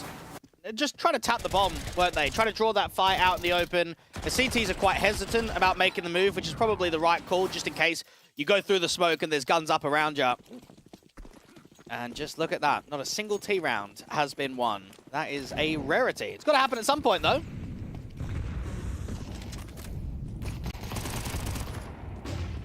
Engage for the E-Live, down to Tori's hands. Detour going to get 1 trade out of this one. Upgrade pistols. Almost getting away with a second kill on Nubik. Anything else after this is a formality. 3-0 start in the half. Now come the guns. This is obviously what you were the most fearful of here, Dwayne. So let's see what they can do. Well, you expect just beat them by pace, throw the brawler molly, get up lane, get up shelf, just try and get AKs in powerful positions. They just beat them by pure acceleration.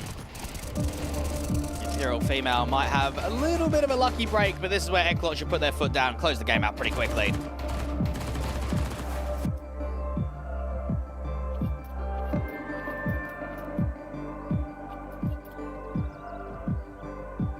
Tactical pause called in for Imperial Valkyries.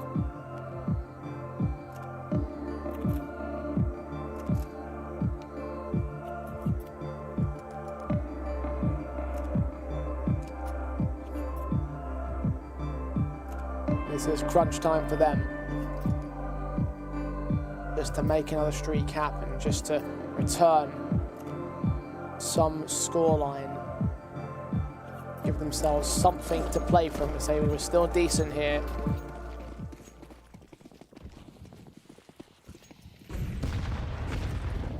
Nine more match points for Eclot to play with. Out towards mid. 23 is going to get caught flash blinded. Mikey get a kill from range. Tori only good for one of her own.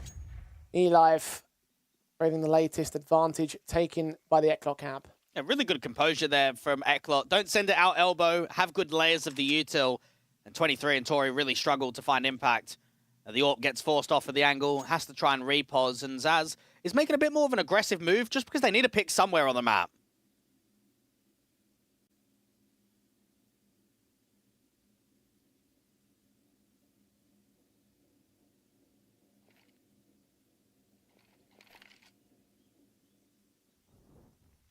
Smokes inbound towards short and long. Molly's in cave.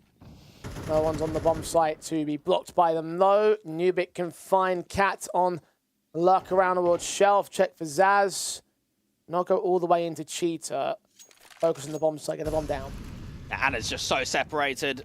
Zaz can hear the bomb being planted, but the AWP's going to take a while to get out there from shelf. And now it's just suffocating the last couple. Zaz is trapped completely. Yeah, not a very good, pretty situation to be in. And as Zaz goes down, that basically is the end of it. Anna, too far away. Not the right weapon for a retake. Will be spotted as soon as she jumps up on the boxes and cannot connect the opening blow. 13-3, Eclot do what they came to do, win this one confident and take their victory, their first victory in the Conquest of Prague. Well, all that really matters for Eclot is that they get the win today and they focus up on their next game in this tournament. For the Imperial Valkyries, it's another slap in the face because it's just a game where very few chances, very few moments, and in all honesty, a very high likelihood that it was going to be another 13-0. Yeah, at least they avoided that much, but it still doesn't put me with too much confidence it doesn't install too much confidence in me that things are going as one-sided as they are for the Imperial Valkyries. And I've said it before, I'll say it again, I really wanted to see the team that we saw stun Narveen to at least them admitting that they were pretty legit. And you do bring up some points about how these matches played out. Maybe there is something about the Tier 2 environment that the Tier 1 approach isn't really viable, that maybe there's just some unorthodox strategies over the course of these matches that they don't really, that teams get caught off on the Tier 1 styles, let alone a team that have only just made their way into a Tier 1 approach, or at least had an opportunity in that at the start of the year. So, unfortunately, the Imperial Valkyries are just going to suffer most massively because of that, and just because of the fact that I just don't think that they're quite as good as what I hope them to be. Well, I can give you a legitimate case study and so many examples. Think about how tough Tier 1 teams find playing online in Tier 2. Think about how many of the well-established names struggle to play at this level, and it's the same at different divisions. It is a different game playing at Tier 1 than it is in Tier 2. We see the struggles at the top, we see the struggles towards the bottom, and I think for Imperial Valkyries, they have not adapted to what is a very difficult scene playing in Tier 2 online. Indeed, and unfortunately for them, it's going to be another loss for them, and now up for elimination in the rest of the Conquest of Prague. This has been another tournament that hasn't really gone well for them in the best of ones. The best of three, I don't really see them taking much in terms of that either, so there isn't really much to talk about, unfortunately, with this matchup, Dwayne, so we just have to, at this point, move along. We have to move on to what will be our final match of this day and of the lower group here in the 2-1 matches. And I'm hoping that we're going to have a little bit more decency out of Maestro, the unranked squad in the competition, taking on CYBERSHOKE after the break.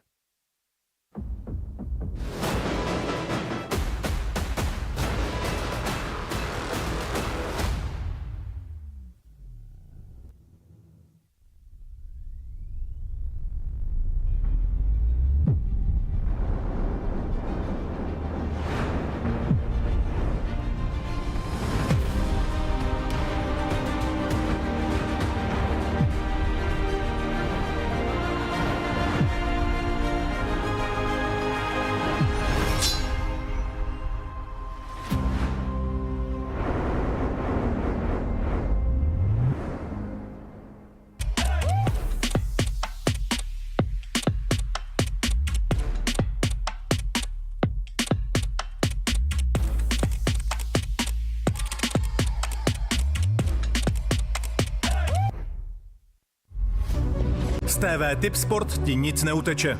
Nikde jinde nenajdeš všechny zápasy Tipsport Extraligy. Nejlepší MMA, domácí i světový fotbal, tenis, basket a ještě mnohem víc.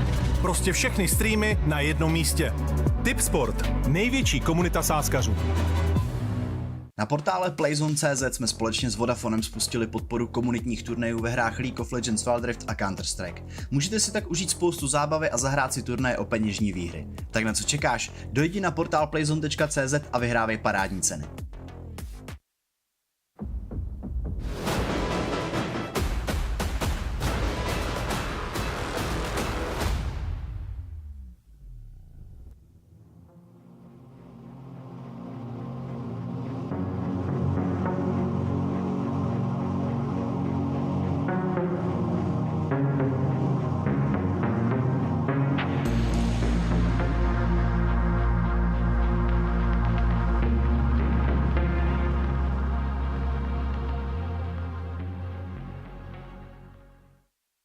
Hello, Notineki. Thank you so much for coming to the interview. Tough match against Fnatic. Do you feel like there was a chance for a comeback in the match? Yeah, sure I felt.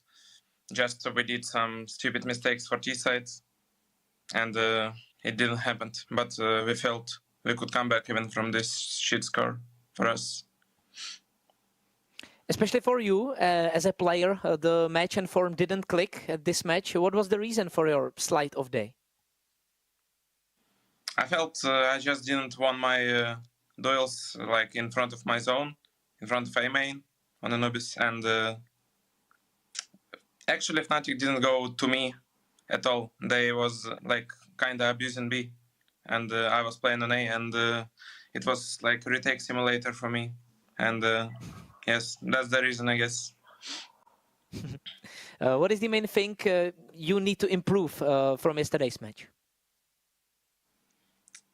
Actually, I didn't did some stupid mistakes by macro, you know, about understanding the game. It was I just didn't did my kills, so I need to just shoot better. That sounds simple. You are going to be favorites today against Maestro.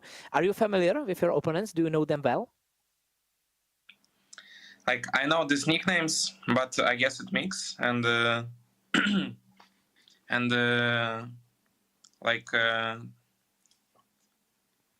we need to just shoot them because they didn't play it much with this team, and it's just mix. So it's gonna be random kinda because it's best of one. Yeah, so it can be about firepower. Is this match the most important for you at this tournament, since coming back from 0-2 might be complicated? I guess it's no matter what. I just want to be in the moment, and like every game for me is very important, and need to show myself in every game. It's just no matter what match I play. Okay, thanks a lot for the interview. Good luck to you and to your team. Thank you. Thank you. Bye.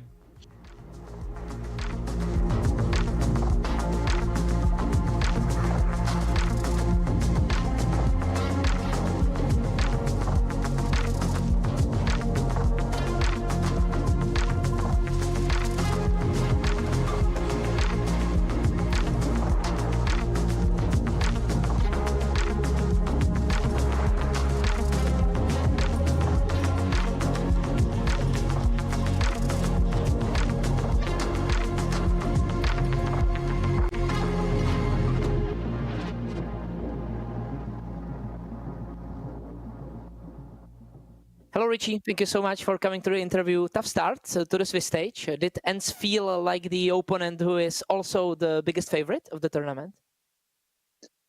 You could say so, yeah. So what do you think went wrong from your side to this match as well? I think just basic mistakes that we are making pretty often, but we are not getting punished for it. But against a good team like ENG, they will take advantage of it, and yeah, you can't do that. Did you analyze the match, and do you feel like there was anything you could have done to have another result? Yeah, for sure. I mean, there were some key rounds, like we lost a 3v1 on very important moment in the game. There was a bit of stress also because it was the first HLTV game, and you could feel like we didn't really have the relaxed atmosphere that we usually have. So I think that was like the main problems. Do you think it will be different? Because, as you said, it is not so chill anymore when you are at HLTV and you are playing for LAN finals. But can you still have this atmosphere in today's match, for example? Of course, yeah. We talked about it, and I think it's going to be way better today. What do you think is the main takeaway you can use in today's match? Is it the atmosphere or anything else? Basically that, yeah. We just need to play relaxed, play our game, don't care about who we are playing against. We've played against our current opponent before, and it was like a pretty even match, so I think that also gives us a boost. Like, we know we can win this match if we just play our game. Yeah, you should have better chances today against CYBERSHOKE. You said you are familiar with the opponent. What do you think is their biggest strength? I think they can be a bit crazy, like they do some unexpected moves, as you have with a lot of CIS teams. And I think if you are ready for that, then you shouldn't have a problem. Do you feel like it is the most important match for you at this tournament? Because bumping back from 0-2 can be real difficult. No, I think it's going to be the same if we lose now and play 0-2 match, or if we win now. We just give our everything in every single game. Yeah, maybe my question was targeted or was specific, since you are a mix. You kind of need to upset your opponents. Aren't best of ones better for you, for example? Yeah, but we have been practicing. We are not a mix, so I think actually against better opponent, yes, best of one is better. But against a team like CYBERSHOKE, who we think they are kind of on our level, or any lesser team than that, we would play in 0-2 in a best of 3. I think we would have more chances. Okay, well, I actually love to hear it. Thank you so much for the interview, and good luck to you and the whole team for another round. Okay, thank you.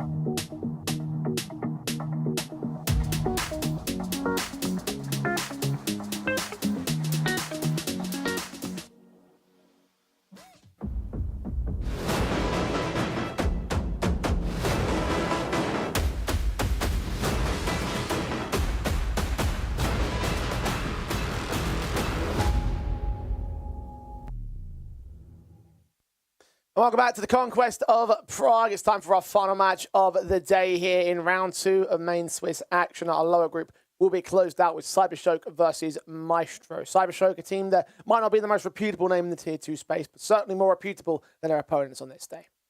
And it comes to a position of what is pretty much a classic open qualifier team, right? I think we get a lot of these sort of lower level squads where they could be mixers, they might be fresh rosters, and they just go on a really good run. And Maestro have achieved quite a lot to get to this tournament. Now it's about trying to see if you can pull off an upset and be able to compete against some of the teams in the main event. Yeah, unfortunately, it's a lot for themselves rather than a lot in general here. And that's the ultimate problem. It's like, look, you had a very good run during the open qualifier, and hats off to them for making it through the open qualifier. But this is a very different beast. They didn't beat anyone like CYBERSHOKE on that run, I'll tell you that much. They beat some okay names. I mean, the round of 32, they took on Wild Lotus, that's Bird from Sky, Chaos, Crucial, and Veggie. They, in the round of 16, beat Wild Flux and Fire Flux. So that's the Paz, Soulfly, Skrunk team. They're a decent name in Tier 2, Banjo as well. The best of one in the quarterfinals against Benched, they took on the Finnegan, Pip W, Pulp team. And then in the best of three, they took on Betra, who does play HLTV quite consistently. And that's the Hype, Vert, and Cynics team, another CIS squad. So they've beaten some okay names. At least they're beating teams that are frequently playing on HLTV. Unfortunately for them, they are not playing on HLTV. They're not even on the VRS system. Now, there's an opportunity that in this competition, they actually will get their 5 matches in the Swiss stage, and therefore they'll have a chance to establish in as many matches that they need to be on VRS. But unfortunately for them, there isn't much hope in that in my eyes. I would have given them at least a little bit of like, okay, maybe we could be seeing something a bit more close to close out the day. But you just consider the fact that, unfortunately for them, they got swamped by Ent, and that's all we've seen in terms of higher level competition in the Tier 2 space. And it's like, well, what more do you have to work on going up against a team like CYBERSHOKE? And this is a Maestro side that used to try and generate a lot of their successes through the local Benelux region, right? I mean, you used to have that core of Notus, Richie, and Stevos, and they used to always go through doing quite well and getting into international landscape through that local qualification. The difference now is you've got a Hungarian player, a Romanian one, Belarus, Belgium, Poland, and those Benelux events just don't exist anymore. Yeah. So you've got to play a lot of the open qualifiers. I know that they made top 16 in the Fragsters Challenge Open qualifier. At the Res Showdown, they made a top 8 in the Open qualifier there. They're currently playing an ESEA Advance where they're 2-4, and one of them was a forfeit win. They even took a loss to the X-Endpoint lads, which is basically Mighty Max as a mix, trying to hold the spot and keep it for the rest of the season. So it has been tough result-wise for this Maestro team. Indeed, it has. And we just saw the map Vito on screen a moment ago. Mirage is the map that we played out for this best of one. Already off to a bad start because that's a pretty good map for CYBERSHOKE here. So I'm looking at that thinking that that's already going to spell the inklings of like a one-sided little affair. I guess you could say that Mirage is a little bit known. You've got a lot of common strategies that you could use if you're not quite as established of a protocol team as the likes of what Maestro are. But again, I'm just looking at the way that this map has played for CYBERSHOKE in the past. I'm just like, this probably is going to be a bit of a one-sided affair. Tipsport do have them as favourites, and that's not surprising to me. It's not as heavy in the odds as I would have thought, though. I mean, only 3-1 for Maestro. This is a squad where they're going to be very much involved with star players to get themselves out of trouble. Now, we know that Richie is an incredible rifler, and Fleeve at one point in his career looked as if he was a rising talent in Tier 2. This is a guy that used to play on BP5, used to play a lot in the local Hungarian scene. Unfortunately, all of those old guard players are kind of gone, aren't they? Your Coolio, your Color, those players that he used to play with have basically all gone into retirement. Hardly any of them are continuing to play. I think my only issue with like weighing up those old school teams is, first of all, they were so long ago, and secondly, even for EC Bruges and BP5, they're never really at the highest end of the Tier 2 space. Like even that Benelux, like ESL, national championship wasn't even the most prestigious of the national championships that they had overall. So yeah, I mean, look, I can say that you've got at least a little bit of experienced elements, but not quite to the level that CYBERSHOKE have been playing recently. So I'm back in CYBERSHOKE. It makes the most sense. Indeed it does, and with a pistol round of 3 on B with the Julies under window, it's a good setup against the B play. See what Maestro can do. Flashes go out, Julies hold, spam down for Blixie. Can't take first blood, but Lovicus can take 2, and that's more than good enough to dismantle their opening aggression, their attempted rush out of the apartments. A 2 versus 5 now for Richie and Severkick to play from. Yeah, they're just getting no chance. They've run into a heavy stack. They've run into a set crossfire. And now you're in a position where you're just desperate for a mistake. But the CT just aren't even really over-pressing. They're not giving too many jewels to these last couple of apartments players. Kill comes in from Lovicus eventually. Severkick down and out. Richie also overwhelmed by the 3-man peek in from the open space. CYBERSHOKE will claim their pistol win. Yeah, I remember Richie was getting quite a name for himself in 2021. He was playing incredibly well on EC Bruges back in the day, and he got the call up to go to Gorillas. Now, I know in hindsight you could all laugh about that, but that was a huge opportunity for a young and inexperienced rifler to play with some top-end names. You played with Oscar and JW and Flusher, and you kind of got to play with at least Tier 1 players that were maybe towards the end of their career. Unfortunately for him, he makes that move. It basically is a disaster. He tries to come back, and then since then he played on Entropic, played on a couple of mixed teams, but he's never been able to find that consistency since that 2021 period. What a waste of time that project was. Unfortunately, yeah, and it probably did hurt Richie, to be honest. Yeah, I'd say so. It's one of those you never know the outcome until the evidence is laid, but I don't think it was a mistake him joining, but in hindsight, you might look at it and say that it was certainly a regret. When you think about the first formation of that roster, right? You got Flusher, Sergey, Sunny, Esperanto, Calix. In 2021, that's actually a pretty sick little team. It's like it's not bad. It's some decent names. It's such a they weren't good at all. No. Never forget the many online cups that we got to call where Gorillas and Titans would just be terrible every time, and we'd have to do it again the next week. I remember it was so funny because the premise was that the org only wanted to announce who was backing it and basically create the org when they started getting success and when they started rising, and they kind of put it under the counter for a little bit because they were running boot camps, they were buying out players, there was certainly money being thrown around, but yeah, probably just washed away really. Then when they revealed the name of the team, it was like Titans, as if we haven't had like four different Titans in like the last 10 years or so. It's like, come on, guys. Yeah. Now, I mean, even looking at the HLTV maps played, Fleeve, Richie, and Nodus have more maps than the majority of players do on CYBERSHOKE. Because I think when we've been discussing the CYBERSHOKE team, it's sort of young, inexperienced players on the rise. Fleeve, he's played 719 maps on HLTV. Richie's at 568. Nodus is at 416. These guys, they are old school players. They've been kicking around for quite a while. It might become down to that whole conversation that we frequently have. It's like, right, well, what's going to win out? Is it going to be the experience or is it going to be the firepower? Passion UA showed that, firepower certainly would work in terms of their cohesion experience. And again, you have to remember the fact that these guys were never really at the top end of the tier 2 space, whereas CYBERSHOKE right now are at least trying to make a run towards that exact position.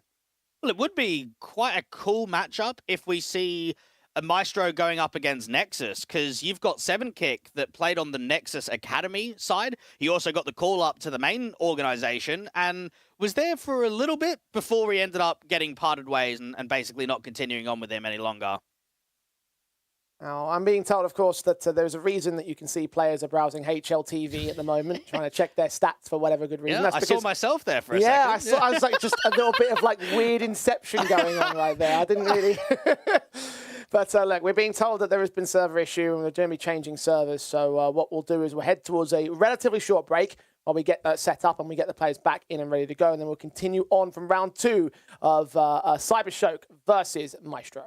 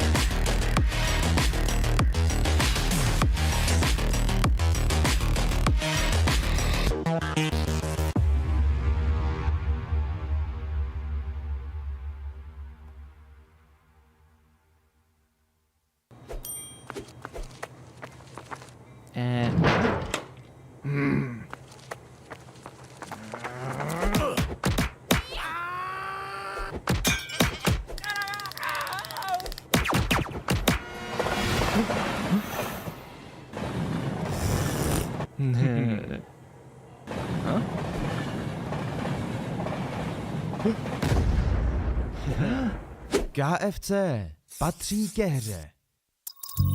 Seš ready na další level? Hackni realitu.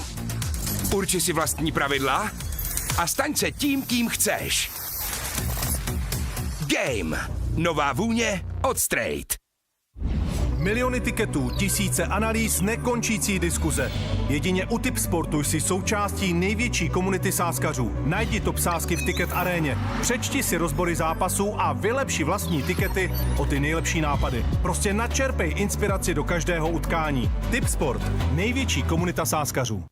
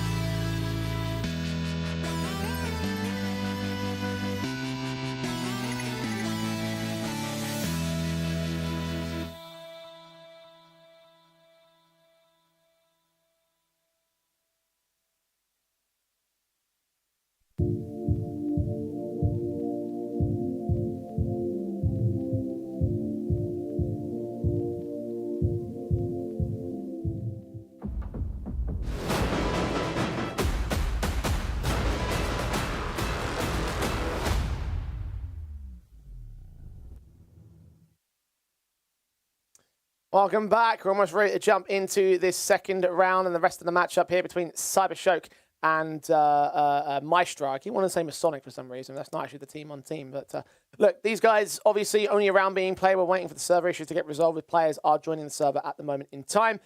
Let's go back and talk a little bit about Maestro, because we've only just talked about a handful of the players here, whereas haven't really addressed too much about the unknown elements of this roster, Dwayne. Drow Ranger and 7kick. I know a little bit about 7kick here, and it's probably not the most known element in the world, right? Well, yeah, he's got 121 maps played on HLTV, played only in the Romanian scene. All-Stars, I think, is an org that it kind of features a lot of mixers. So if you're a Romanian player at any somewhat decent level, you're going to be going through All-Stars at some point or another. Also played on Nexus Academy, played on the main team. But this is his first, well, I would guess, international stint with more experienced players. And then for Drow Ranger, this is legitimately his third ever map played on HLTV. So, I don't know. Belarusian player, 21 years old, no pro experience at all. So, yeah, just keep eyes on him. I mean, he's playing advanced and he's playing here on HLTV, so it's just a bit of a test to see what he's got. Maybe a breakout opportunity to be on a slightly bigger stage than what you've had before. I mean, all matches are streamed here in Conquest of Prague. Can't say the same thing about Advanced or any other competitions like that. So we'll just see whether or not he's able to contest, or whether those guys will be able to add much to the tally, whether they'll be able to compound any sort of talent against the likes of CYBERSHOKE. Because look, if they can look decent, then they might be able to make themselves a decent future here in terms of the Tier 2 CIS scene, right? Yeah, you would think so. I mean, you've got to take your opportunities when they come. And I think Fleeve, Richie, and Notice realize getting on HLTV is not easy in the current climate, especially when you don't have VRS points or you're a fairly new roster. So come here into the Conquest of Prague, you've got to force an upset. You've got the players to do it. So whether it only be a single win, it has to happen at some point.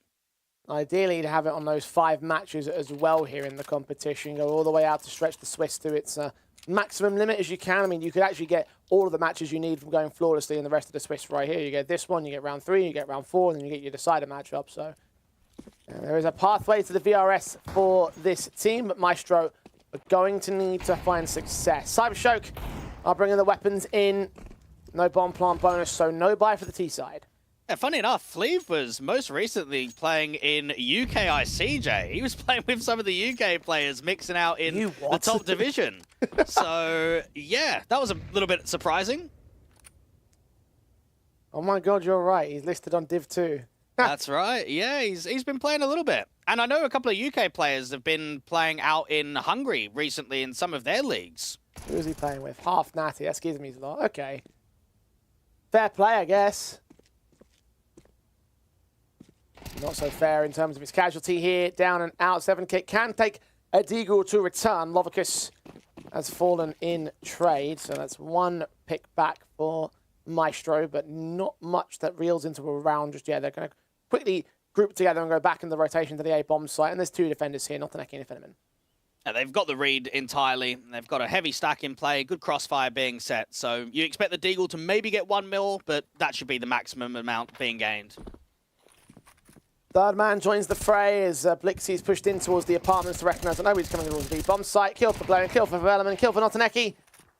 And Richie will get 1 back in retrade. So, yeah, a little bit of damage being done. The 3rd kill would be lovely, but the Glock at this range is a bit of a difficult task. So, not going to happen. CYBERSHOKE with the 2-0. Eco into the rifle buy now for Maestro. And even for CYBERSHOKE, I mean, they're a full salaried team. They were on a 5-game winning streak up until their best of 1 loss to Fnatic. So they have to have fairly deep expectations about this tournament, about placing top 4, making sure that they do qualify to the LAN, because it is possible. They've already qualified to quite a few local LANs. They proved it only the other week when they're now going to the Bet Boom LAN event in about a month's time. They've got to try and see if they can get more events under their belt.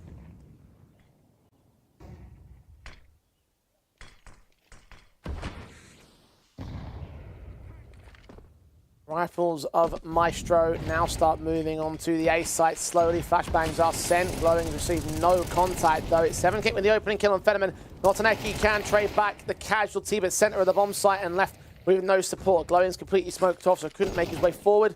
Advantage for Maestro as they claim the bomb site and put the bomb down, but notice has been put up, as has the likes of Drow Ranger down towards the CT spawn. Blixie starts making a move to try and set up a retake here. They try and get that MP9 in close. Blixie with another kill, and now Richie's in a 1v3. Kill found in the first, transition into the second, but where's that third man? Does he know? 9 HP for Richie! Oh, he's domed him! Glowing, peeked into the open in the blink of an eye, it all falls apart for CYBERSHOKE. Oh, come on! What a shot that was on the third player. Richie, jeez. And that's where Maestro are probably going to be at their best, right? Is when they keep it really simple, when they keep it quite individual, try and get some of that X factor flowing. Wow, didn't see that coming. Whoa. What a shot.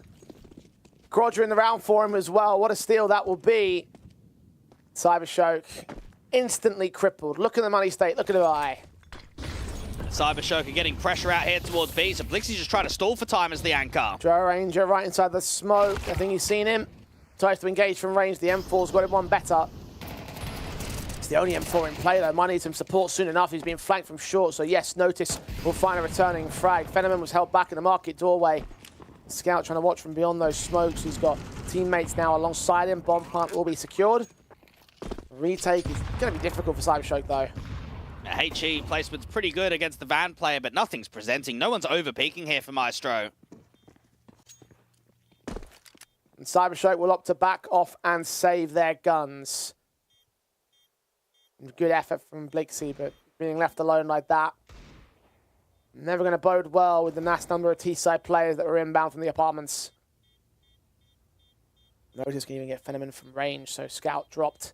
Picked up a Lovicus real quick, so weapon in play. Won't keep 3 players in play. Only 2 to survive, maybe even not that. Richie will fall. Small little consolation prize for CYBERSHOKE at the end of the round, but 2 apiece on the board. Maestro about to make their way in. Isn't that a lovely camera shot?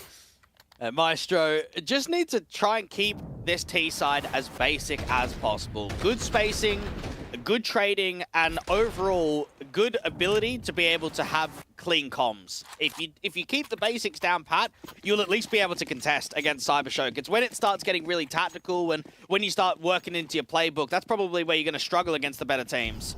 Now, CYBERSHOKE stacked A heavily in the last round, and they're going to do the exact same thing here in round number 5.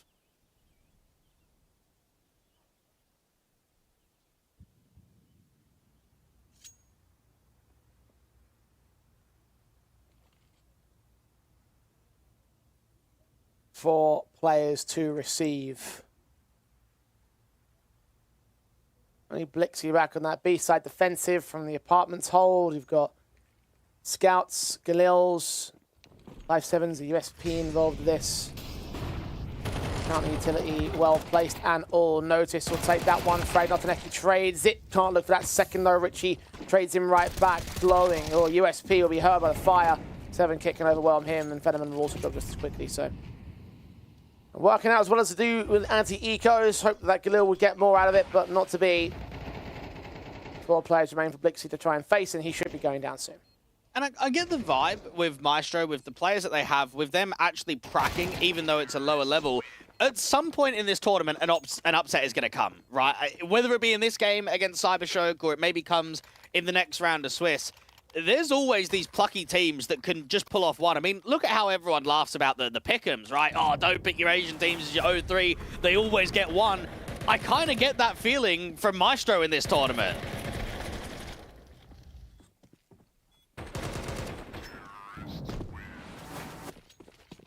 Look, if Cubits can do it, then Maestro has an opportunity to do so as well.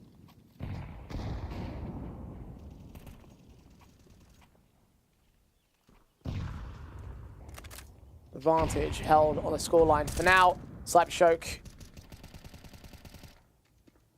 expected to spot players up top mid, but they're careful to the approach in terms of underpass control instead. Eventually Richie will get behind the stack, but concessions in mid control left by CYBERSHOKE. They're focusing more on elsewhere. Fleeve and Drow Ranger will take those first couple of kills in, or and Galil combination blowing close at the edge of the smoke, trying to avoid the flames here.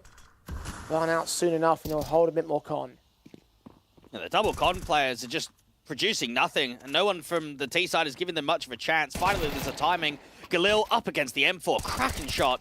And Notice gets one, and now Notaneki is alone, and now you just start feeling that pressure is gonna be on the backs of CYBERSHOKE.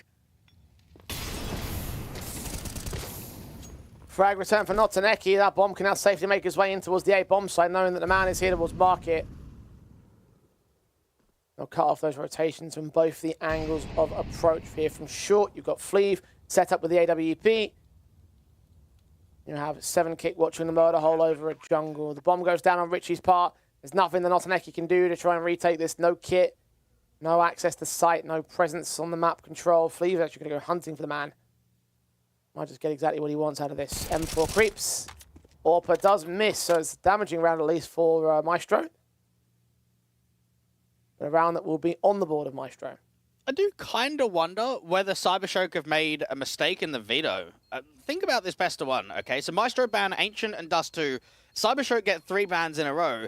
They ban Inferno. That's fair enough. It's their insta-ban. They don't play it. But then they ban Nuke and Train. Those are tactical heavy maps where, at least for CYBERSHOKE, they play Nuke and they play Train. It's not the best of maps, but at least they play it. Do you really want to play Mirage against a team of fairly experienced players, notable names in the scene, where it's a bit more 50-50? I think if you play Maestro or Nuke or Train, it's more like 70-30, 80-20. I don't think the percentages are the same in terms of upset.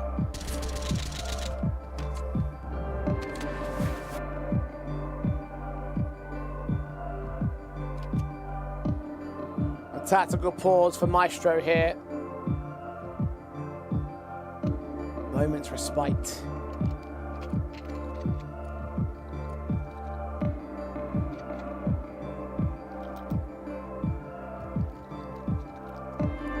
Things are going well for them at the moment. Despite what you mentioned about, of course, the map advantage that CYBERSHOKE would have. Hold 2 rounds in the lead. Can they make it a 5th on their board?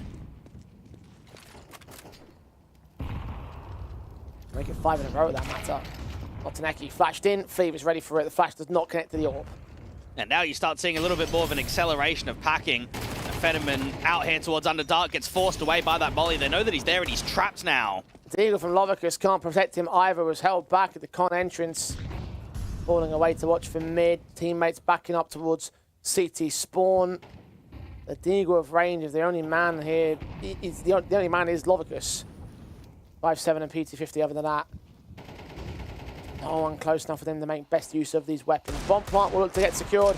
Lovicus hoping he can get a kill from beyond danger, but that's not going to happen. It's a 5-on-3.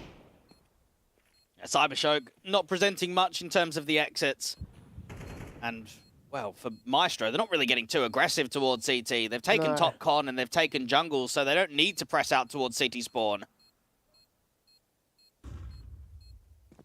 Start falling back, and maybe Lovicus can get a couple of Deagle exits. Best that they can do in these upgrade pistols here. They've got money for the next gun buy round. Blixie will attempt. Going to take 1 kill out. Lovicus from range, shot missed, shot missed.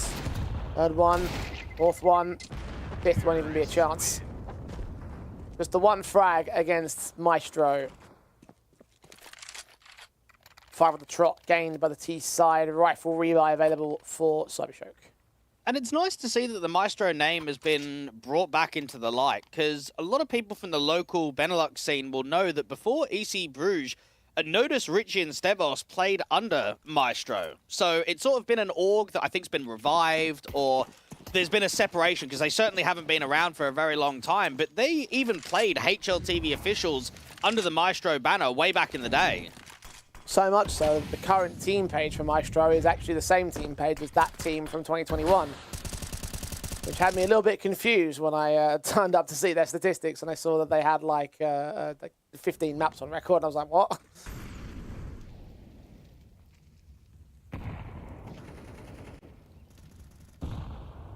Kill on Notice down to Glowing's hands. CYBERSHOKE gonna get back on the right foot here for their map. M4 of Notaneki trades back 1, sees that bomb carrier charging forward, but he'll be traded quickly. Richie goes down as well.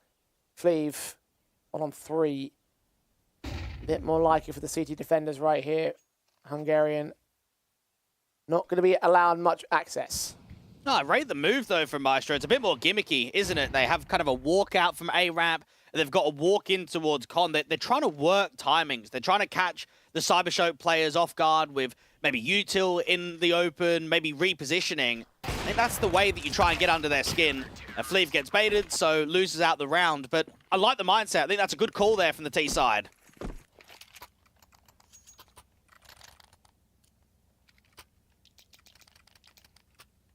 Well responded to by the opposition, though. CYBERSHOKE. Receiving their third round. And now looking to press on to regain the lead. Of course, there is a buy available for Maestro, and there is a lot of money as well in their reserves. AKs across the 5, not an Eki with the HEs. Issue doing some damage. It's another set-piece execution. They're coming forward. He's the only man that stands in the center of the bomb site. Again, these teammates are going to be smoked off. 7kick just takes that pick immediately. The HE to open the smoke will reveal nothing of the sort, although 7kick does reveal himself on the cross back towards CT spawn. So Lovicus trades it to a 4-on-4 retake. Now, the spawn angle has not quite been taken by the T side. Instead, it's just defensive util. And the bomb's not quite yet planted. They need to take space. They need to force this CT line out.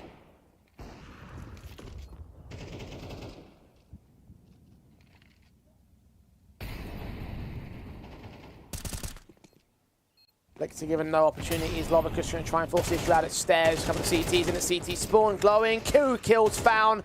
Will lose his teammates around him, but he's got down to 1 player on the T side line, which he will find in his own sequence of a triple. The exact same place that Richie did. And that'll be a 4th for CYBERSHOKE. Well, it's testing the gameplay, and it's testing just the overall protocols here from CYBERSHOKE. There is 100% the case that they should be winning this game. They're the far superior team. They're the more experienced one. There is almost nothing in favor of Maestro. However, you still need to be able to adapt to the game plan. You still need to be able to play at a decent level, and I think CYBERSHOKE have had some tough rounds, but we're seeing on the retakes that the comms look quite good. The overall spacing and trading looks on point. Maestro was struggling to take CT spawn there and hold on to it in the post. It's all about taking these key rounds. Second tactical pause called in by Maestro. Because now they're getting threatened again. Now the CYBERSHOKE boys are looking for some payback.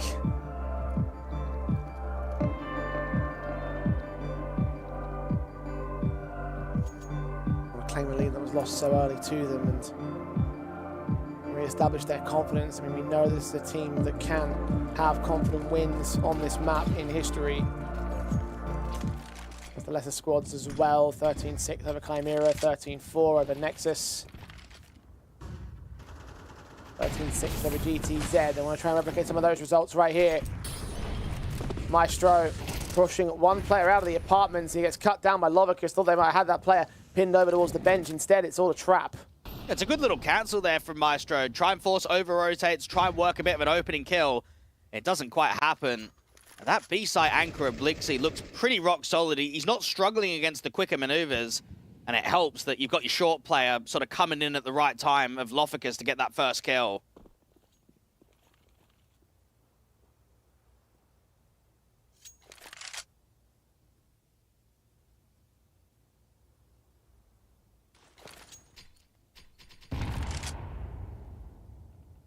Slow to contact on Maestro.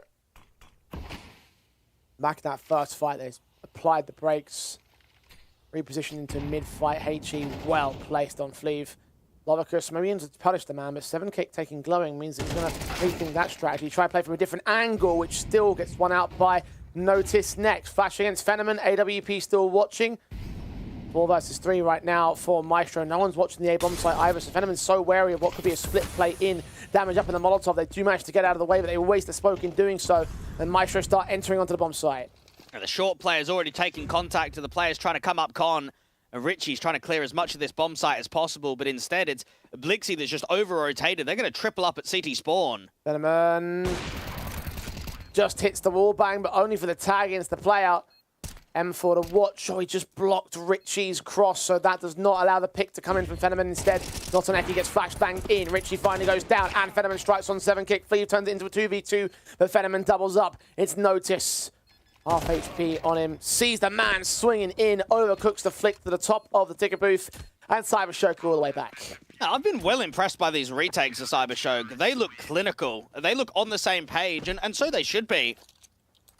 Now, this is a Maestro side who, for a split second, they just start capitalizing on overpicks, don't they? The mid-round gets a little bit greedy. Maybe players overextend their welcome. And you could just feel that with those 2 picks in mid, there's something to work with there for the T's.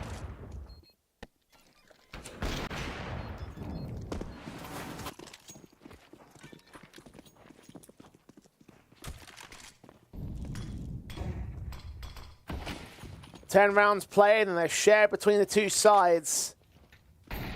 Hero weapon half buy in from Maestro here. Fleeve going to try and lead them charge. 2 players on defensive this time. They're not going to get caught up by another rush, but Fleeve still gets a kill in. Blixie able to cut back 1. Only 1 though. Draw Ranger trades him. Advantage taken by Maestro, and these other players so slate to retake here. You got Notoneki set towards the market, but smokes against both the entryways means that they might even consider the hold of the weapons. Not a lot of cash available for the last round of the half. Another steal here for the Maestro side, but will it come to pass? It looks likely. I don't think this retake has got much going for it. This should just be a save. Lowen's trying to work in from short. Look to the corner. Richie takes him, and now these last riflers surely should do. Orb posted for Fenneman. Can't even get the exit on the man. Notoneki does take Drow Ranger, but they lose the Orb and the AK, so not saving. Sticking around for the exit may well cost them the half advantage. And that's poor decision-making. That's a 3v4 where not much is presenting. There's missed util by the flashbang of the short player. It should be a very quick clinical call to back off and save. Give yourself a really good rifle round for round 12. Instead, it's overcomplicating the retake. You end up getting stuck. And Maestro are putting pressure against the favorites.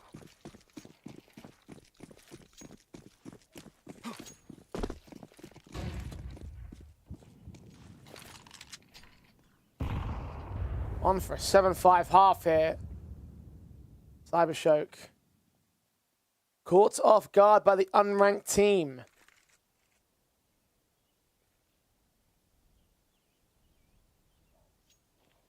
Notoneki holds the SMG around the corner to the entrance of ramp. Glowing's got utility to try and provide support for him and Fenneman. Maestro. Smoke to connector. Flashbang does go over for a moment. It's not a commit yet. Here we go, into A main, flash around the corner. The flash is not quite deep enough. Luckily enough, they still get the opening kill. Notice tries to take action here at Palace, seeing the 1-man. Fenneman dive down, not he's going to get caught. Notice doesn't know where to transfer his spray towards. Fortunately, he's got 7 kick right there to support him. From Arson M4, fighting from range from Lovicus is killed. Fleeve, he goes down, 2 versus 3 still. Blixie still rotating in from short. HE's towards Lovicus will take him down as the M4 that stands alone to clutch the ending round of the half. And the slow walks up to the edge of the smoke, seeing nothing until he spots the man over at default. The HE to Notice will take him. Now he's got to find 7 kick and Richie, of which neither player have given up the information. They've got an inkling that 1 man might be back towards Tetris. Check in position, time's running short, and Blixie has no kit either, so this is all a losing effort at the end of the day. He'll lean up, he'll take damage, he'll eventually get Richie, but it's all for naught. It'll be 7-5 for Maestro. A surprising opening half for the underdogs as they lead over CYBERSHOKE. Hej, šéfe, dostanu vás ven. Tady máte Red Bull. Co? Dávám křídla.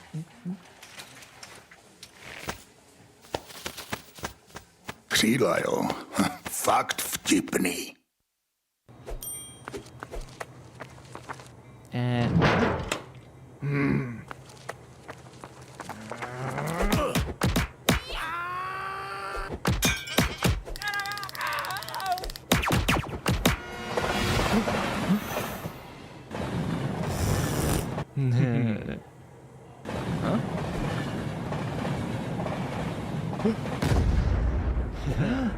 KFC patří ke hře. Miliony tiketů, tisíce analýz, nekončící diskuze. Jedině u Tipsportu jsi součástí největší komunity sázkařů. Najdi top sázky v Ticket aréně. Přečti si rozbory zápasů a vylepši vlastní tikety o ty nejlepší nápady. Prostě načerpej inspiraci do každého utkání. Tipsport, největší komunita sázkařů. Advantage, unexpected, but reality for Maestro on the T side. They go 2 up over CYBERSHOKE, who might have had some decent retakes to make, but overall they struggled to deal with the kind of unorthodoxness that's been brought on the table by that first half. Is the CT side now as they try and lead their way into what would be a massive upset. Well, you could say that 1v3 from Richie set up a decent campaign, hasn't it? That's led to a decent half, and Maestro can be very happy with the achievement. And this is a quick B split. 2 players up to short, 3 players out of the apartments. 7 kicks on a smoke and ready.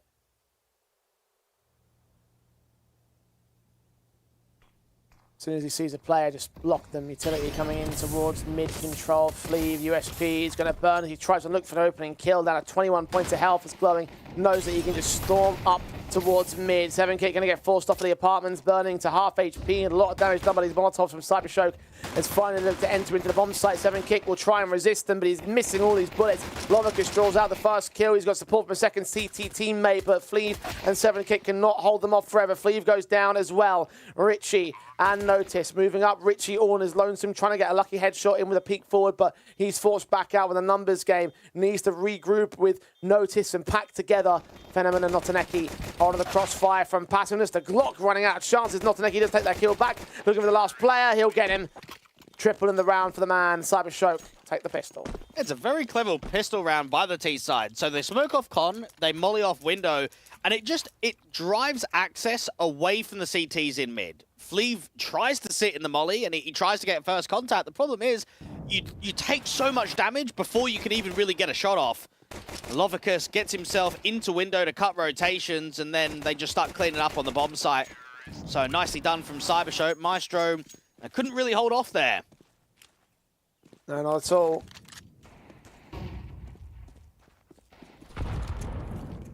Eco pistols now for the Maestro side. CYBERSHOKE with a money farming round for Glowing. Triple found on the Mac 10. Fleeve, Deagle also missing his chance to strike on Lovicus. So plenty of cash being gained by the SMGs. 3 grand's worth of kill bonus, and CYBERSHOKE are even against Maestro. Can take all 5 of these save weapons as well into a bonus opportunity, so they can really get the value. They can really try and hold Dominion. Yeah, CYBERSHOKE just need to lock in and make sure that they're all on the same game plan and that they play together to make sure that this game is not an upset loss. The last thing that you want if you're CYBERSHOKE is to go down 0-2 against games that you probably should be showing a lot more. I think we were quite underwhelmed in that Fnatic series. They should have been able to at least compete, and instead they got it handed to them in the first half and then tried to come back in the second. A late boost out towards the apartment, so it means that 7 Kick's timing is a bit delayed.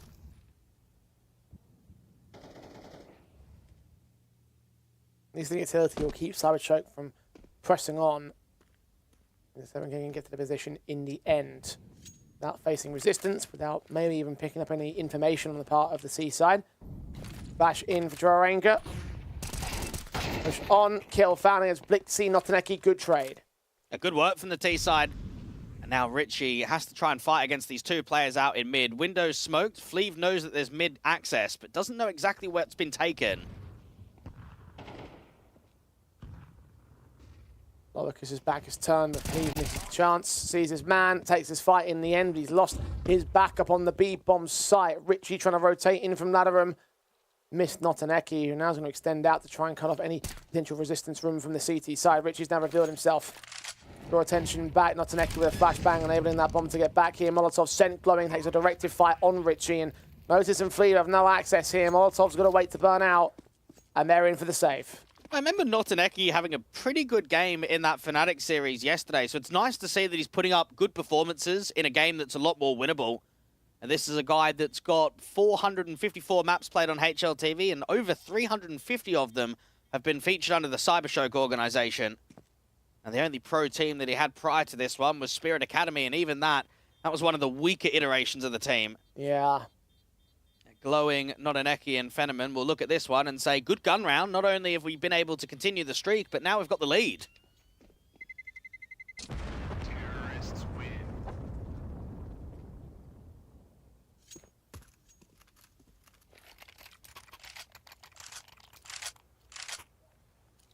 Advantage for CYBERSHOKE. Probably should have been that way for the start of the game. As you mentioned, though, a good 1v3 set up a good campaign for Maestro. Tuning themselves up. Still on the CT side, half yet to begin. The opening act had a lot of juice towards it, but the second half falling off kilter a little bit. Maybe a chance with the rifle buys that continue to come in for the safe guns. The 2 M4s plus an SMG available. I want to see Fleeve on the AWP because I haven't seen any impact from him across this best of one. He was a fairly high impactful AWPer back in the day. And that's his chance when he gets the big green to start showing those developments. And Notaneki is the lurk out from Palace while underpass and top mid is being taken. A resmoke towards window with a molly towards underpass. So just slowing down the T side default for the moment.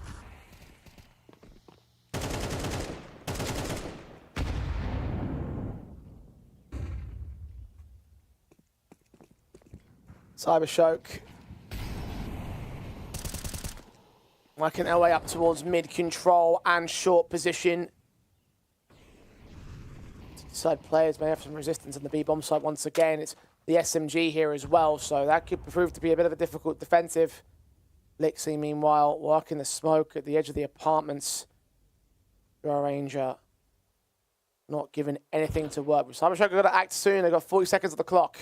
It seems to be a B fake into what is just a contact out A. Notaneki seeing the player towards CT ticket. They don't know about the aggressive A ramp individual though of Notice. 7kicks found that opening. Richie's wary of a potential wraparound, but none to be seen right here. Notice could well deny the bomb plant if he gets it at the right moment. Back to turn, kill, found, bomb carrier opened up. He's fighting most specifically. Lovicus trades back, but now he's lost everyone. And he's lost the round right here. CYBERSHOKE not allowed to run away with a streak.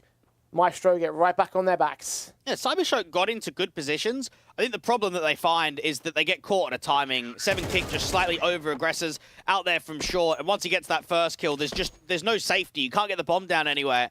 And when you know that Notice is uncleared towards that A ramp position, then it's even more uncomfortable.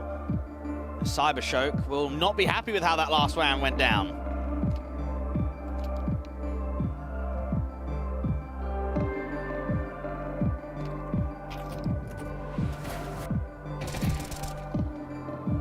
They're going to be allowing another war opportunity back in for Maestro.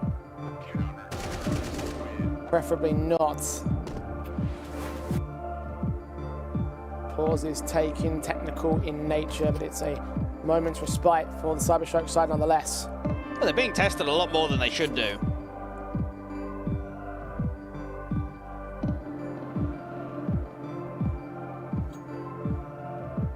Most certainly. I think they're starting to recognise it themselves here. Haven't seen any tacticals out of them yet. There's the 2 of them, Maestro, in the opening half. Maybe now that Maestro are about to get a bit of momentum back on their way, maybe now's a good chance after this tech issue resolves to take a moment to talk, take a moment to mentally reset, to figure out with Brain what the game plan is going to be. Well, even think back to the ENS matchup that Maestro had, and the one highlight a lot of people probably remember from that game was a Glaive 1v3 on train with the Tet 9. I think that there was quite a few competitive rounds in that matchup, and I don't always like the, oh, what if, right? Like, oh, this round was close, that round was close. But I think what we've seen is that more chances have been taken this time around than what happened in that end series. And when a few rounds go your way, maybe when you get a bit of luck on your side, you can end up going from a one-sided performance to actually a competitive official. We talked about it a little bit when we said, when we saw the switch from MR15 to MR12. Losing 6 rounds in a whole matchup, that's like a whole fifth of the previous game gone. So a good momentum swing. I mean, pistol victories can already net you like the majority of a half if you carry it on with the rifle victory. But the way the economy works, we're dead on about that.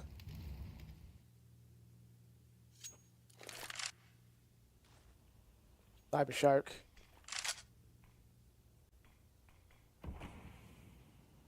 Very, very slow to the approach here on Mirage. Very considerate in how they try and attack on this Maestro account because they have been given a bit of a run for their money. I think the last thing they want right here is to lose. Well, Maestro are in a position where they're not really fighting heavily for mid. They kind of want to brawl out in the mid to late rounds rather than the early sequence where util's very heavily required. 2 players towards short. A light defense on the A-bomb site. You've got Fleeve and Notice that can play off of one another. Well, now just Notice on his lonesome. Fleeve got caught. Notice has been seen as well. Nowhere to look. Got smokes to the ready, but Molotov's coming his way. He does manage to get a kill off on Blixie. And the half a kill on Lovicus as well may make this a bit more viable for the Maestro players that remain. AKF7 kick, fighting on mid against Glowing and Connector. The bomb goes down. Lovicus is still low HP here, and he's in the open for Richie to strike against. CYBERSHOKE also losing Fenomen. Notaneki, all that's left out of Palace. The bomb is in the open, but a fantastic read from 7kick and a pre-aim for the ages will take the lead back for Maestro. Considering that the A players looked super uncomfortable, you've got an AWP duel being lost against Fleeve, and then Notice he's just caught in 2 minds. He's not sure whether he should fight, whether he should put the smoke down. It's a pure collapse of A. But then, hang on a second, 7kick hits some beautiful shots. That flash was just a little bit too late. He needed to come in a hair earlier. Maestro on the retake, and CYBERSHOKE, this is where it starts getting a bit touch and go now, because there's only a few more rounds until potentially this best of 1 is over.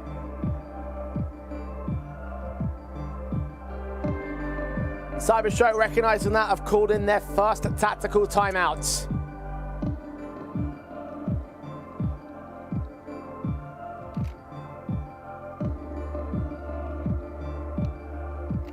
Have to turn the situation around. They lost quite an amount of that previous. And if you are an up-and-coming player, Jay, if you're someone that's playing in the lower divisions with the goal of being a pro player, I think these are the perfect examples, right? That magic can just happen in CS. Teams can lose to teams that are much weaker than them. We see it a lot more in open qualifiers than what we do in main events, but this is on. This is an upsettable game right now for Maestro. Had no expectations in this matchup. Shot from Fleeve, now gets on the big green. You wanted to see this all day. Now you're getting your wish. 2 kills found. Flick to the third of a leg shot. 7kick backed up, ready to receive more players, but there's not much more for CYBERSHOKE in the B campaign. They have lost overwhelming amount of prominence. Now they counteract, reposition, and try something else. Well, I remember at the time when Torzi got the call up out of the Hungarian scene, I'm sure a lot of the more veteran experienced players like a Fleeve would have said, mate, I was doing quite well on BP5 and Salamander, right? I've got more maps under my belt. I've got more LAN events. And yet it's the young rookie that gets the call up. And there is a lot of old guard players still hanging around at Tier 2 and Tier 3. Richie out here from window does get caught by a well-timed flashbang at least. Notaneki now has an AK to play with. Get them into the A-bomb side perhaps, and he's working out his position. Incendiaries and HG's come roughly close to him.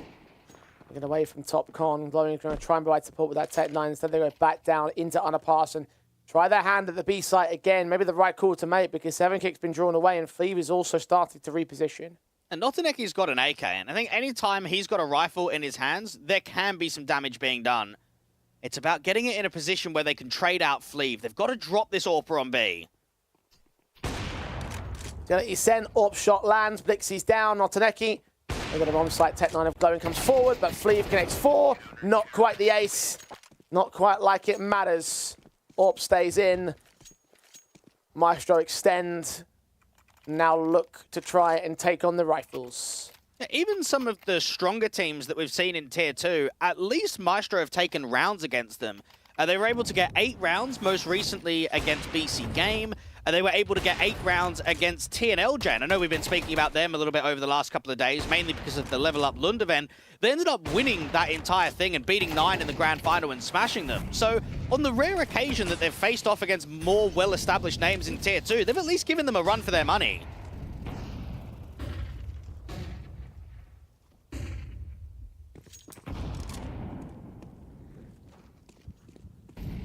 Blixie and Glowing trying to get back in the money here for CYBERSHOKE. Talked about how much the 0-3 may hamper any team's progression, and for a team that of CYBERSHOKE's caliber, they're not the highest in the tier 2 landscape, but they've been trying to make runs. Lovicus strikes on Fleeve, doubles up to Richie. Glowing, looking towards the short access where 7Kick can swing to deal with him, but Lovicus can trade to a triple. And now the A site suddenly feeling very lonely as Notice drops back in, takes a fight, quick burst to the head, traded by Notaneki. So CYBERSHOKE will stave off an important round for them, a must win, because that possibly could have led to the match point for Maestro. It very much could have done. That's a bit more of a drier moment. I think what we've seen from CYBERSHOKE on the T side is being quite protocol heavy, quite util based and running the clock, whereas that time, just a bit more drop the gloves and fight. Get Lovicus in there for duels, allow him just to be a bit more free. Maybe release the shackles on what is the setup. Now, the M4 is going to hope to get saved, get the reinvestment in for the next rounds. Or is it a last-minute ninja? Keep an eye on this. Smoking kit, they've left it. Oh, surely not. Nah. No, they're checking it. It's fine. It's good. It's good. All's well for CYBERSHOKE. 9 on their board, stopping.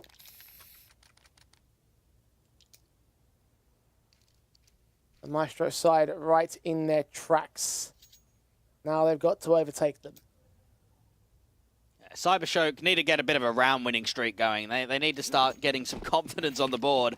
And with the bye where it sits, this might be Maestro's last chance. I don't know if they've got what it takes to be able to convert an upset win if they can't win it on round 20.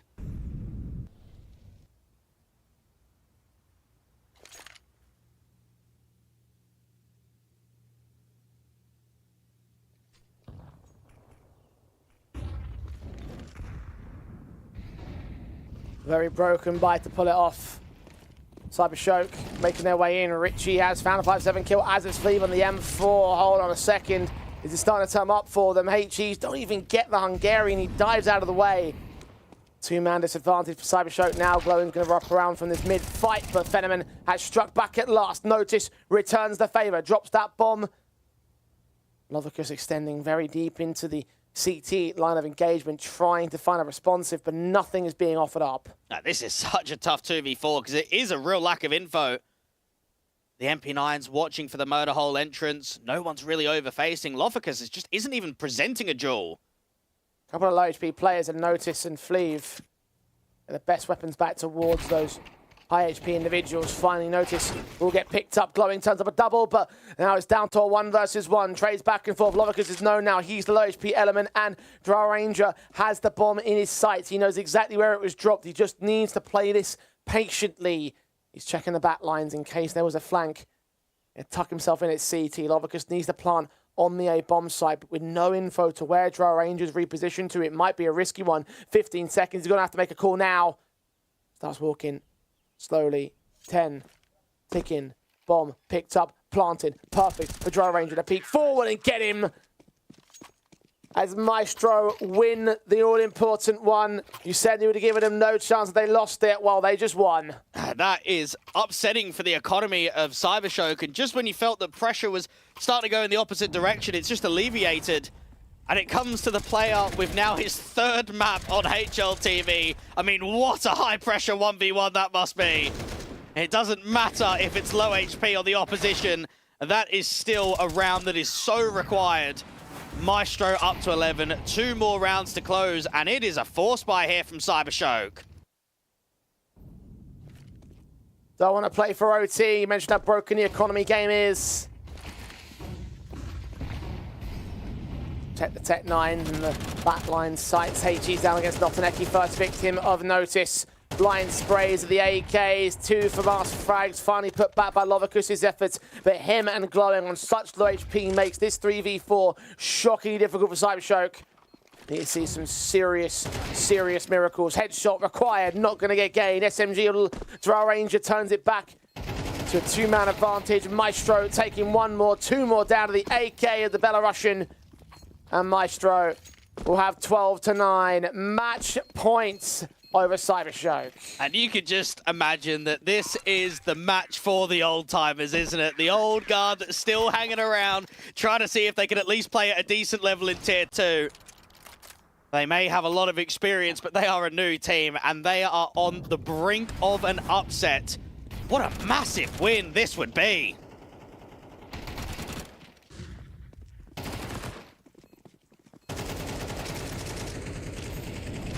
Three to make up for CYBERSHOKE. 3 in a row required. Well, Dwag, you said if there's going to be an upset from Maestro, it's going to come out in the best of 1, so here we are. 1 more to go. 1 more to put CYBERSHOKE down at 0 and 2. And 3 AKs to do it as well in this round. The setup of Fleeve, the AWP aggressive into the apartments. The flashbangs get sent and the T's start pouring out of the way. It's the first kill for Lovicus as Richie goes falling. Drow Ranger catches the bomb carrier though. Repositioning towards that B bomb site, but put back in his place by Blixie. Advantage held by CYBERSHOKE. Fleeve could get caught by a number of players extending. Instead, it's back towards Shore where he tries to find Lovicus but doesn't do so in time. 7 kick and notice. 2v4, low HP for 3 of them, and now 1 man remains on the CT side. That's a really poor protocol there from Maestro. They know that the economy is low. Why is the AWP aggressively? Fleeve knows better than that. I think you're just caught in the moment, maybe a misread of how the economical situation is, but you should never have the AWP aggressively up against a low buy, and you can see exactly why. He's getting pressured massively. You've got a bait and switch out there on the balcony, but it's not the right setup for an aggressive move. A good work from the T's to alleviate that pressure, but that was the closer. That was the ticket right there. They have to fight on with only a hero weapon in an eco round. CYBERSHOKE didn't need to fall, didn't need to eco to get themselves into overtime contention. And right here with it, they actually refund that M4 to bring back a stronger rifle by the next. Maestro. Still a single step away from claiming their map win, their best of 1 win, their upset win. There's still 3 players with armor on the CT side. So if they can work an opening pick and somehow recover a rifle, get that into the hands of someone with armor, you might be able to create something. 7 kicks fallen already, so nothing created by him. Fleeve an isolate fight. Gone not to 1 point of health. He's going to be miffed when he sees that on demo review. Oh man, because that was the kill you're looking for. That was the rifle that could have set something up. And that's got to be a fraction of a few pixels if you were closer to get the first shot headshot into a kill. And Notice has got a good timing for 1, and at least they've got the info out that Notoneki is low. He's alone here on the bomb side though. Needs to hit more headshots and it's not happening. Lixie responds, Richie close to Lovicus. Doesn't hit that shot either. Even at half HP, Drow Ranger. And there's going to be Herd, of course, running his way right in towards Palace. I think it's been quite strange that Fleeve has not been AWPing window or A. The 2 times that he's had the AWP on the CT bases, he's always been kind of B apps. So I think that might be the change up now with Richie having enough money to drop a big green, is to get Fleeve in for maybe a con pick or start window or even sit CT ticket. I think they've got to try and get the AWP in a different position.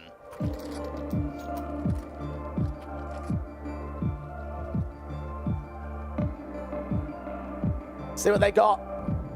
1 more round in regulation. 1 more to close it down for Maestro, but 1 more for overtime on CYBERSHOKE.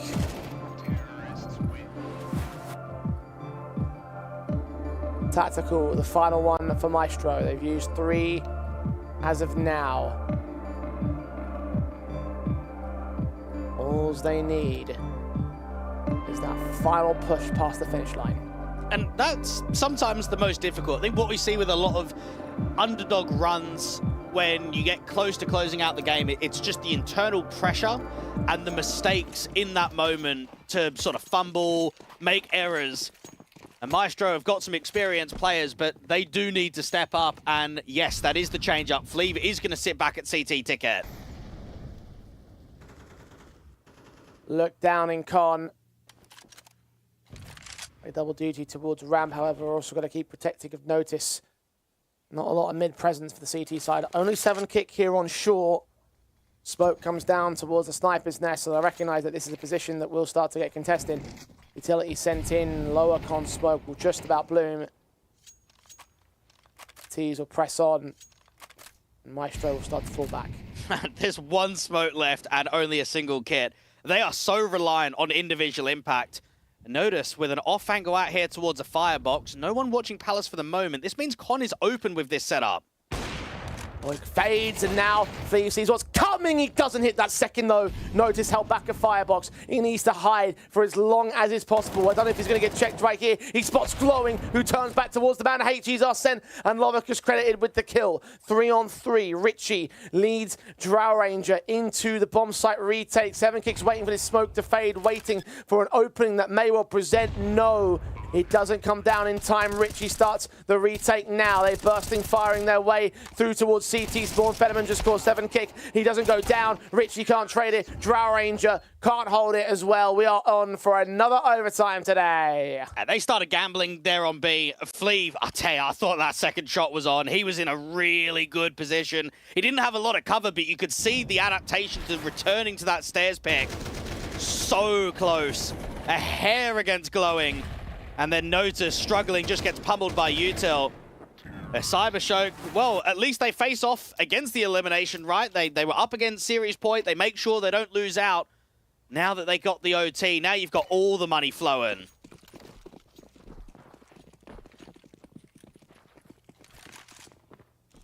$12 apiece. We are going all the way.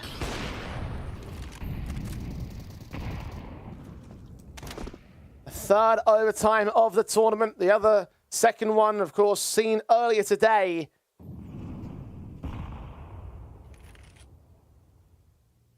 We went the distance when Gun 5 beat Nexus. And CYBERSHOKE trump Maestro. Will the upset still happen? They've done well to reach this point. CYBERSHOKE are the better team overall. They just have to apply themselves to get just a few more rounds. Richie just trying to back off out there towards CT Ticket. It's starting to get very defensive from Maestro. I think their adaptability in these last couple of rounds is play the late round and play deep in the bomb sites. This is giving a lot of respect, though, to space. Richie seeing one. HE lands wonderfully on Blixie. 7kick. We're slowly repositioning, trying to give no information over the T side, who are making a fair amount of noise here. Flashbangs playing anti is the M4. You've got Drow Ranger on short that gets that kill. 7kick can line up 2 with Richie support.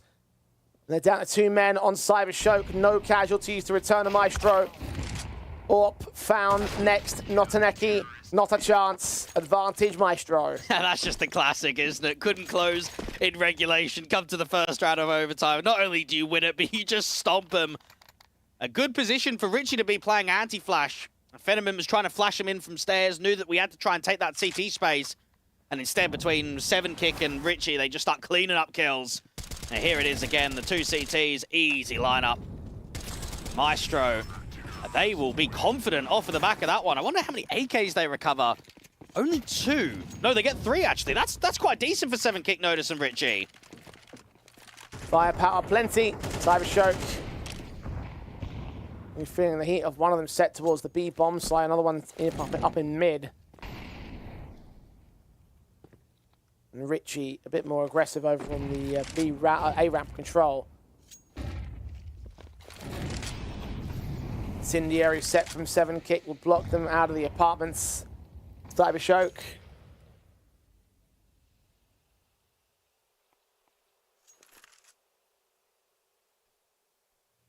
Slow it down. Drow Ranger just waiting to see if there's a walk contact through apps. A bit of an off angle, sitting behind the jail smoke. Fleeve, first contact to a kill. Yeah, I tell you, he's looked all right today. 15 frags. Orp impact to plenty. Now can he provide it for the last few rounds? Molly's sent. Drow Ranger going to get forced back. Flashbang sent. Orp a Fleeve. Doesn't get that second shot though. Drow Ranger hugs the corner. Fleeve going to try and provide support. Got 7kick on the bomb site. He's the top fragger right now of Maestro. Now this con player, hang on. This bomb might go underpass towards A because of the jungle lurk. They heard the rotations though. They can hear them running. all the information given up. Lovicus inserted, notice been undetected. Fleeve is watching the AWP at range.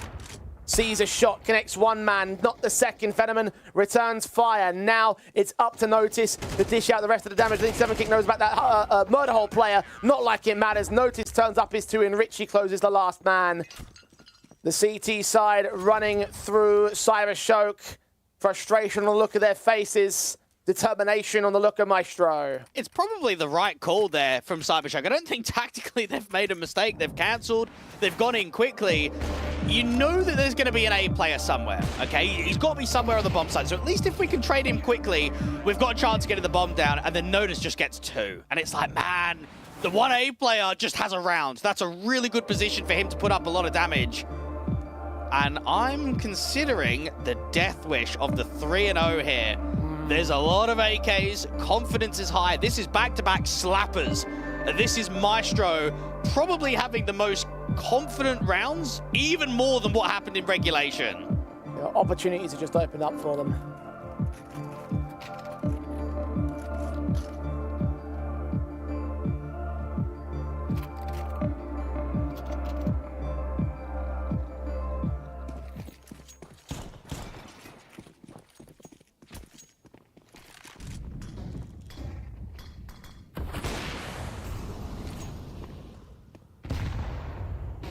One round to match point for Maestro.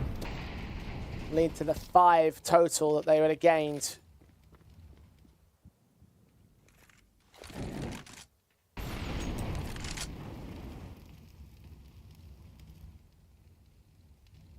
Fleeve posted the AWP down in the apartments.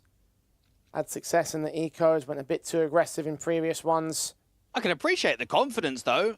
This is Fleeve realizing, mate, doesn't matter. Let's still play aggressive duels. Let's still get into forward faces.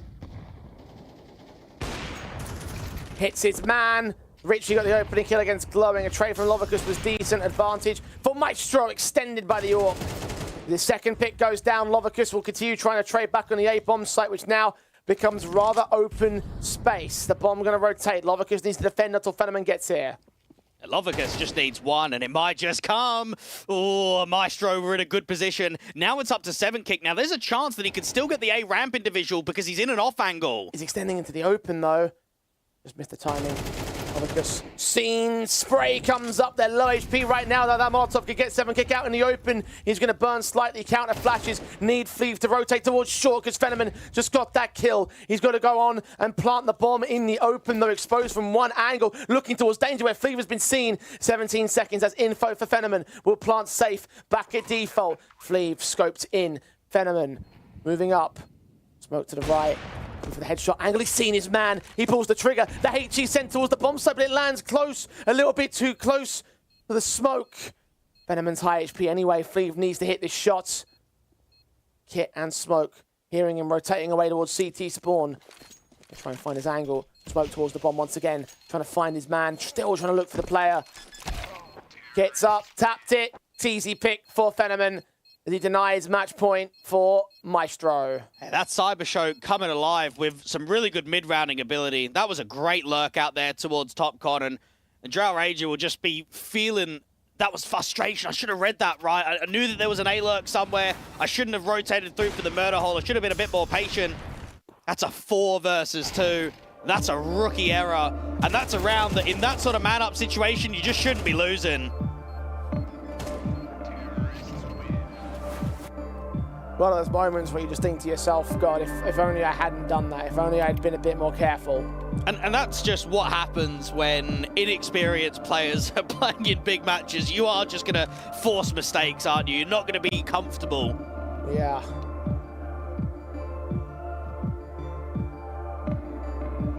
And what could have been the deadly 3-0 in overtime. I think a little bit more punch back from the boys of Maestro.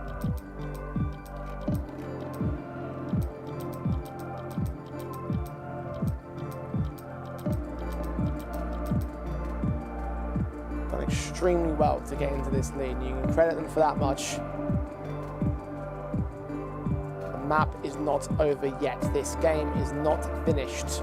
And you have to expect, with how sort of Richie was talking in the interview, with this being a legitimate team, they are pracking, they're playing advanced, they've got to take these moments. They've got to look at all of these opportunities that are arising in other tournaments on Liquipedia, here on HLTV, and just say it doesn't matter which team that we're facing. If we're in a position that we can close out a game, we just have to take it. That's the only way that the team's going to be able to improve, play on HLTV a little bit more frequently, and play at that higher end. Because there's no denying that Fleet, Richie, and Notice have played at a decent level in the past. It's just that we haven't seen those guys consistently on HLTV for kind of years.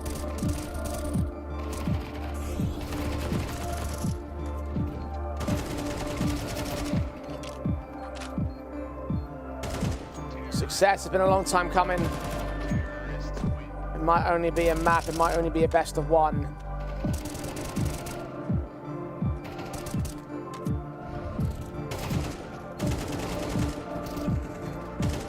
But it is more than what we expected in this matchup. We gave it pretty handily towards CYBERSHOKE. Using the word though, Maestro with that initial 5-round streak that took over the lead of CYBERSHOKE, eventually turned it into a 7-5 half. And kept that advantage as much as was possible, even got to match point first. Very long and arduous matchup in what has been a very long and arduous day overall. Maestro just need that last little push past the finish line, as do CYBERSHOKE. Well, you've got to look at it on who wants this game more. You've got a CYBERSHOKE side whose goal and expectation is placing top 4 and qualifying to the LAN, versus a Maestro side that just want to get wins, just want to start playing on HLTV. This game is important to both of them, and it's that X factor, it's that overtime difference. I probably still want to give the edge to CYBERSHOKE. I think them being down 9-12 on a weakened bye and have been able to force it into OT, I get the feeling that they've already done the hard work, and now it's about the easy work of getting the job done. Especially if you're going to consider the experience factor that Maestro seemed to be lacking. I mean, the only reason why this is not a 15-12 is because of that move there that Drow Ranger made.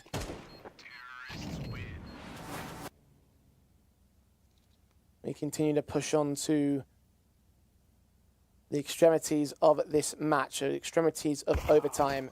I mean, take Glowing. I mean, he's qualified to a major, and he's got to be sitting here thinking, man, these guys are retired. These guys don't even play anymore. What's going on? How are we in overtime?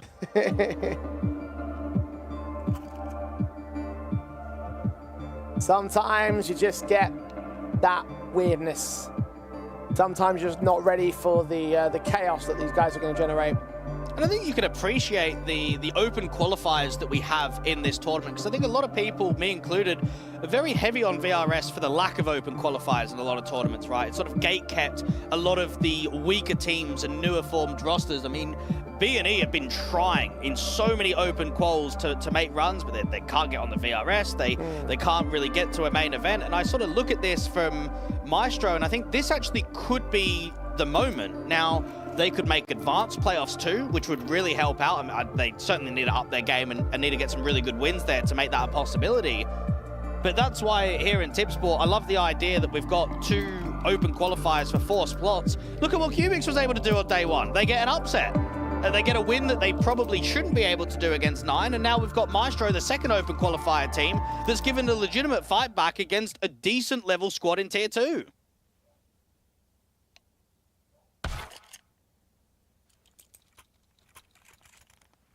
We just need 2 more rounds.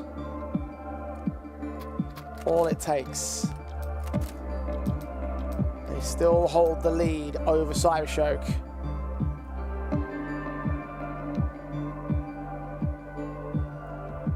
It's getting rather late in Europe as well for some of these players, the Russians especially.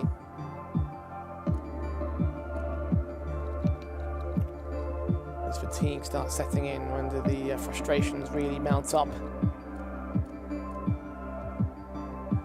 And who is going to break first above all else?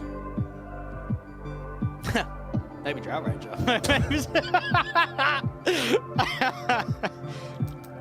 Honestly. Oh, they're all getting up now. I don't even...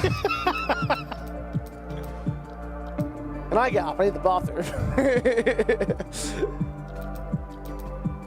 I was just going to wonder, actually, Jay, do you have any memories of any of the players from Maestro? Because for me personally, the last time that I sort of remember back to Flea was probably the V4 Future Sports Festival when he was playing there with, what was it, Team Hungary? It probably was at that tournament. And they played with sort of Aaron, Bedizzo, Color, and they pulled off some pretty good upsets. I think they had some pretty competitive games at that tournament. Yeah, that probably is the one that stands out to me the most. I know that he had a better showing in a previous V4 in a year or two prior. Okay, yeah. That was he was part of Game Agents at the time. Okay. But in terms of events that I've done, yeah, that V4 does stand out quite significantly in terms of his performances. For Richie and Notice, obviously, it's the EC Bruges stuff and what they did back in 2022 and 2023. And they were playing quite consistently on HLTV, sort of in the lower ends of the scene, but certainly a team that were grinding quite a lot. Stevos, of course, created that core, and those three went for a very long time together. So before, though, outside of those few moments, outside of those A-tier lands for Flea, there's been very little in terms of high tier 2 success. Quick up from Maestro. Glowing's caught completely off guard, trying to hold the utility down in connector, and Notice puts him up. One trade from Blixie is Orb in Flea's position, now standing off against Flea on the other side of the apartments, and with that resistance, Maestro back off. And they end up cancelling, and they're taking good space, but Fenneman's been able to get a collateral, and he's doing a Warren 2K. Oh, with Maestro getting the opening pick, you thought that was going to be the 15th round being offered. Didn't see that coming. Secondary AWP gets overlooked by everybody. And now Lovicus can strike on Richie. He goes down, shot from Fleeve. Can't connect on the one man out of 4 that he needs to win against. Oh, they're so close, but so far, aren't they? You're sort of looking at these moments, the 12-9 in regulation, the 4v2 they had in the previous round, the 5v4 they've got here. But how many more sort of rounds are we going to look at and start pin picking, that we just start sort of looking at each one and start criticizing it, because this has been a whitewash. Yeah. CYBERSHOKE, now their eyes have got to be on the 16-14, going completely undefeated. How poetic would it be if they go 3-0 in this half and Maestro couldn't in the first? And now, how do you play against the double orbs? Because you know that one is going to be window or A, and the other one's going to be somewhere on B. But because you don't have the protocols, because you just don't have the team experience, I think it's really tough to play against double orbs on Mirage. That split-second moment of that lineup really was the difference maker. They're going fast out Maestro, and they're going to try and take some revenge against Notaneki. Good kill for Fenneman, only the one though. Advantage stays with the Maestro side here. Glowing, HE to open the smoke, sees a player back as default plan. The utility is sent back. Lovicus edge of the smoke, going to peek his way forward a bit. Flashbang sent, the 7-kick still pulls Mouse 1, holds the trigger down and deals with him as appropriate. Glowing backs off on 3 points of health. Blixie has got no chance of the AWP on the retake. Does Maestro respond with pace and speed? May still beat CYBERSHOKE. Have certainly beaten them to the match point. Well, that's certainly common law when it comes to just how to play CS. If you're going up against a team that's utilizing AWPing, and specifically double AWPs, you hit them with pace, you hit them with pure acceleration, and what we've seen in that one was not only were they not ready, but the AWPs couldn't generate impact. Fenneman gets 1 and Blix gets 0, in comparison to what the two AWPers getting 4 kills between them in the last round.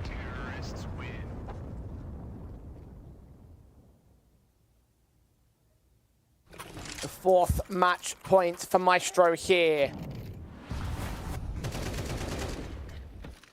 One more round to push them past the finish line. All they have to do is take it. And CYBERSHOKE were hoping that they could usurp. Now they've got to play for another overtime. They've got to play from the back foot once again. And Maestro just pack and group. This is going to be another A execute. This looks to be quite fast from them. Incendiaries initially come down to the CT side. Smokes come up towards stairs and cross. Molotovs continue to pour in with the CT side. This might be a double pump, it seems. Flash at the ready for Richie.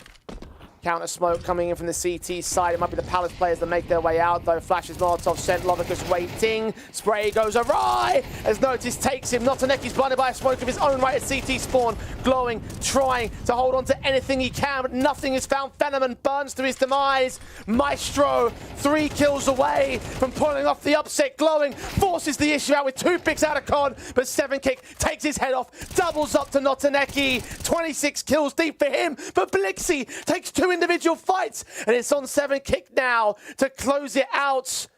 1v1, bomb in the open, time to work with. He knows that Blixie's got options. He can backtrack in jungle, he can get out there towards CT Sport, or he can maneuver towards Con. And he's trying to slow play it, pick up that bomb, go back towards B, and Blixie is holding out from short.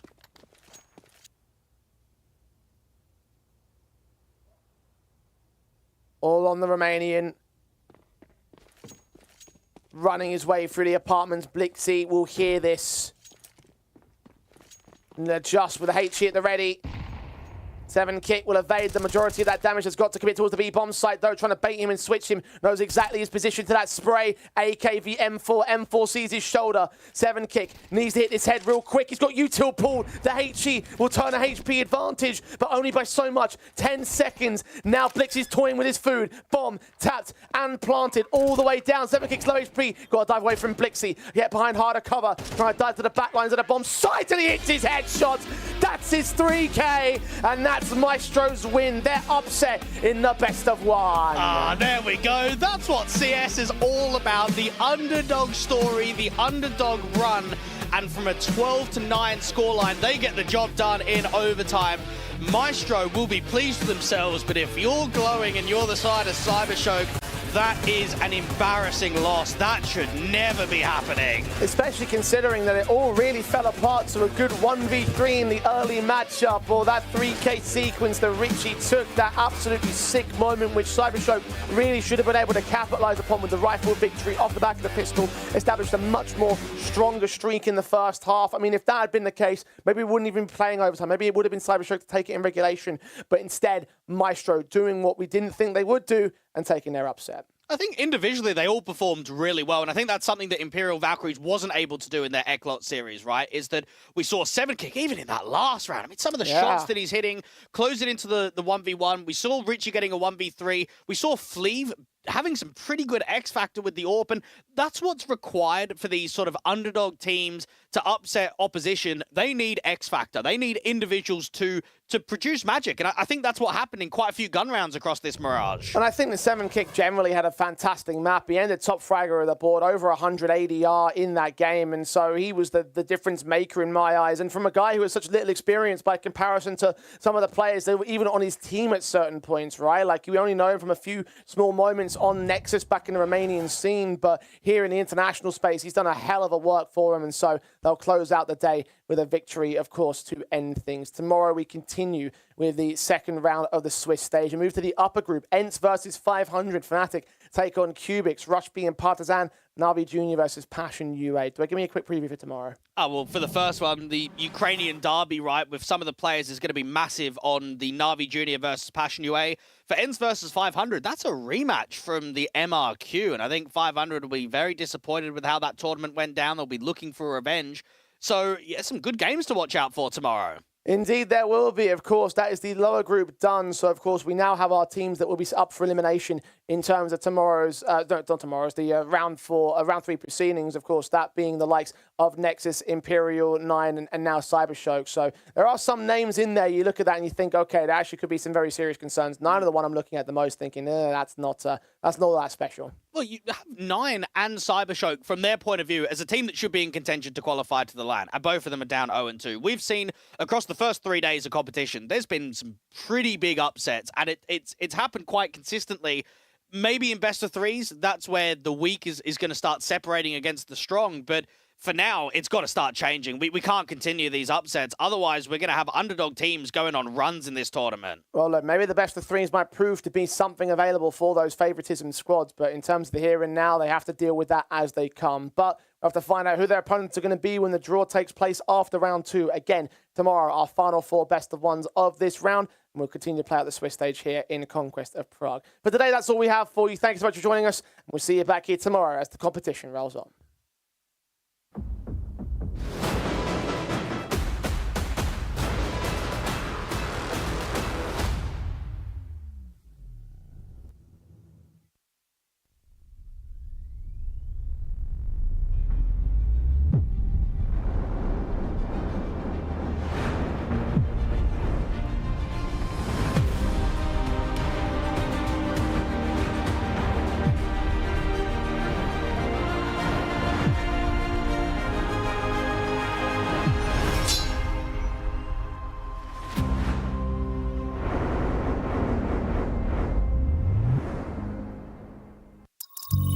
Seš ready na další level? Hackni realitu. Urči si vlastní pravidla a staň se tím, kým chceš. Game. Nová vůně od Straight.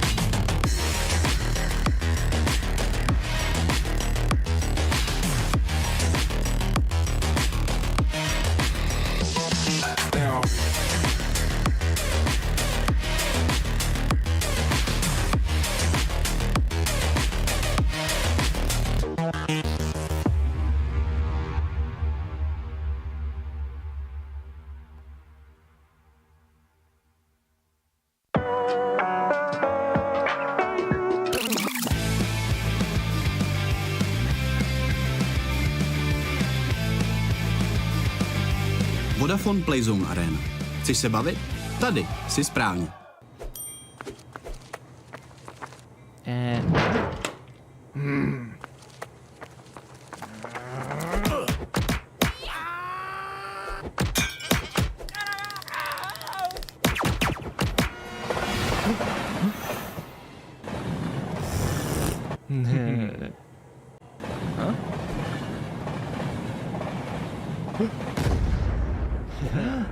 KFC patří ke hře.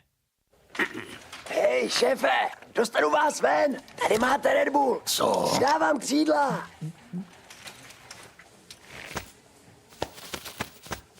Křídla, jo. Fakt vtipný.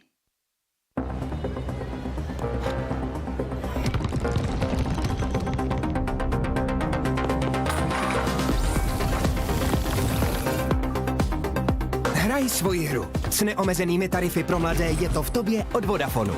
Teď s Apple AirTagem za 1 korunu.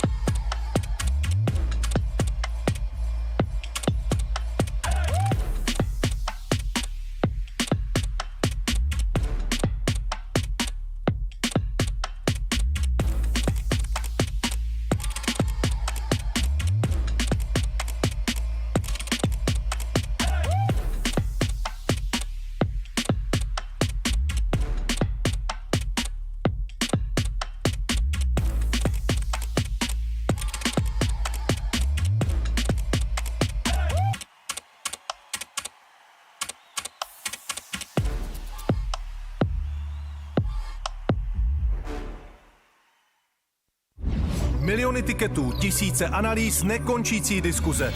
Jedině u Tipsportu jsi součástí největší komunity sázkařů. Najdi top sázky v Ticket aréně, přečti si rozbory zápasů a vylepši vlastní tikety o ty nejlepší nápady. Prostě načerpej inspiraci do každého utkání. Tipsport, největší komunita sázkařů.